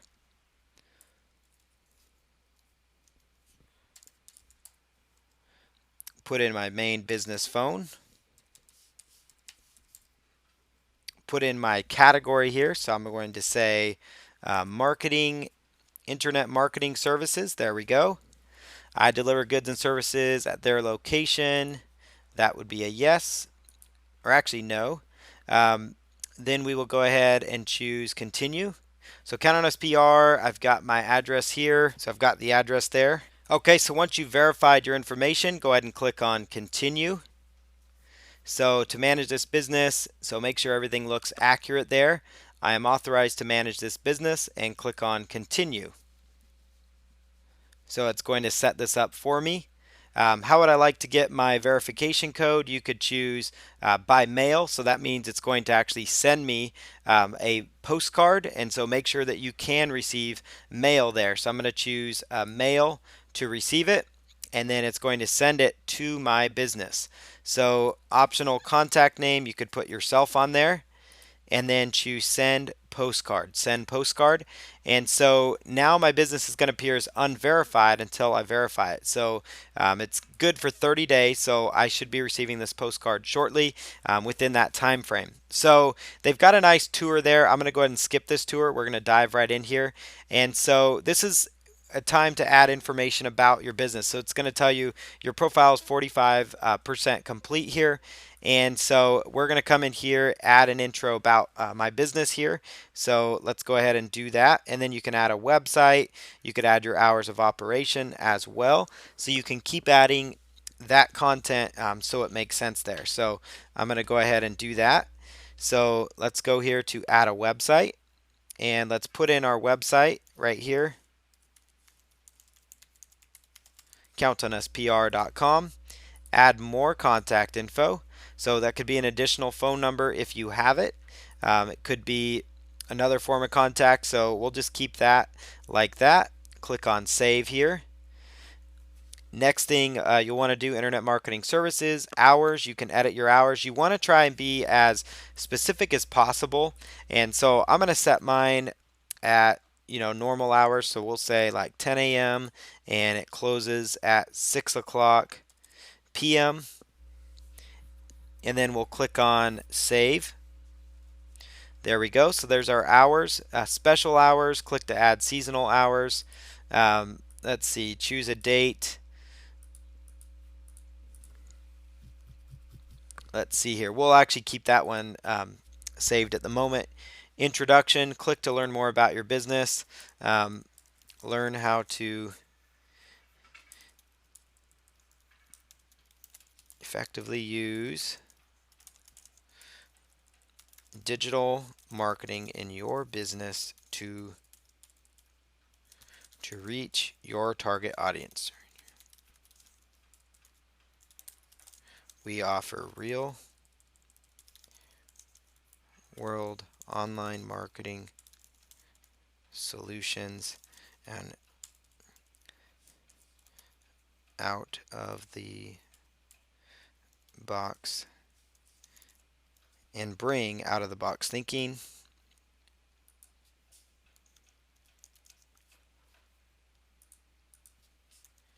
to our marketing of your business.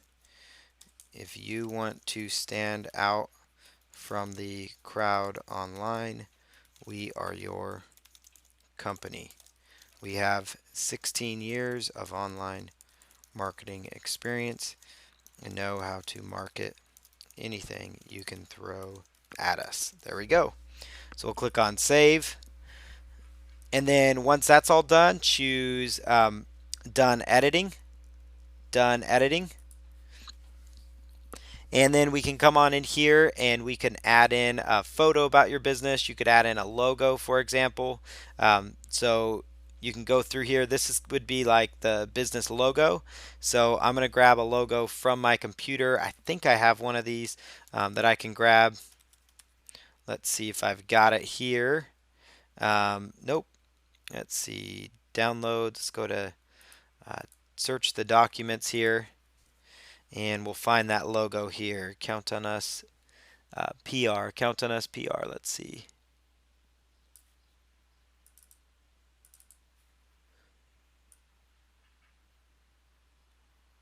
Oh, there it is.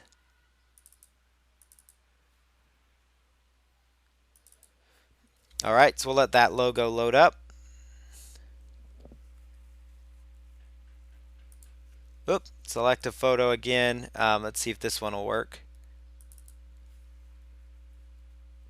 Nope, it didn't quite like that logo. So we'll need to create a new logo that fits their standard. So they want 250. So the sizes they're looking for here for the postcard, they want to have at least 250 pixels in length. So you could change that cover if you wanted to, and that's going to change the cover of your business listing. So I would make sure you get your branding in there. So you want to have 250 in height, pixels in height for your image. So they're very specific about that, as you can see. So make sure that you follow their photo guidelines there. So you can go to some different photos of your company. You could add team photos. So that's a good idea to eventually add photos about your business.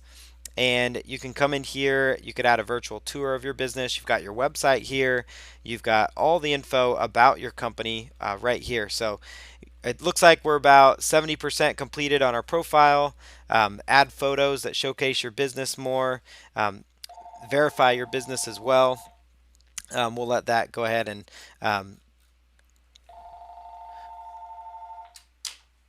so there we go. So we just went ahead and hung that up. So look at that. We set up our Google listing and we automatically started getting phone calls here.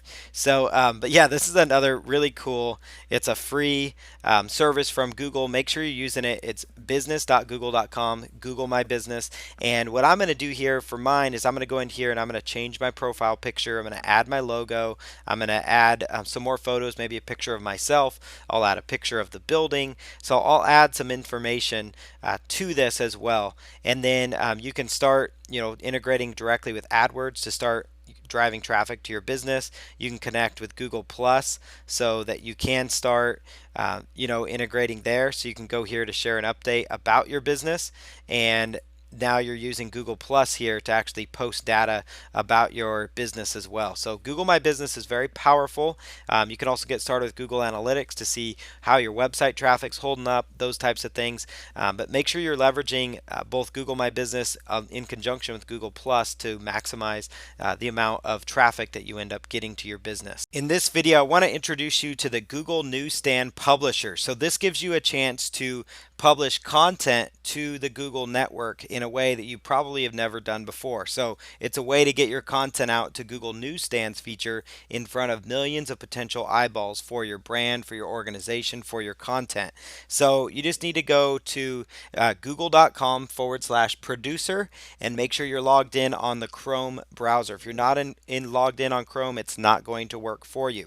So I need to come in here and put in my name and information. So I'm just going to plug in my name, my contact email, my title of my organization. I will say owner, and I will say organization will be my business name.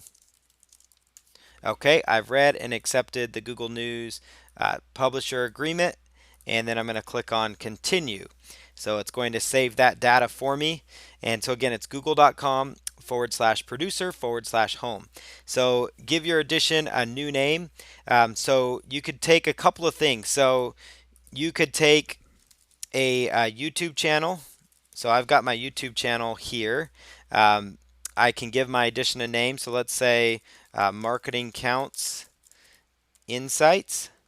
I could take my RSS feed from my website here,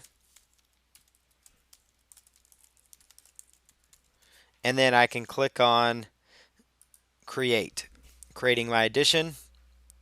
And notice it's creating from the videos I have from my RSS feed. You could do this for any niche topic you have. And I just came up with the name there, the Marketing Counts Insights. You could come up with a more keyword rich title as well if you wanted to. It's building out the sections. Notice that it's working and doing its thing here. So you can manage the articles, you can manage the media library, you can distribute it online once it's done. So we're going to let it build out, and once it's built out, then we can actually start working with it. So notice here it's pulling in one of my blog posts there that I have that I need to take down from my website actually. So that was like used as an example there. So we can go over here to manage articles, and I can manage my blog here. And let's see here. So I've got, let's manage that article and delete that one from there. I've got quick and easy information product tips. Let's take that article out of there. I've got the landing page monkey free list building ebook. So these are all more marketing related. So those all look good. I've got my YouTube videos. So that YouTube video wouldn't be the best one. So I could delete that one. And it's going to automatically pull in some more videos for you. Let's see, launch your info product. That's a good one. So let's keep that video in there. We could go to create a new article.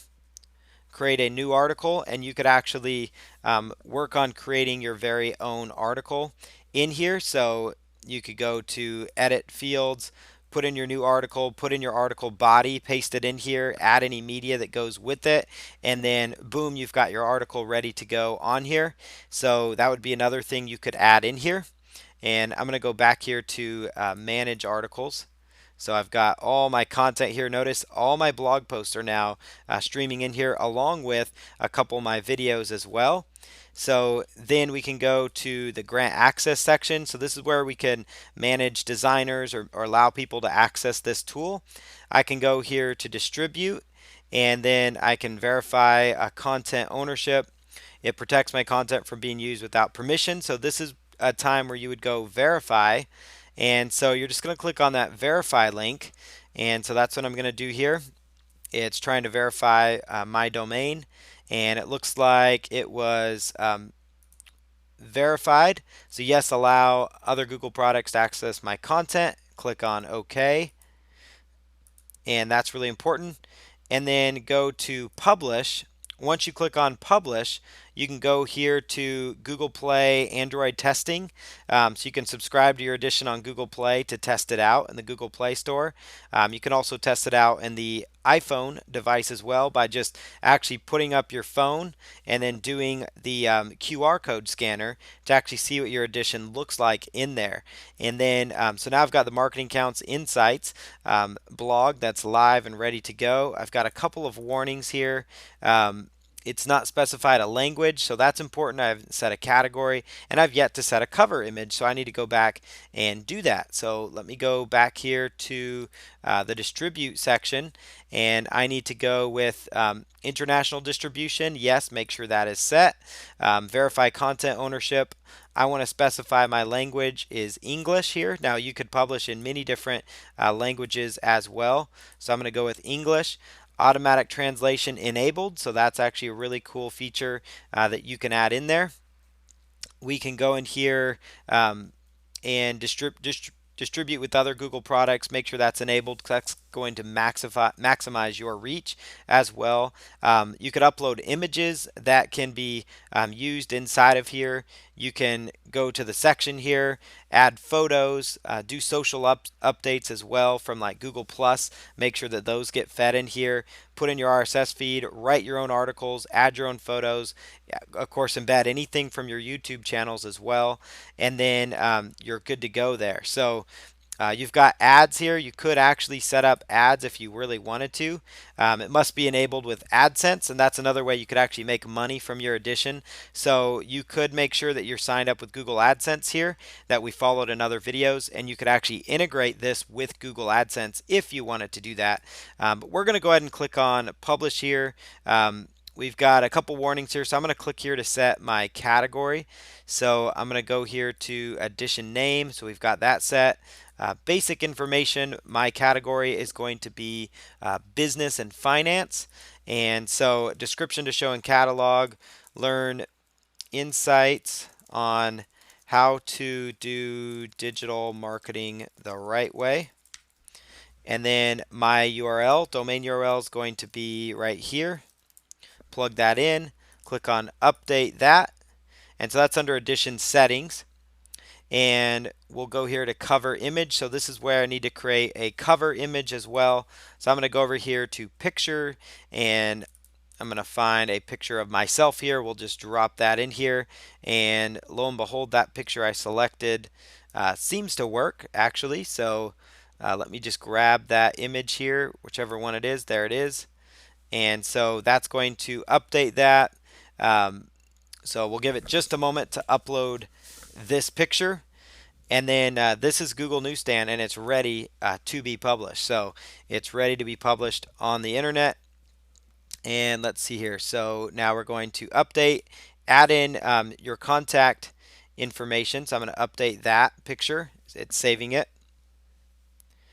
And then I'm going to go to contact info here. You can put in your business contact, your business email, your alerts email, your advertising email. So if there are any issues with this, you can plug that in.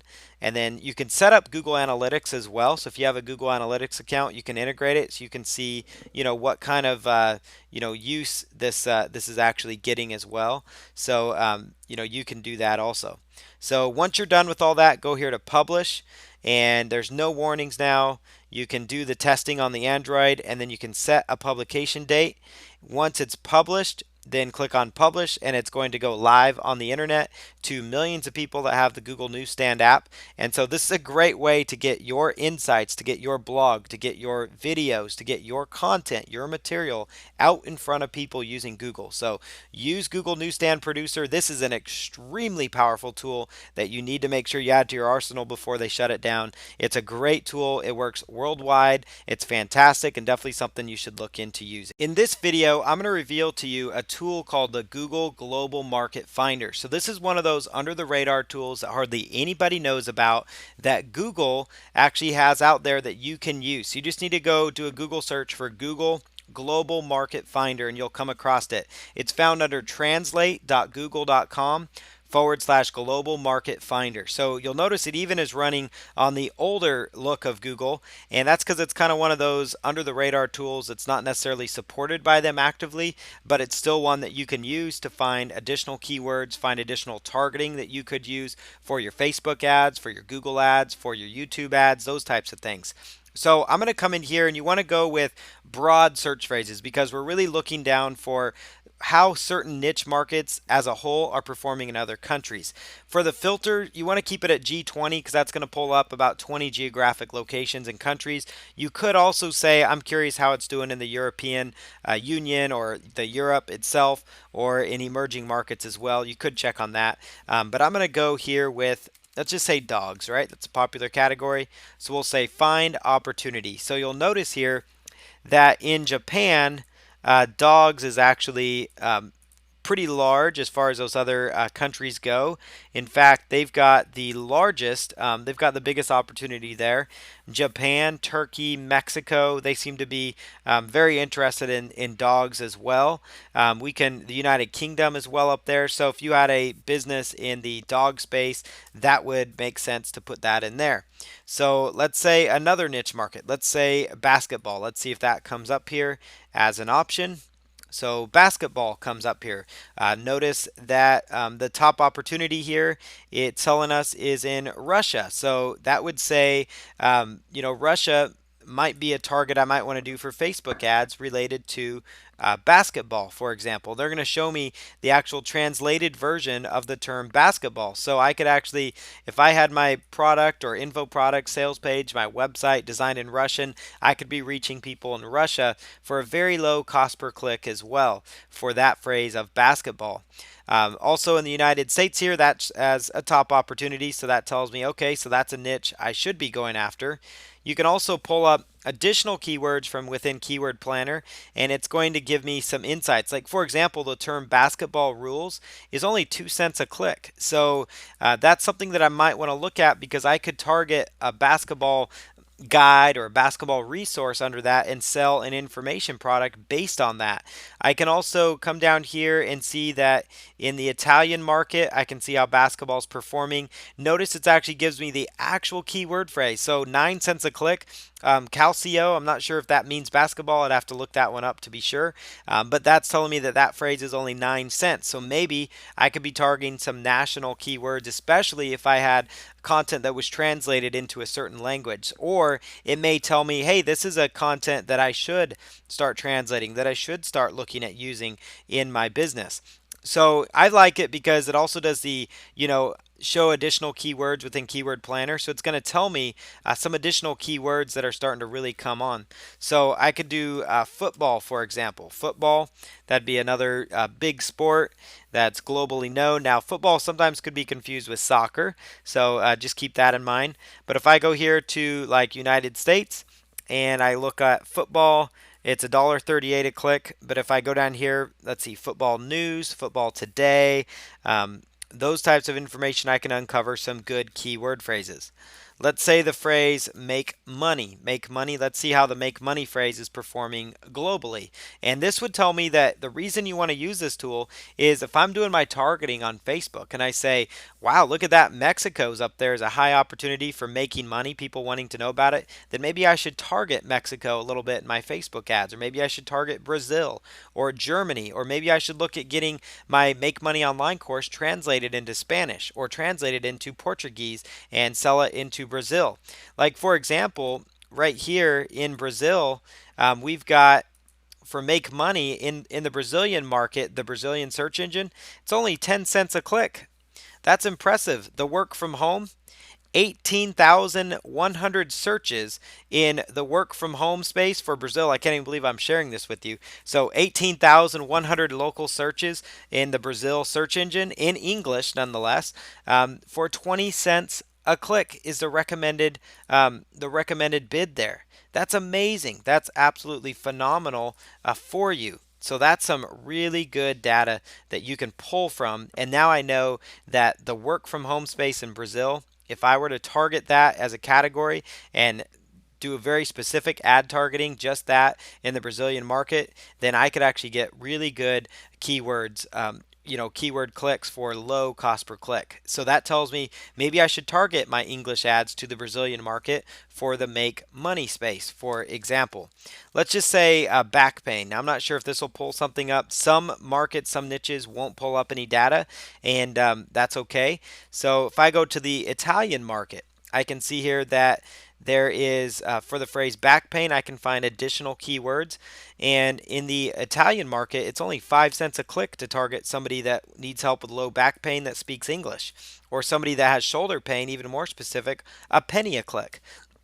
So if I had a ClickBank product that I was promoting as an affiliate and I was sending them to a landing page, I could be getting clicks for a penny to 3 cents to 5 cents a click in the Italian search engine of Google.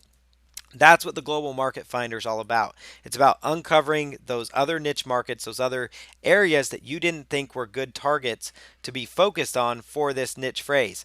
Like, for example, Australia, they're all English, but you'll notice here for 12 cents a click, this is a certain kind of back condition. You can go down here to notice they're further down on the list because there's less opportunity there. But in Germany here, I could go to English keywords and choose show additional keywords. So this is the process I'm going through. I type in my keyword up here. I choose the niche market that they bring up. They sort it by opportunity, and they determine an opportunity by how much little competition is there, what's your cost per click going to be. And I can say, okay, in Germany, the neck pain, people that suffer from neck pain, I can get a penny a click here.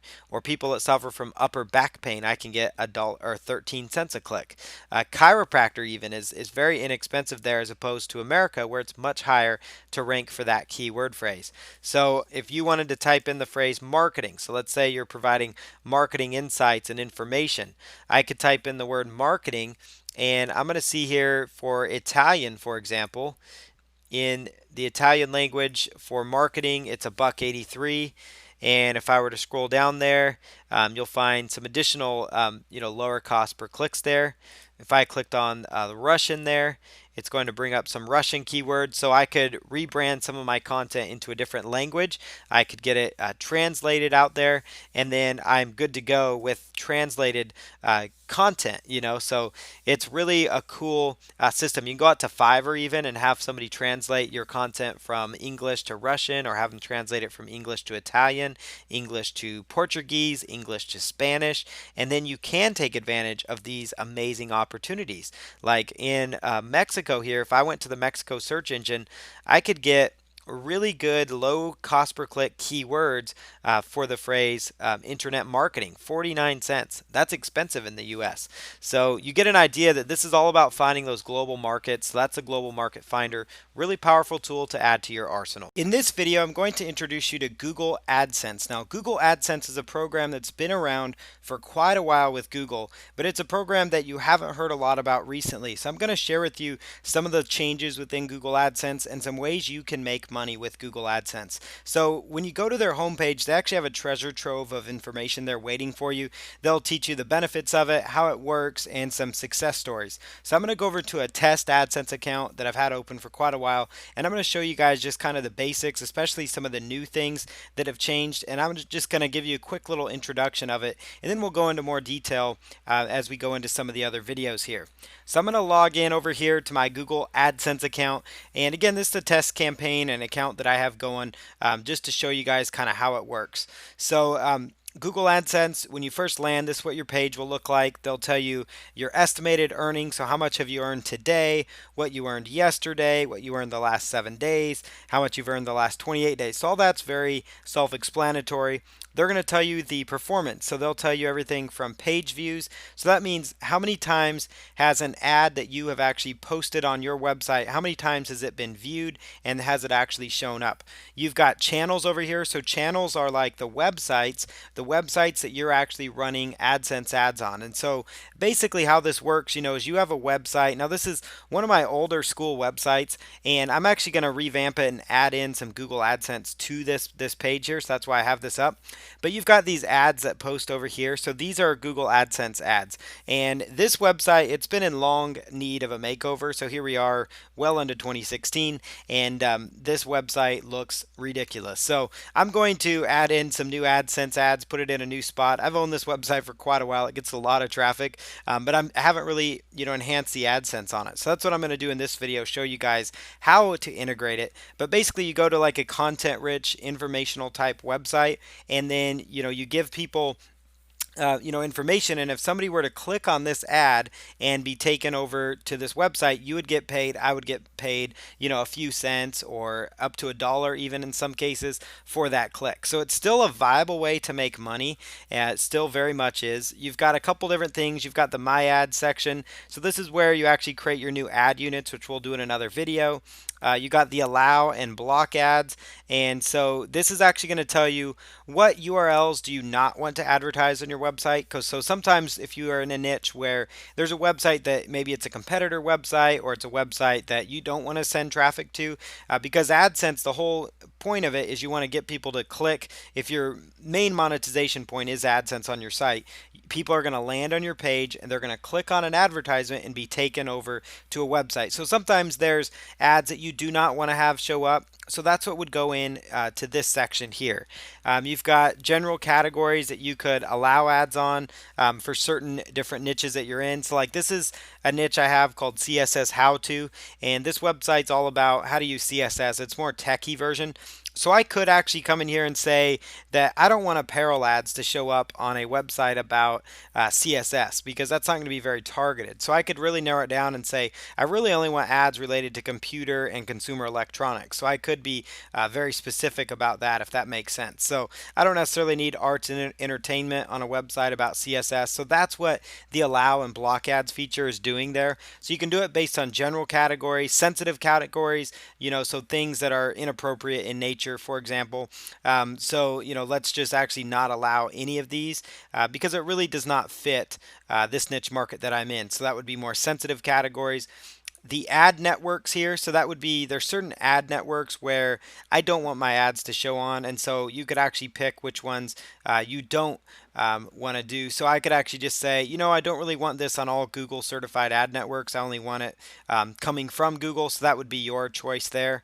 Ad serving, so that would be what kind of ads you're going to show. So that's what this is under allow and blocked ads. My ads is your advertisements. Home is where you're going to find all your information.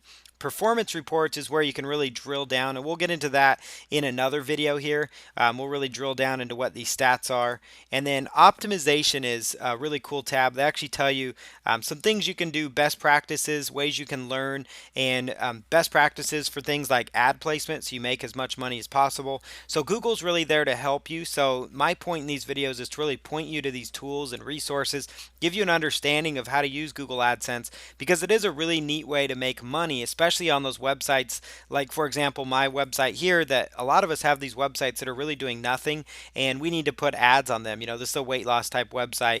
I need to put some ads on this website so it makes me some money. And so that's what we'll show you how to do. I'll show you the basics of adding your first ads, and then we'll go into how to analyze the performance reports. And I'm using a test account so you guys can see at least some results. At least we can see, what kind of numbers we're working with. And so Google AdSense is a really powerful program. In the next few videos, we'll talk more about it, show you more of the how-to of Google AdSense as well. All right, so in this video, we're going to take this website, which obviously is not up to 2016 standards, but it's still a website that still gets traffic. It's one of these sites of mine that I haven't changed in a long time, but I get a fair amount of traffic to it. So I'm going to take this opportunity while I record this video to add some Google AdSense that's fresh. I actually had some old Yahoo Content Network ads, which is similar to Google AdSense, but I want to make money from this page because I actually get a lot of traffic from this. I was actually checking my stats and my analytics for this page, and I get a fair amount of viewers each month on just this particular page. So I realized I need to add some, content to it, because I'm getting about 1,000 or so eyeballs every single month for this content, which, the site does not look that attractive, but I need to be making some money off of it, especially instead of me not having time to revamp it or redesign it, let's at least put some ads that makes money. And so that's kind of where Google AdSense comes into play for you. So I'm going to go here to Google AdSense, and I'm going to go to My Ads.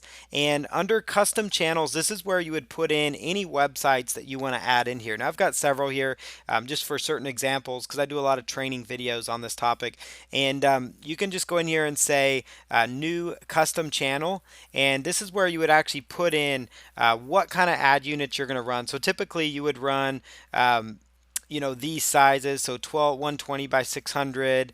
You're going to run, these are the most basic kind of ads that you would run. So you could choose what ads you want to run, and then put in the name of it. So I like to put in the website URL, kind of like I did here. So this weight loss article is actually called 101 weight loss articles. So notice that it's already in there. So I've already actually put that in there. So I'm going to go here and say add units. So add units, I'm going to say new ad unit. And we're going to call this, let's go here to 101 weight loss articles ads. Let's say top ad, weightlossarticles.com top ad. All right, so let's make this kind of we've got a leaderboard ad, which is recommended. So they actually tell you the recommended ads here. So we'll go with this leaderboard ad. I like that. We could go text and display ads, or just text ads only. That's completely up to you. I'm going to go with both just because that one's going to go at the top of my page.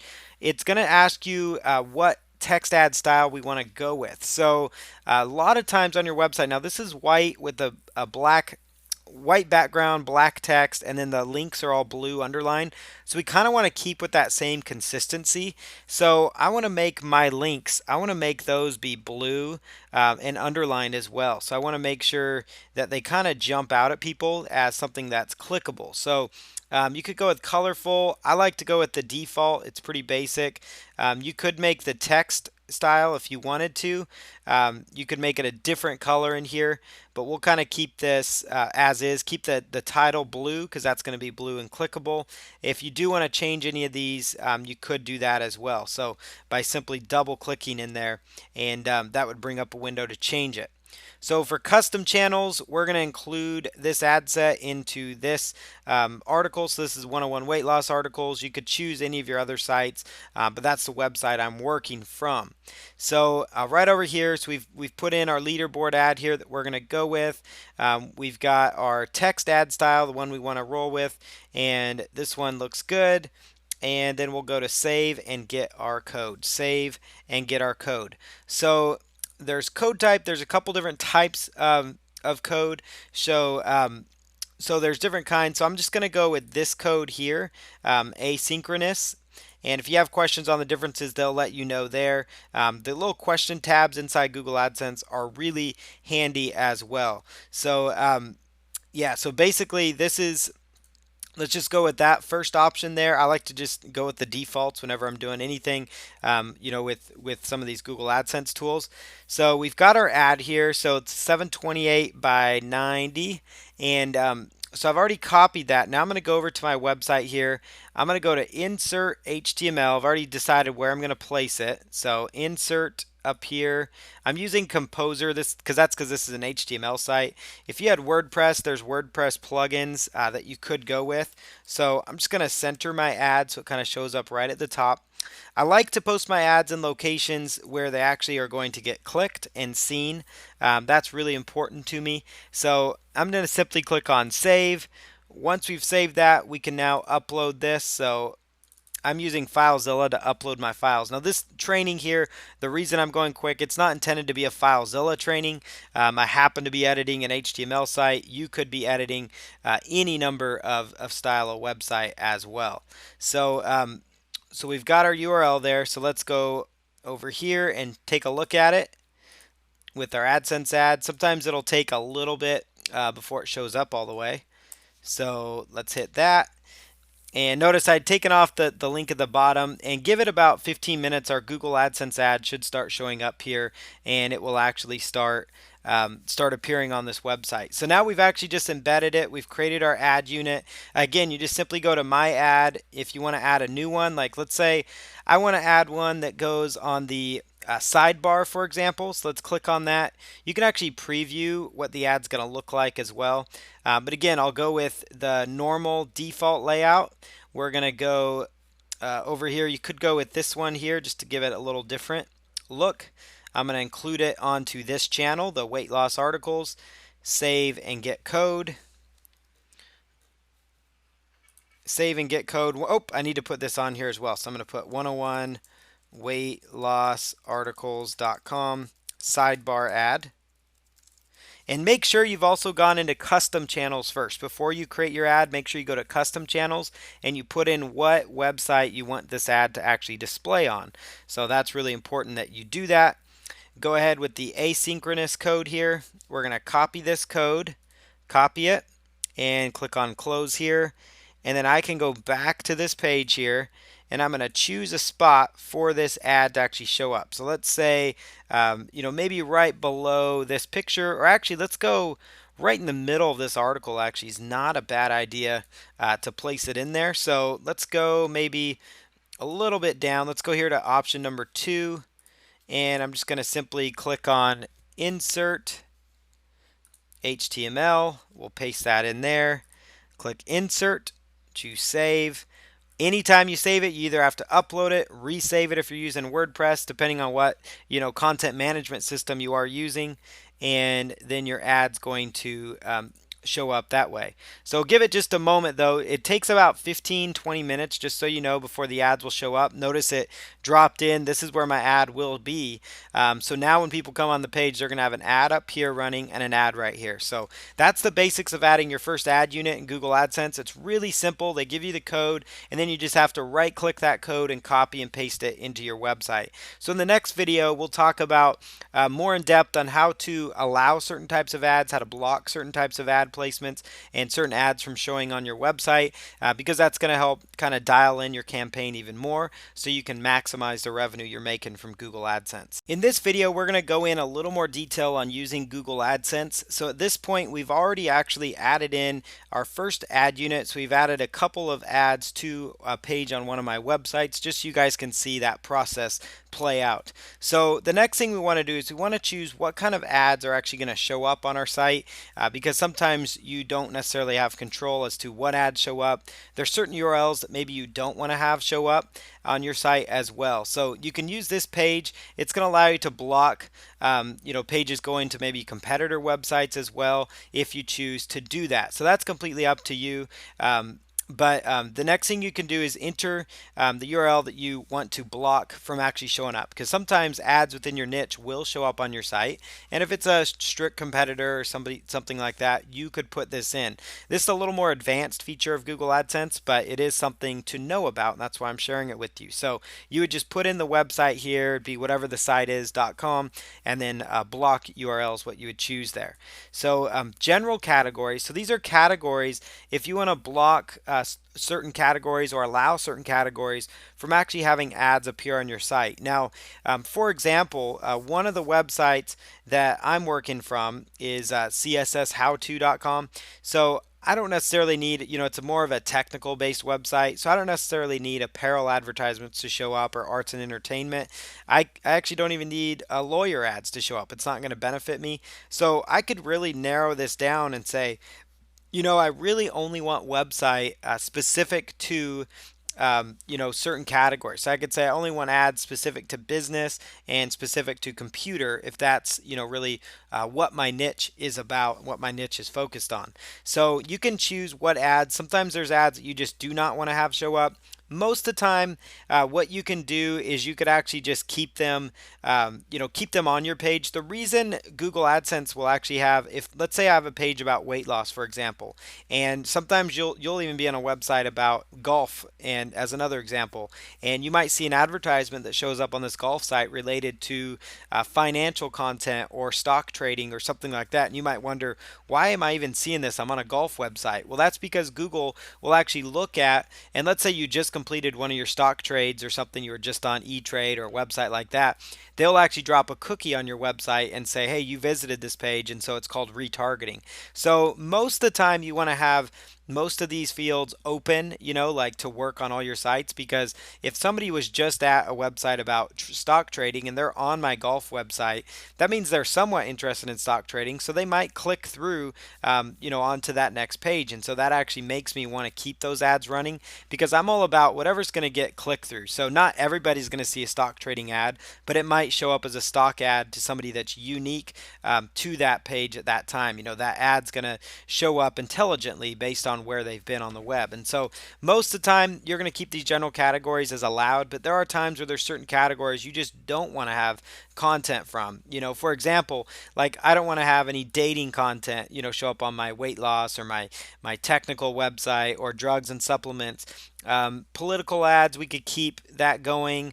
Let's say, religion, ringtones and downloadables. So you could choose, what you want to have show up and not show up. Let's see, the video games. Obviously, weight loss ads are going to be allowed because I've got a weight loss site. Get rich quick, we could keep those on there because that's popular. So sensitive categories is what's covered there. Ad networks, you can choose. Google actually has a large assortment of ad networks, and so these are certified ad networks where sometimes ads could come from, and so you can actually choose which ones you don't want to have show up. Most of the time, just keeping these checked is just fine, or you could click this and that will actually uncheck all of those from coming in there. So I'm going to check that back and make it go to it's okay, because I want to have as many ads showing on my site as possible for this particular site. Now, every one of your websites is going to be different. Ad serving, so we've got internet-based ads. So this is going to be certain types of ads that you don't want to have show up. So if you are, for example, running user-based ads. You could choose that I don't want to have social advertisement showing up for Google Plus and things like that. So most of the time these settings are just fine, as is the case on most platforms. So I like to just keep them as is. I did want to really just bring this to your attention though. So as well, just wanted to bring that to your attention. So and as this again is found under allow and blocked ads. It's one of their main tabs, so it's important that you know what's back there.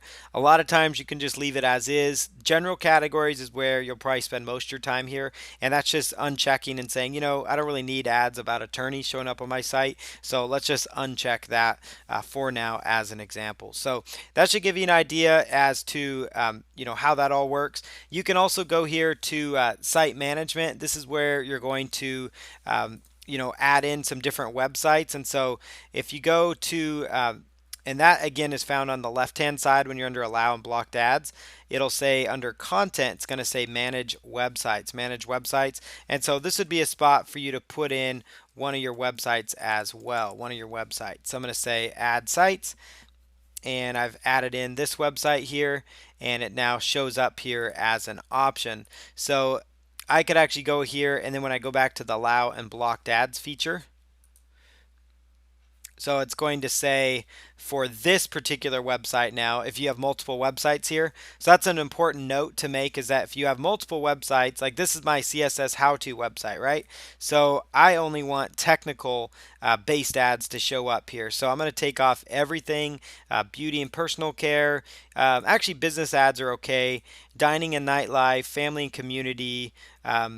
Finance, we'll keep that open. And so you guys get the idea. I don't need health ads running on my website, or hobbies and leisures running on my how-to website, right?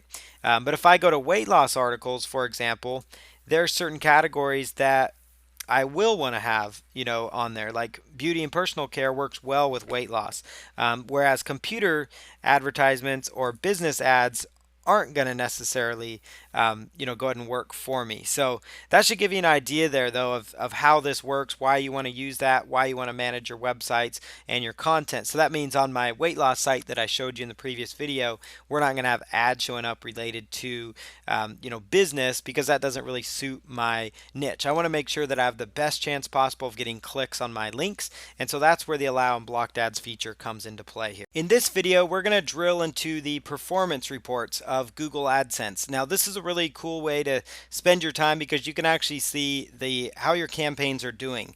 Now, right now I'm on the allow and blocked ads page, which I just showed you in the previous video, and we've already covered how to add your ad units to your website, so that way you're able to make money when people visit your website. So Google AdSense is another way to monetize your content and your traffic. So right here we go under performance reports, and then you can actually choose certain dates. So there's lots of insight here. They'll tell you like the last 7 days.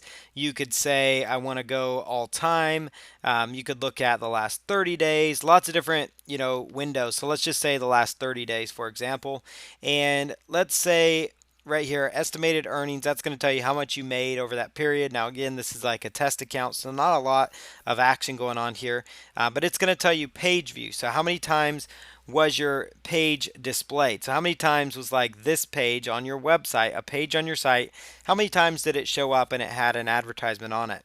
How many times was there an impression of your ad? So how many ad impressions? So if you have 2 advertisements running on your page, there might be multiple ad impressions.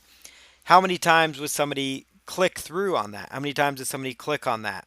The page RPM. So RPM is going to be your estimated earnings based on 1,000 page views. So that's what that stands for. So sometimes you're going to get paid based on page views, because sometimes people aren't necessarily paying per click, but they're paying for impressions of their ad or how many times it shows up. So depending on the types of ads you're running and you're displaying will depend on how much money you're going to make. So on this, we're making a whopping 7 cents every time 1,000 views show up. So it'd probably be wise to find those ads that are based more on clicks based revenue as well. So we can go here into clicks, and that's going to tell you how many times an ad was clicked on, what the impressions were. You can go to views as well. Views is going to drill into how many times the impressions, how many times it showed up, that type of information. active views. So that's going to show you, people that are actively engaged on your websites. They do a really good job of pulling all this in for you as well. Engagements are they took a very specific action. So they clicked, they did something else on your website, opted in, they did something, very specific action.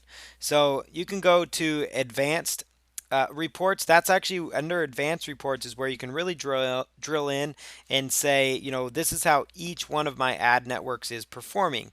So right now on this site, I've only got this CSS website going, so we can actually see, okay, so this is where all my custom channels. This is how all of them are performing.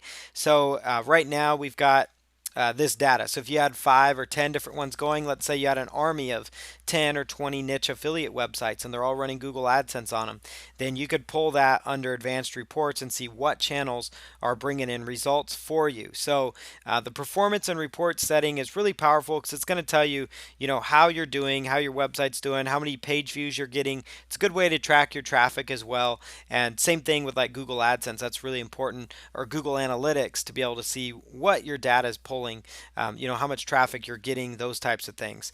You can really narrow down by certain ad sizes and see that, okay, I'm getting, making my money off of the 200 by 200 ads. Maybe I should do more of that.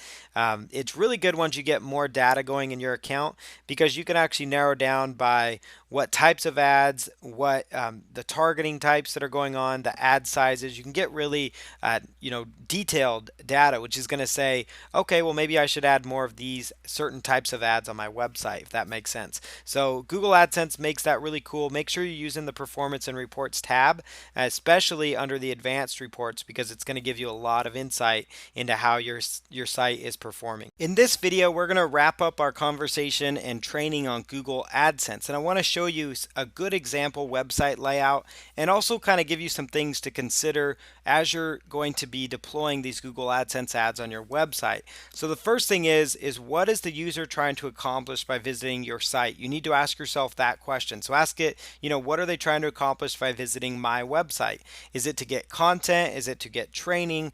What kinds of information do they want to know? And that's going to help you understand where you should be playing ads, displaying advertisements on your site, where they should be, those types of things. What do they do when they view a particular page? So some pages it may not be good to have advertisements on. So if you have a landing page like a squeeze page to get people to opt into your email list, you don't want to probably have Google AdSense ads on that page, because the goal of that page is to capture their name and email.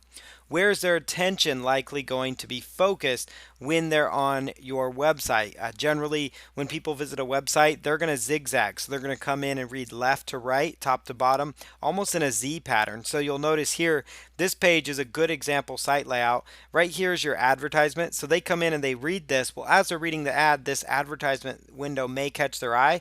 So they might end up clicking on one of these and being taken away, and you would have made money on that.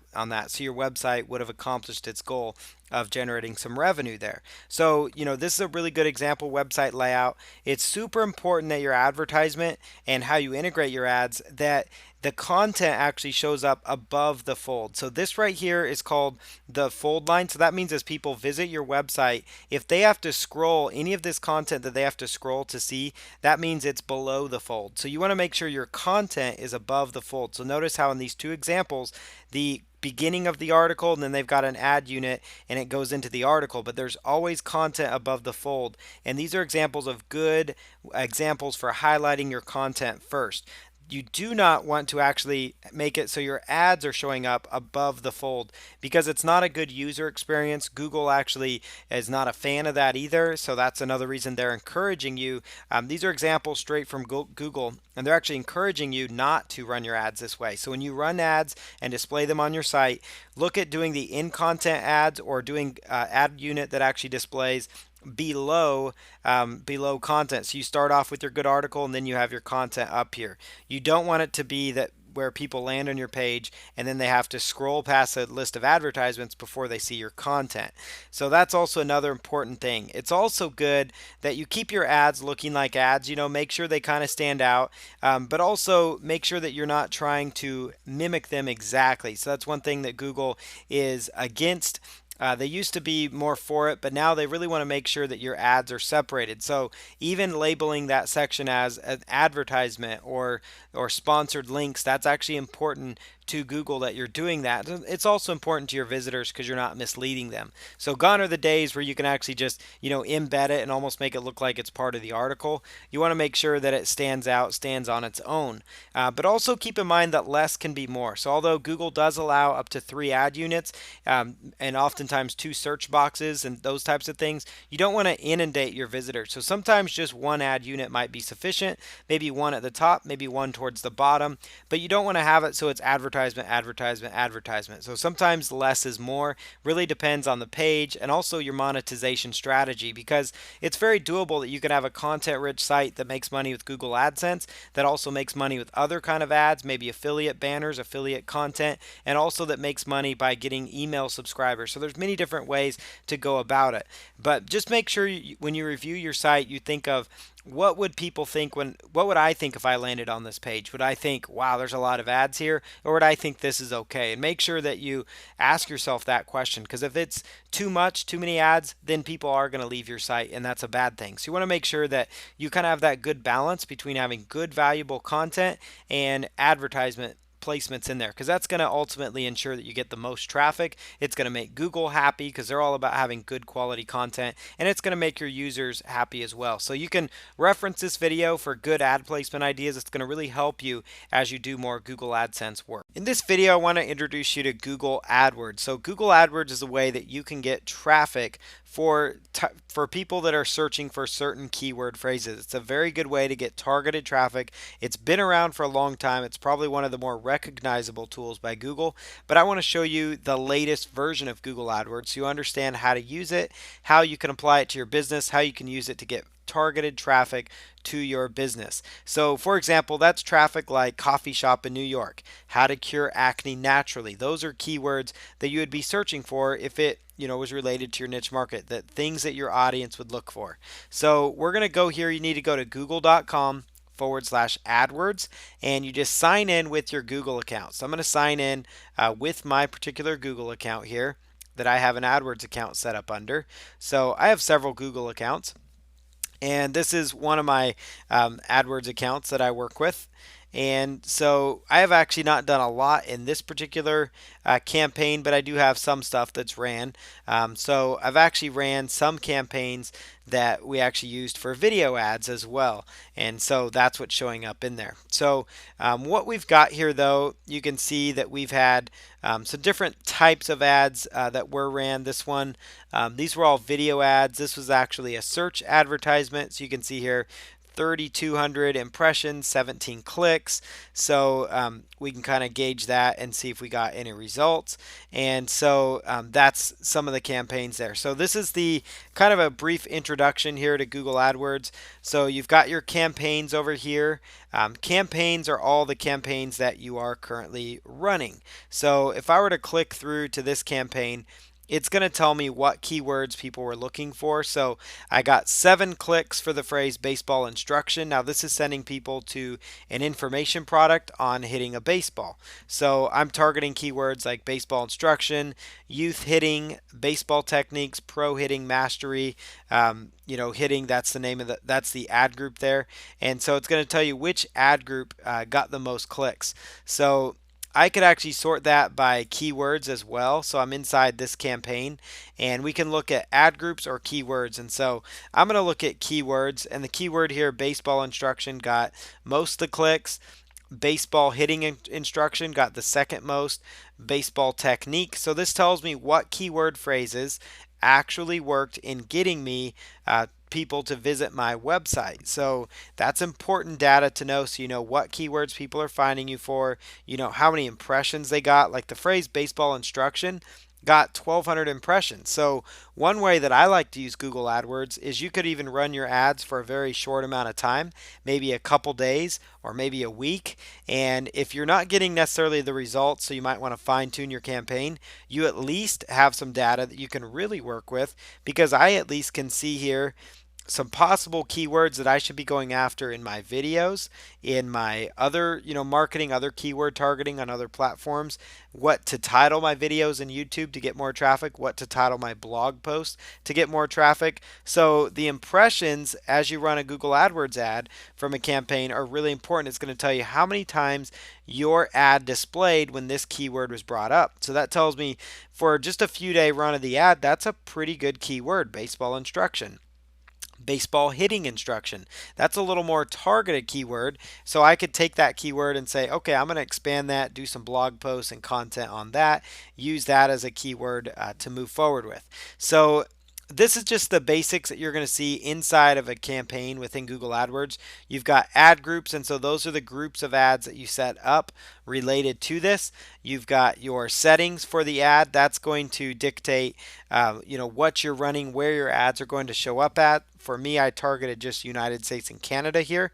And then I'm also going to show you in the next video how to set up a campaign from start to finish so you completely understand how that works.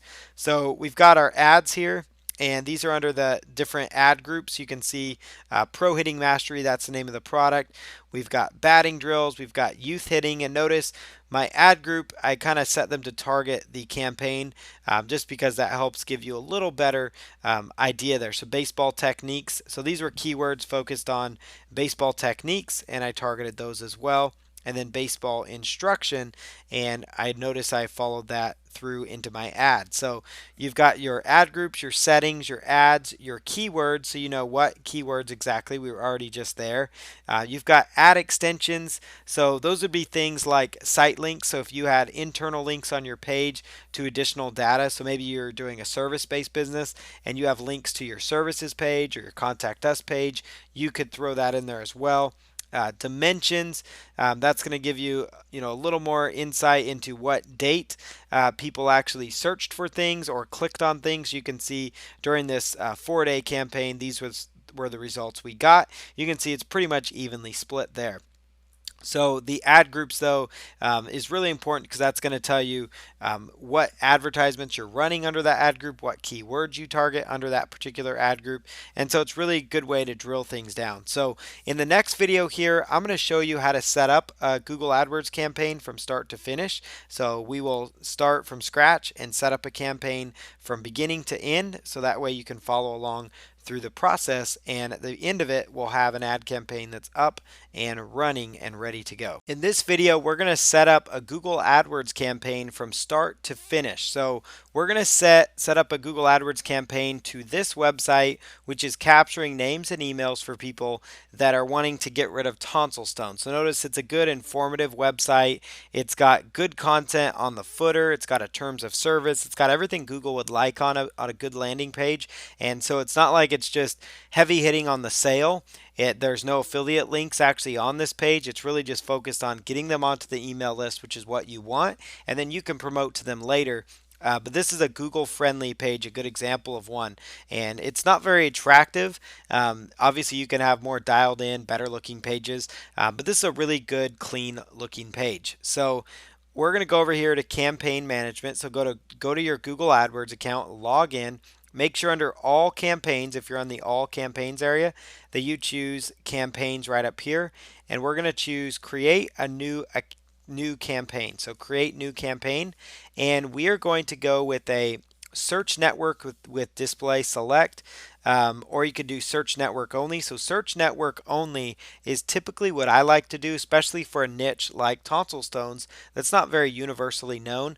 So the search network, that is the Google search partners, right? That's google.com. That's other websites that are actually powered by the Google search engine. That's what that is. They're actually searching in actively saying, I want a solution to this problem. And so that's where your ads are going to show up. So that's search network only. The search network with display select, that means on some select websites your ad may display. I think for less mainstream niches, it's better just to go with search network only, but that's completely up to you. You can also go with display network only. So that means, advertisements that are running Google AdSense, right? So certain websites will be using Google AdSense. And so that's where the display network comes into play. So your advertisement may show up on Google AdSense sites as well. And you can target what exact websites it shows up on and where it shows up. But again, for me, I'm going to go with search network here. Shopping, again, is if you're running a shopping advertisement for your e-commerce store. That's what that is.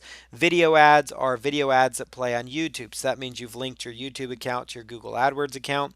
And then also universal app, that means you're running like a mobile app with the ads in it. So we're going to just focus primarily the top twos where you would focus your attention on here initially, or display network. I'm going to go with search network only though. So that's what I'm going to choose. Campaign number one, I'm going to name this campaign Destroy Tonsil. Actually, we'll just call this Tonsil Stones. Let's say Destroy Tonsil Stones because that's the name of the website.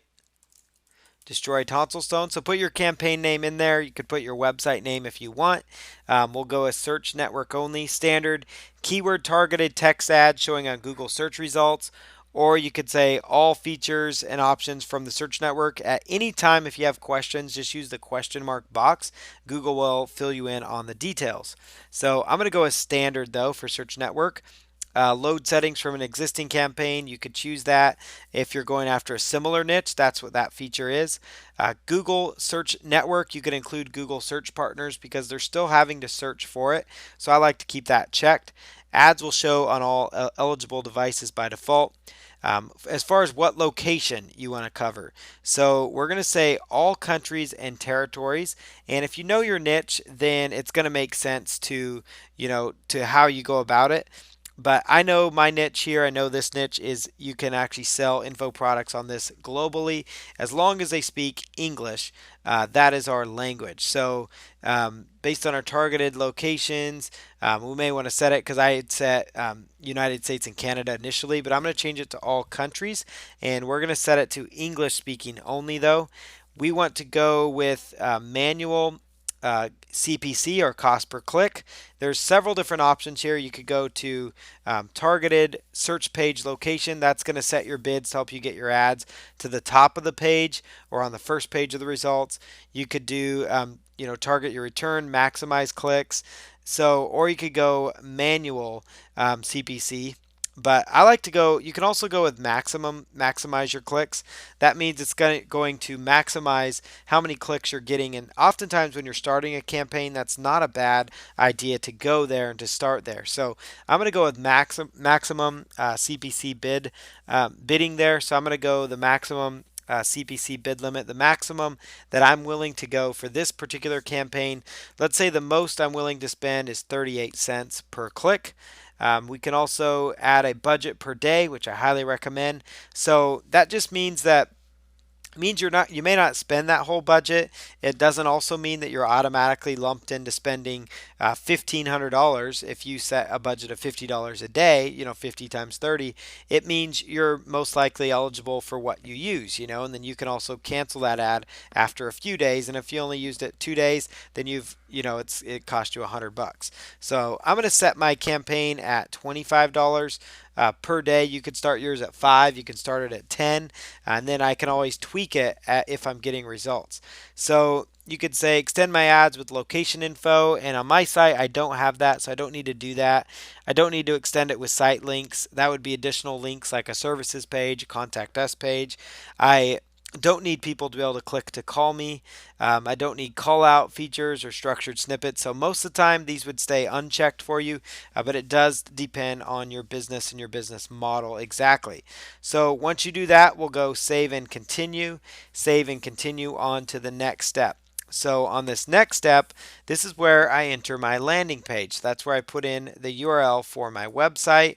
So this would be the direct link to your website. It does not need to be the home page. It just so happens that mine is the home page there.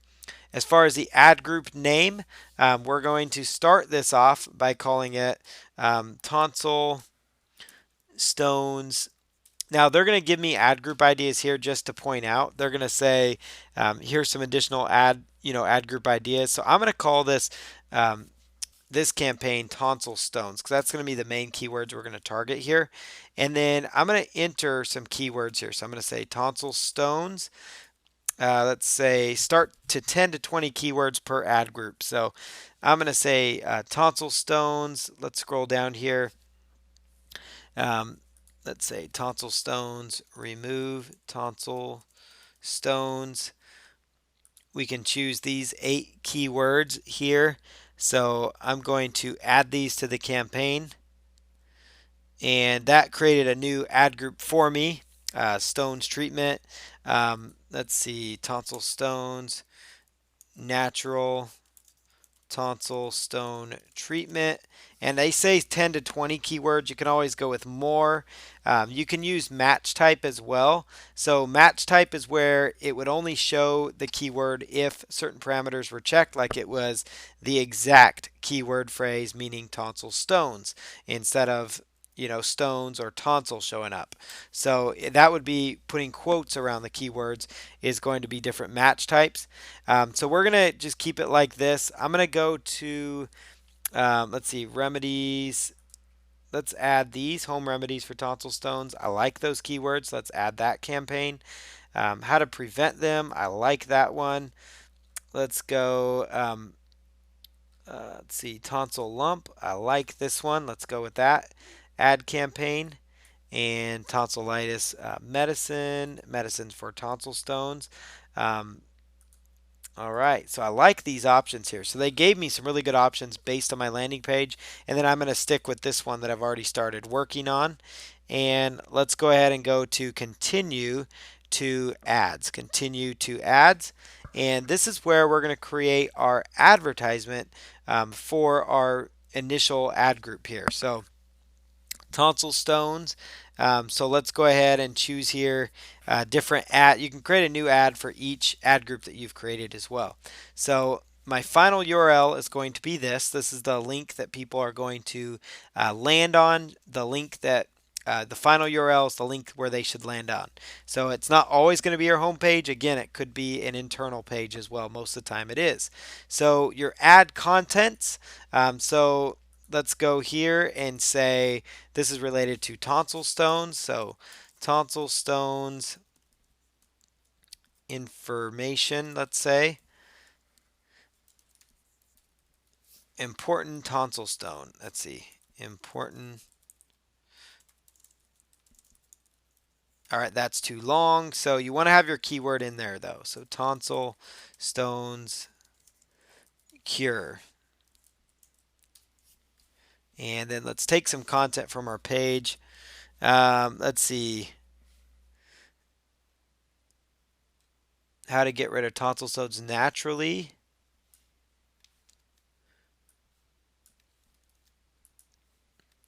Very important tonsil stones.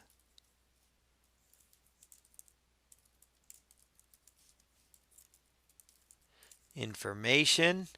And then I'm going to say how to get rid of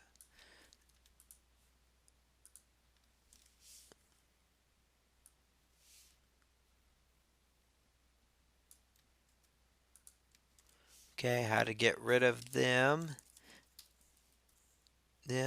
and how to get rid of them naturally and never deal with them again. Dot dot dot. All right. So then you can set a mobile ad as well if you wanted to. That's up to you. Copy to more ad groups. We'll kind of copy that to all ad groups and choose create ads. And then we could create another ad related more to the keywords here. So we've got stones treatment. So instead of tonsil stones cure, I might take this same ad here and I could just duplicate this, make a copy of this ad. And instead of tonsil stones cure, we'll cancel that. So I'm going to go to my URL here, plug that in.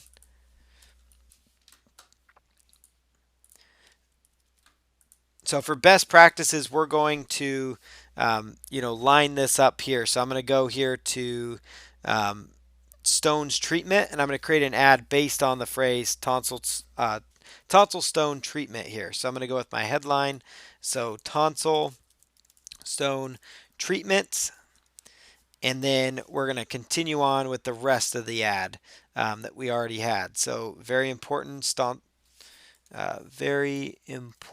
tonsil stones information, info, how to get rid of them naturally.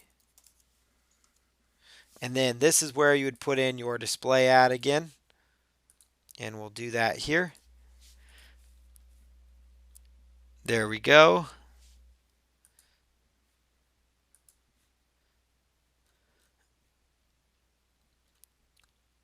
Okay, so you can copy this ad to all ad groups as well and choose create ad. So now we've got a couple different ads that are running here. This ad I actually need to get rid of because I forgot to put the link in at the bottom. So we need to fix that here. And let's go here to add new. Let's put in our destination URL. Put in our display URL. So the display URL is how it's going to display, and you can test it with displaying the www or the HTTP or without that. That's completely up to you and how you want to test that. So we're going to say tonsil stone cure. Very important tonsil stone info. How to get rid of them naturally. All right, and then we'll create that ad. We're going to copy it to all these ad groups and then choose create ad. This ad here I'm going to delete because notice it does not have the link in the display URL. So I'm going to fix that by simply just clicking on delete here. So hopefully you're following kind of what I did there. So we're just testing out these ads, making sure they all look good. If you want, you can come in here. Again, this one's about tonsil stone medicine. So keywords are more targeted on that. So in this case, I would probably go tonsil stone medicine with a question mark. You very important information. Let's see. Let's call it how to get rid of tonsil stones without medicine. And then display URL again is going to be your final URL. I'm going to paste that in there, set it to mobile as well. And then we will go ahead and just copy it just to this campaign because it's related to the medicine category, if that makes sense. And then you could actually delete these other ones so they don't show up, but that's up to you. So now we're going to go to review campaign. We got our budget set. We've got our ads going. Those look good and clean. Now we are going to go over here and choose finish and pause, or save and finish. Save and finish. And okay. Some of these appear to violate their advertising policies. Advise your ads or keyword selections.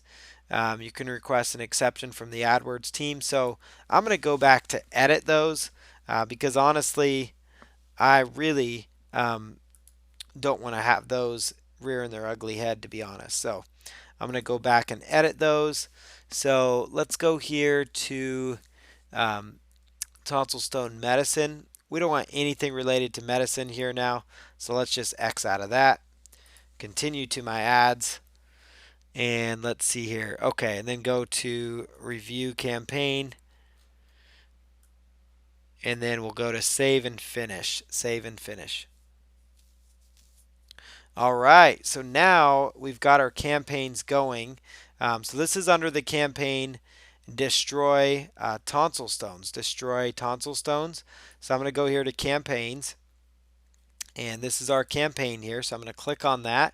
And it's going to bring up our different ad groups. We've got tonsil stones, ad group stones treatment, remedies. We've got our keywords here. So you can see all the keywords we're trying to target. And you can see and we'll get this campaign set up and going. So now it's under review by Google within a matter of a few hours, hopefully, or half a day. It all depends.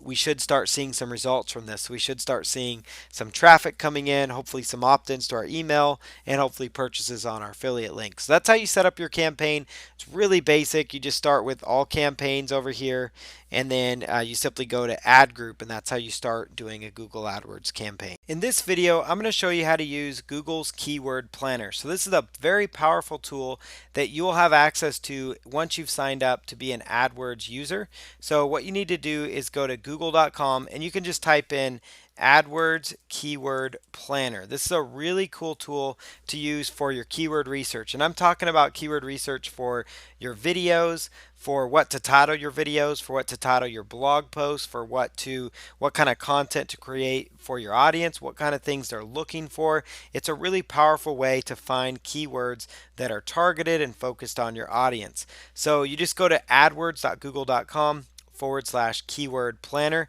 This used to be referred to as the AdWords keyword tool, in case you were wondering. So this is the former AdWords keyword tool. So what I'm going to do here, so this is the Google AdWords keyword planner. So we're going to search for new keywords using a particular phrase. So I am going after, in this example, the tonsil stone niche. So let's just say tonsil stones. Enter one or more of those phrases. You could enter your landing page if you wanted to. So I'm going to go ahead and do that. Destroy tonsilstones.com. And then enter your product category, and we will say it's in the health category. And let's leave it at that. Health category, then actually conditions and concerns. There we go. And looks like, boy, they narrow it down even more. So let's see here. Let's see, mouth. Actually, let's leave that all conditions there. And then targeting, let's target the location. Let's say English, Google version there. Let's leave that as is, and then choose Get Ideas. Get Ideas. This is going to now pull up based on the information I provided. Now, I provided product category, I provided my landing page, I also provided my main keyword. You could also do this by just focusing on your main keyword as well. So the keyword tool is going to give us ad group ideas. So these are all ad groups that we could run within Google AdWords if we wanted to. So you could actually do that, and you could say add to plan, and then that would actually add it to a certain tool so that you could actually work on your budget, work on setting up your Google AdWords if you wanted to. So I can just click delete on that one. And then you can go here to keyword ideas. This is where you're going to pull those keywords. So it says there's a problem retrieving keywords. Please try again. So let's try that one more time and see what pulls up here. There it is. There's the keyword data. So now it's going to tell us some different things. So tonsil stone removal, tonsil stones removal, what causes tonsil stones, tonsil stone cure. You can go to average monthly searches here, and we can actually search by keywords based on the amount of searches per month. Now again, remember, this is just pulling US data, so numbers are going to vary, especially worldwide. There could be a lot of people searching for this in the UK. There could be people searching for it all over the place. So those are things to keep in mind as well. You can also go over here, and we can keywords to include. You could add additional keywords if you wanted to. You could go to keyword options. So only show ideas closely related to my search term. You could say on, and then that's going to really narrow down our results a little bit as well for us. So my keyword phrase is tonsil stones, so that actually brought up some more targeted, more focused keywords for me here.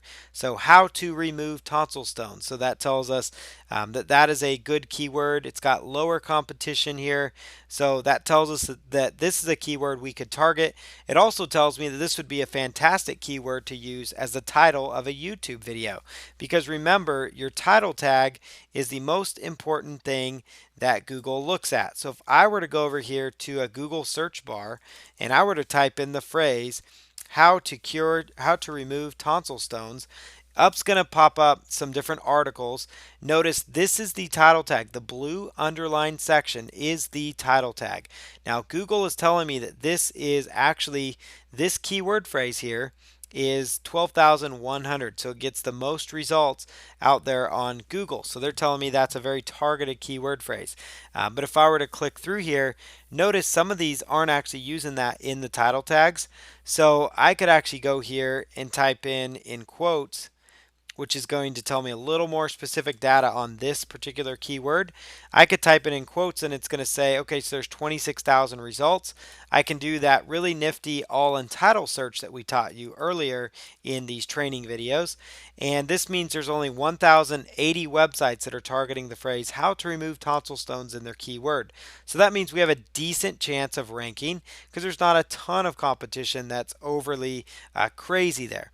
The other cool thing is once you find a keyword that you like from Keyword Planner, I can type that in here to Google, and at the bottom here, Google's going to say searches related to this. So how to remove tonsil stones at home, how to remove tonsil stones without gagging. So that's a little more specific keyword that I could use to actually get people into my email list. They could sign up for my email list. They can get notified of the products that I'm promoting via ClickBank about, how to remove tonsil stones.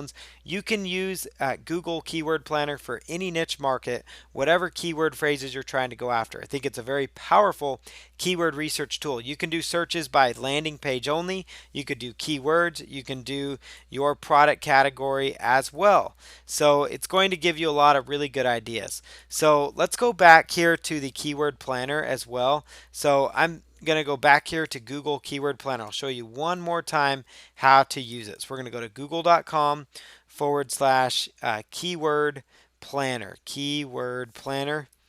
And so we'll go to adwords.google.com/keyword planner. And this is what the home page of Keyword Planner looks like. So we can just click, get search volume data and trends, search for new keywords using a phrase. So there's several different angles you can go. So we can just go for search data based on certain keywords, or most importantly, what you would want to do is search for new keywords using phrases. So I'm going to just type in, let's say another niche market. Let's say cure golf slice, let's say, for example. And then I'm going to simply choose get ideas here based on that keyword phrase, cure golf slice. So again, I've got my ad group ideas. So they do a really nice job of lumping these together and saying these would be some good ad groups to consider going after. These would be some ad groups you could run. And then I'm going to go here to keyword ideas. It says there's a problem there, so we're just going to try and retrieve those keywords one more time here. So we'll give it a moment to load up here. Cure golf slice, average monthly searches. We can actually narrow that down so we can actually see. And let's go here and let's see, show broadly related ideas. So only show ideas closely related to that. Show keywords and then click on save. So I'm going to only show keywords that are very specific to curing golf slice, since that's a little more of a targeted phrase. So there's some keyword phrase ideas. Golf slice cure practice drills. That's very specific of a keyword.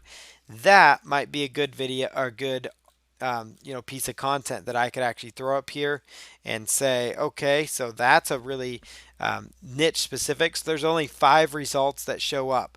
So that means if I did a keyword phrase on a video, if I did a keyword phrase on an article related to this keyword, golf slice cure practice drills. Yes, it's very specific, but it is extremely specific, and there are people that are really interested in that topic, how to cure their golf slice and what practice drills that they can do. So if I had an opt-in form on that page for 2 practice drills to cure golf slice or 5 practice drills to cure golf slice, I guarantee you I could get that opt-in really easily. Then I could follow up with them with my other golf related products and offers. So that's how you can use the Keyword Planner to your advantage. It's finding those keyword phrases that aren't getting a lot of traffic. And again, it also means that just because it shows average monthly searches does not mean it's only getting 30 searches. It could be getting a lot more than that. This is really more of a rough idea. And depending on your settings, like I have this set now to all locations, it could be just pulling from USA. In this case, it's pulling from all locations. But that average monthly search volume could be quite a bit different as well. It also means that Bing and Yahoo are not included in there. But most importantly, it means that it gives you a rough idea that a keyword is profitable. If you really want to know if a keyword is going to pull for you, then you could run an AdWords ad using that keyword, and then you can look at the impressions after a week of running that ad and see, okay, is this keyword really ranking?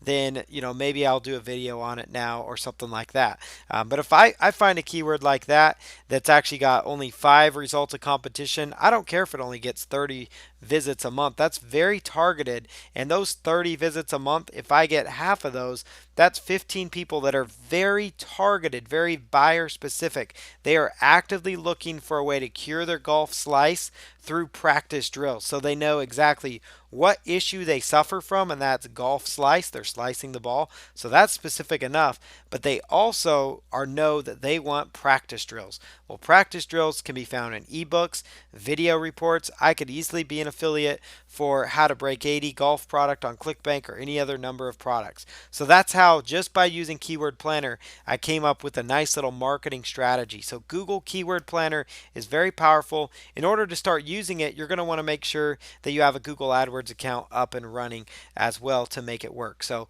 I love Keyword Planner. It's a great way to find niche keyword phrases that you can target easily to generate great keyword ideas to use in all your marketing, no matter what it is, not just on Google AdWords.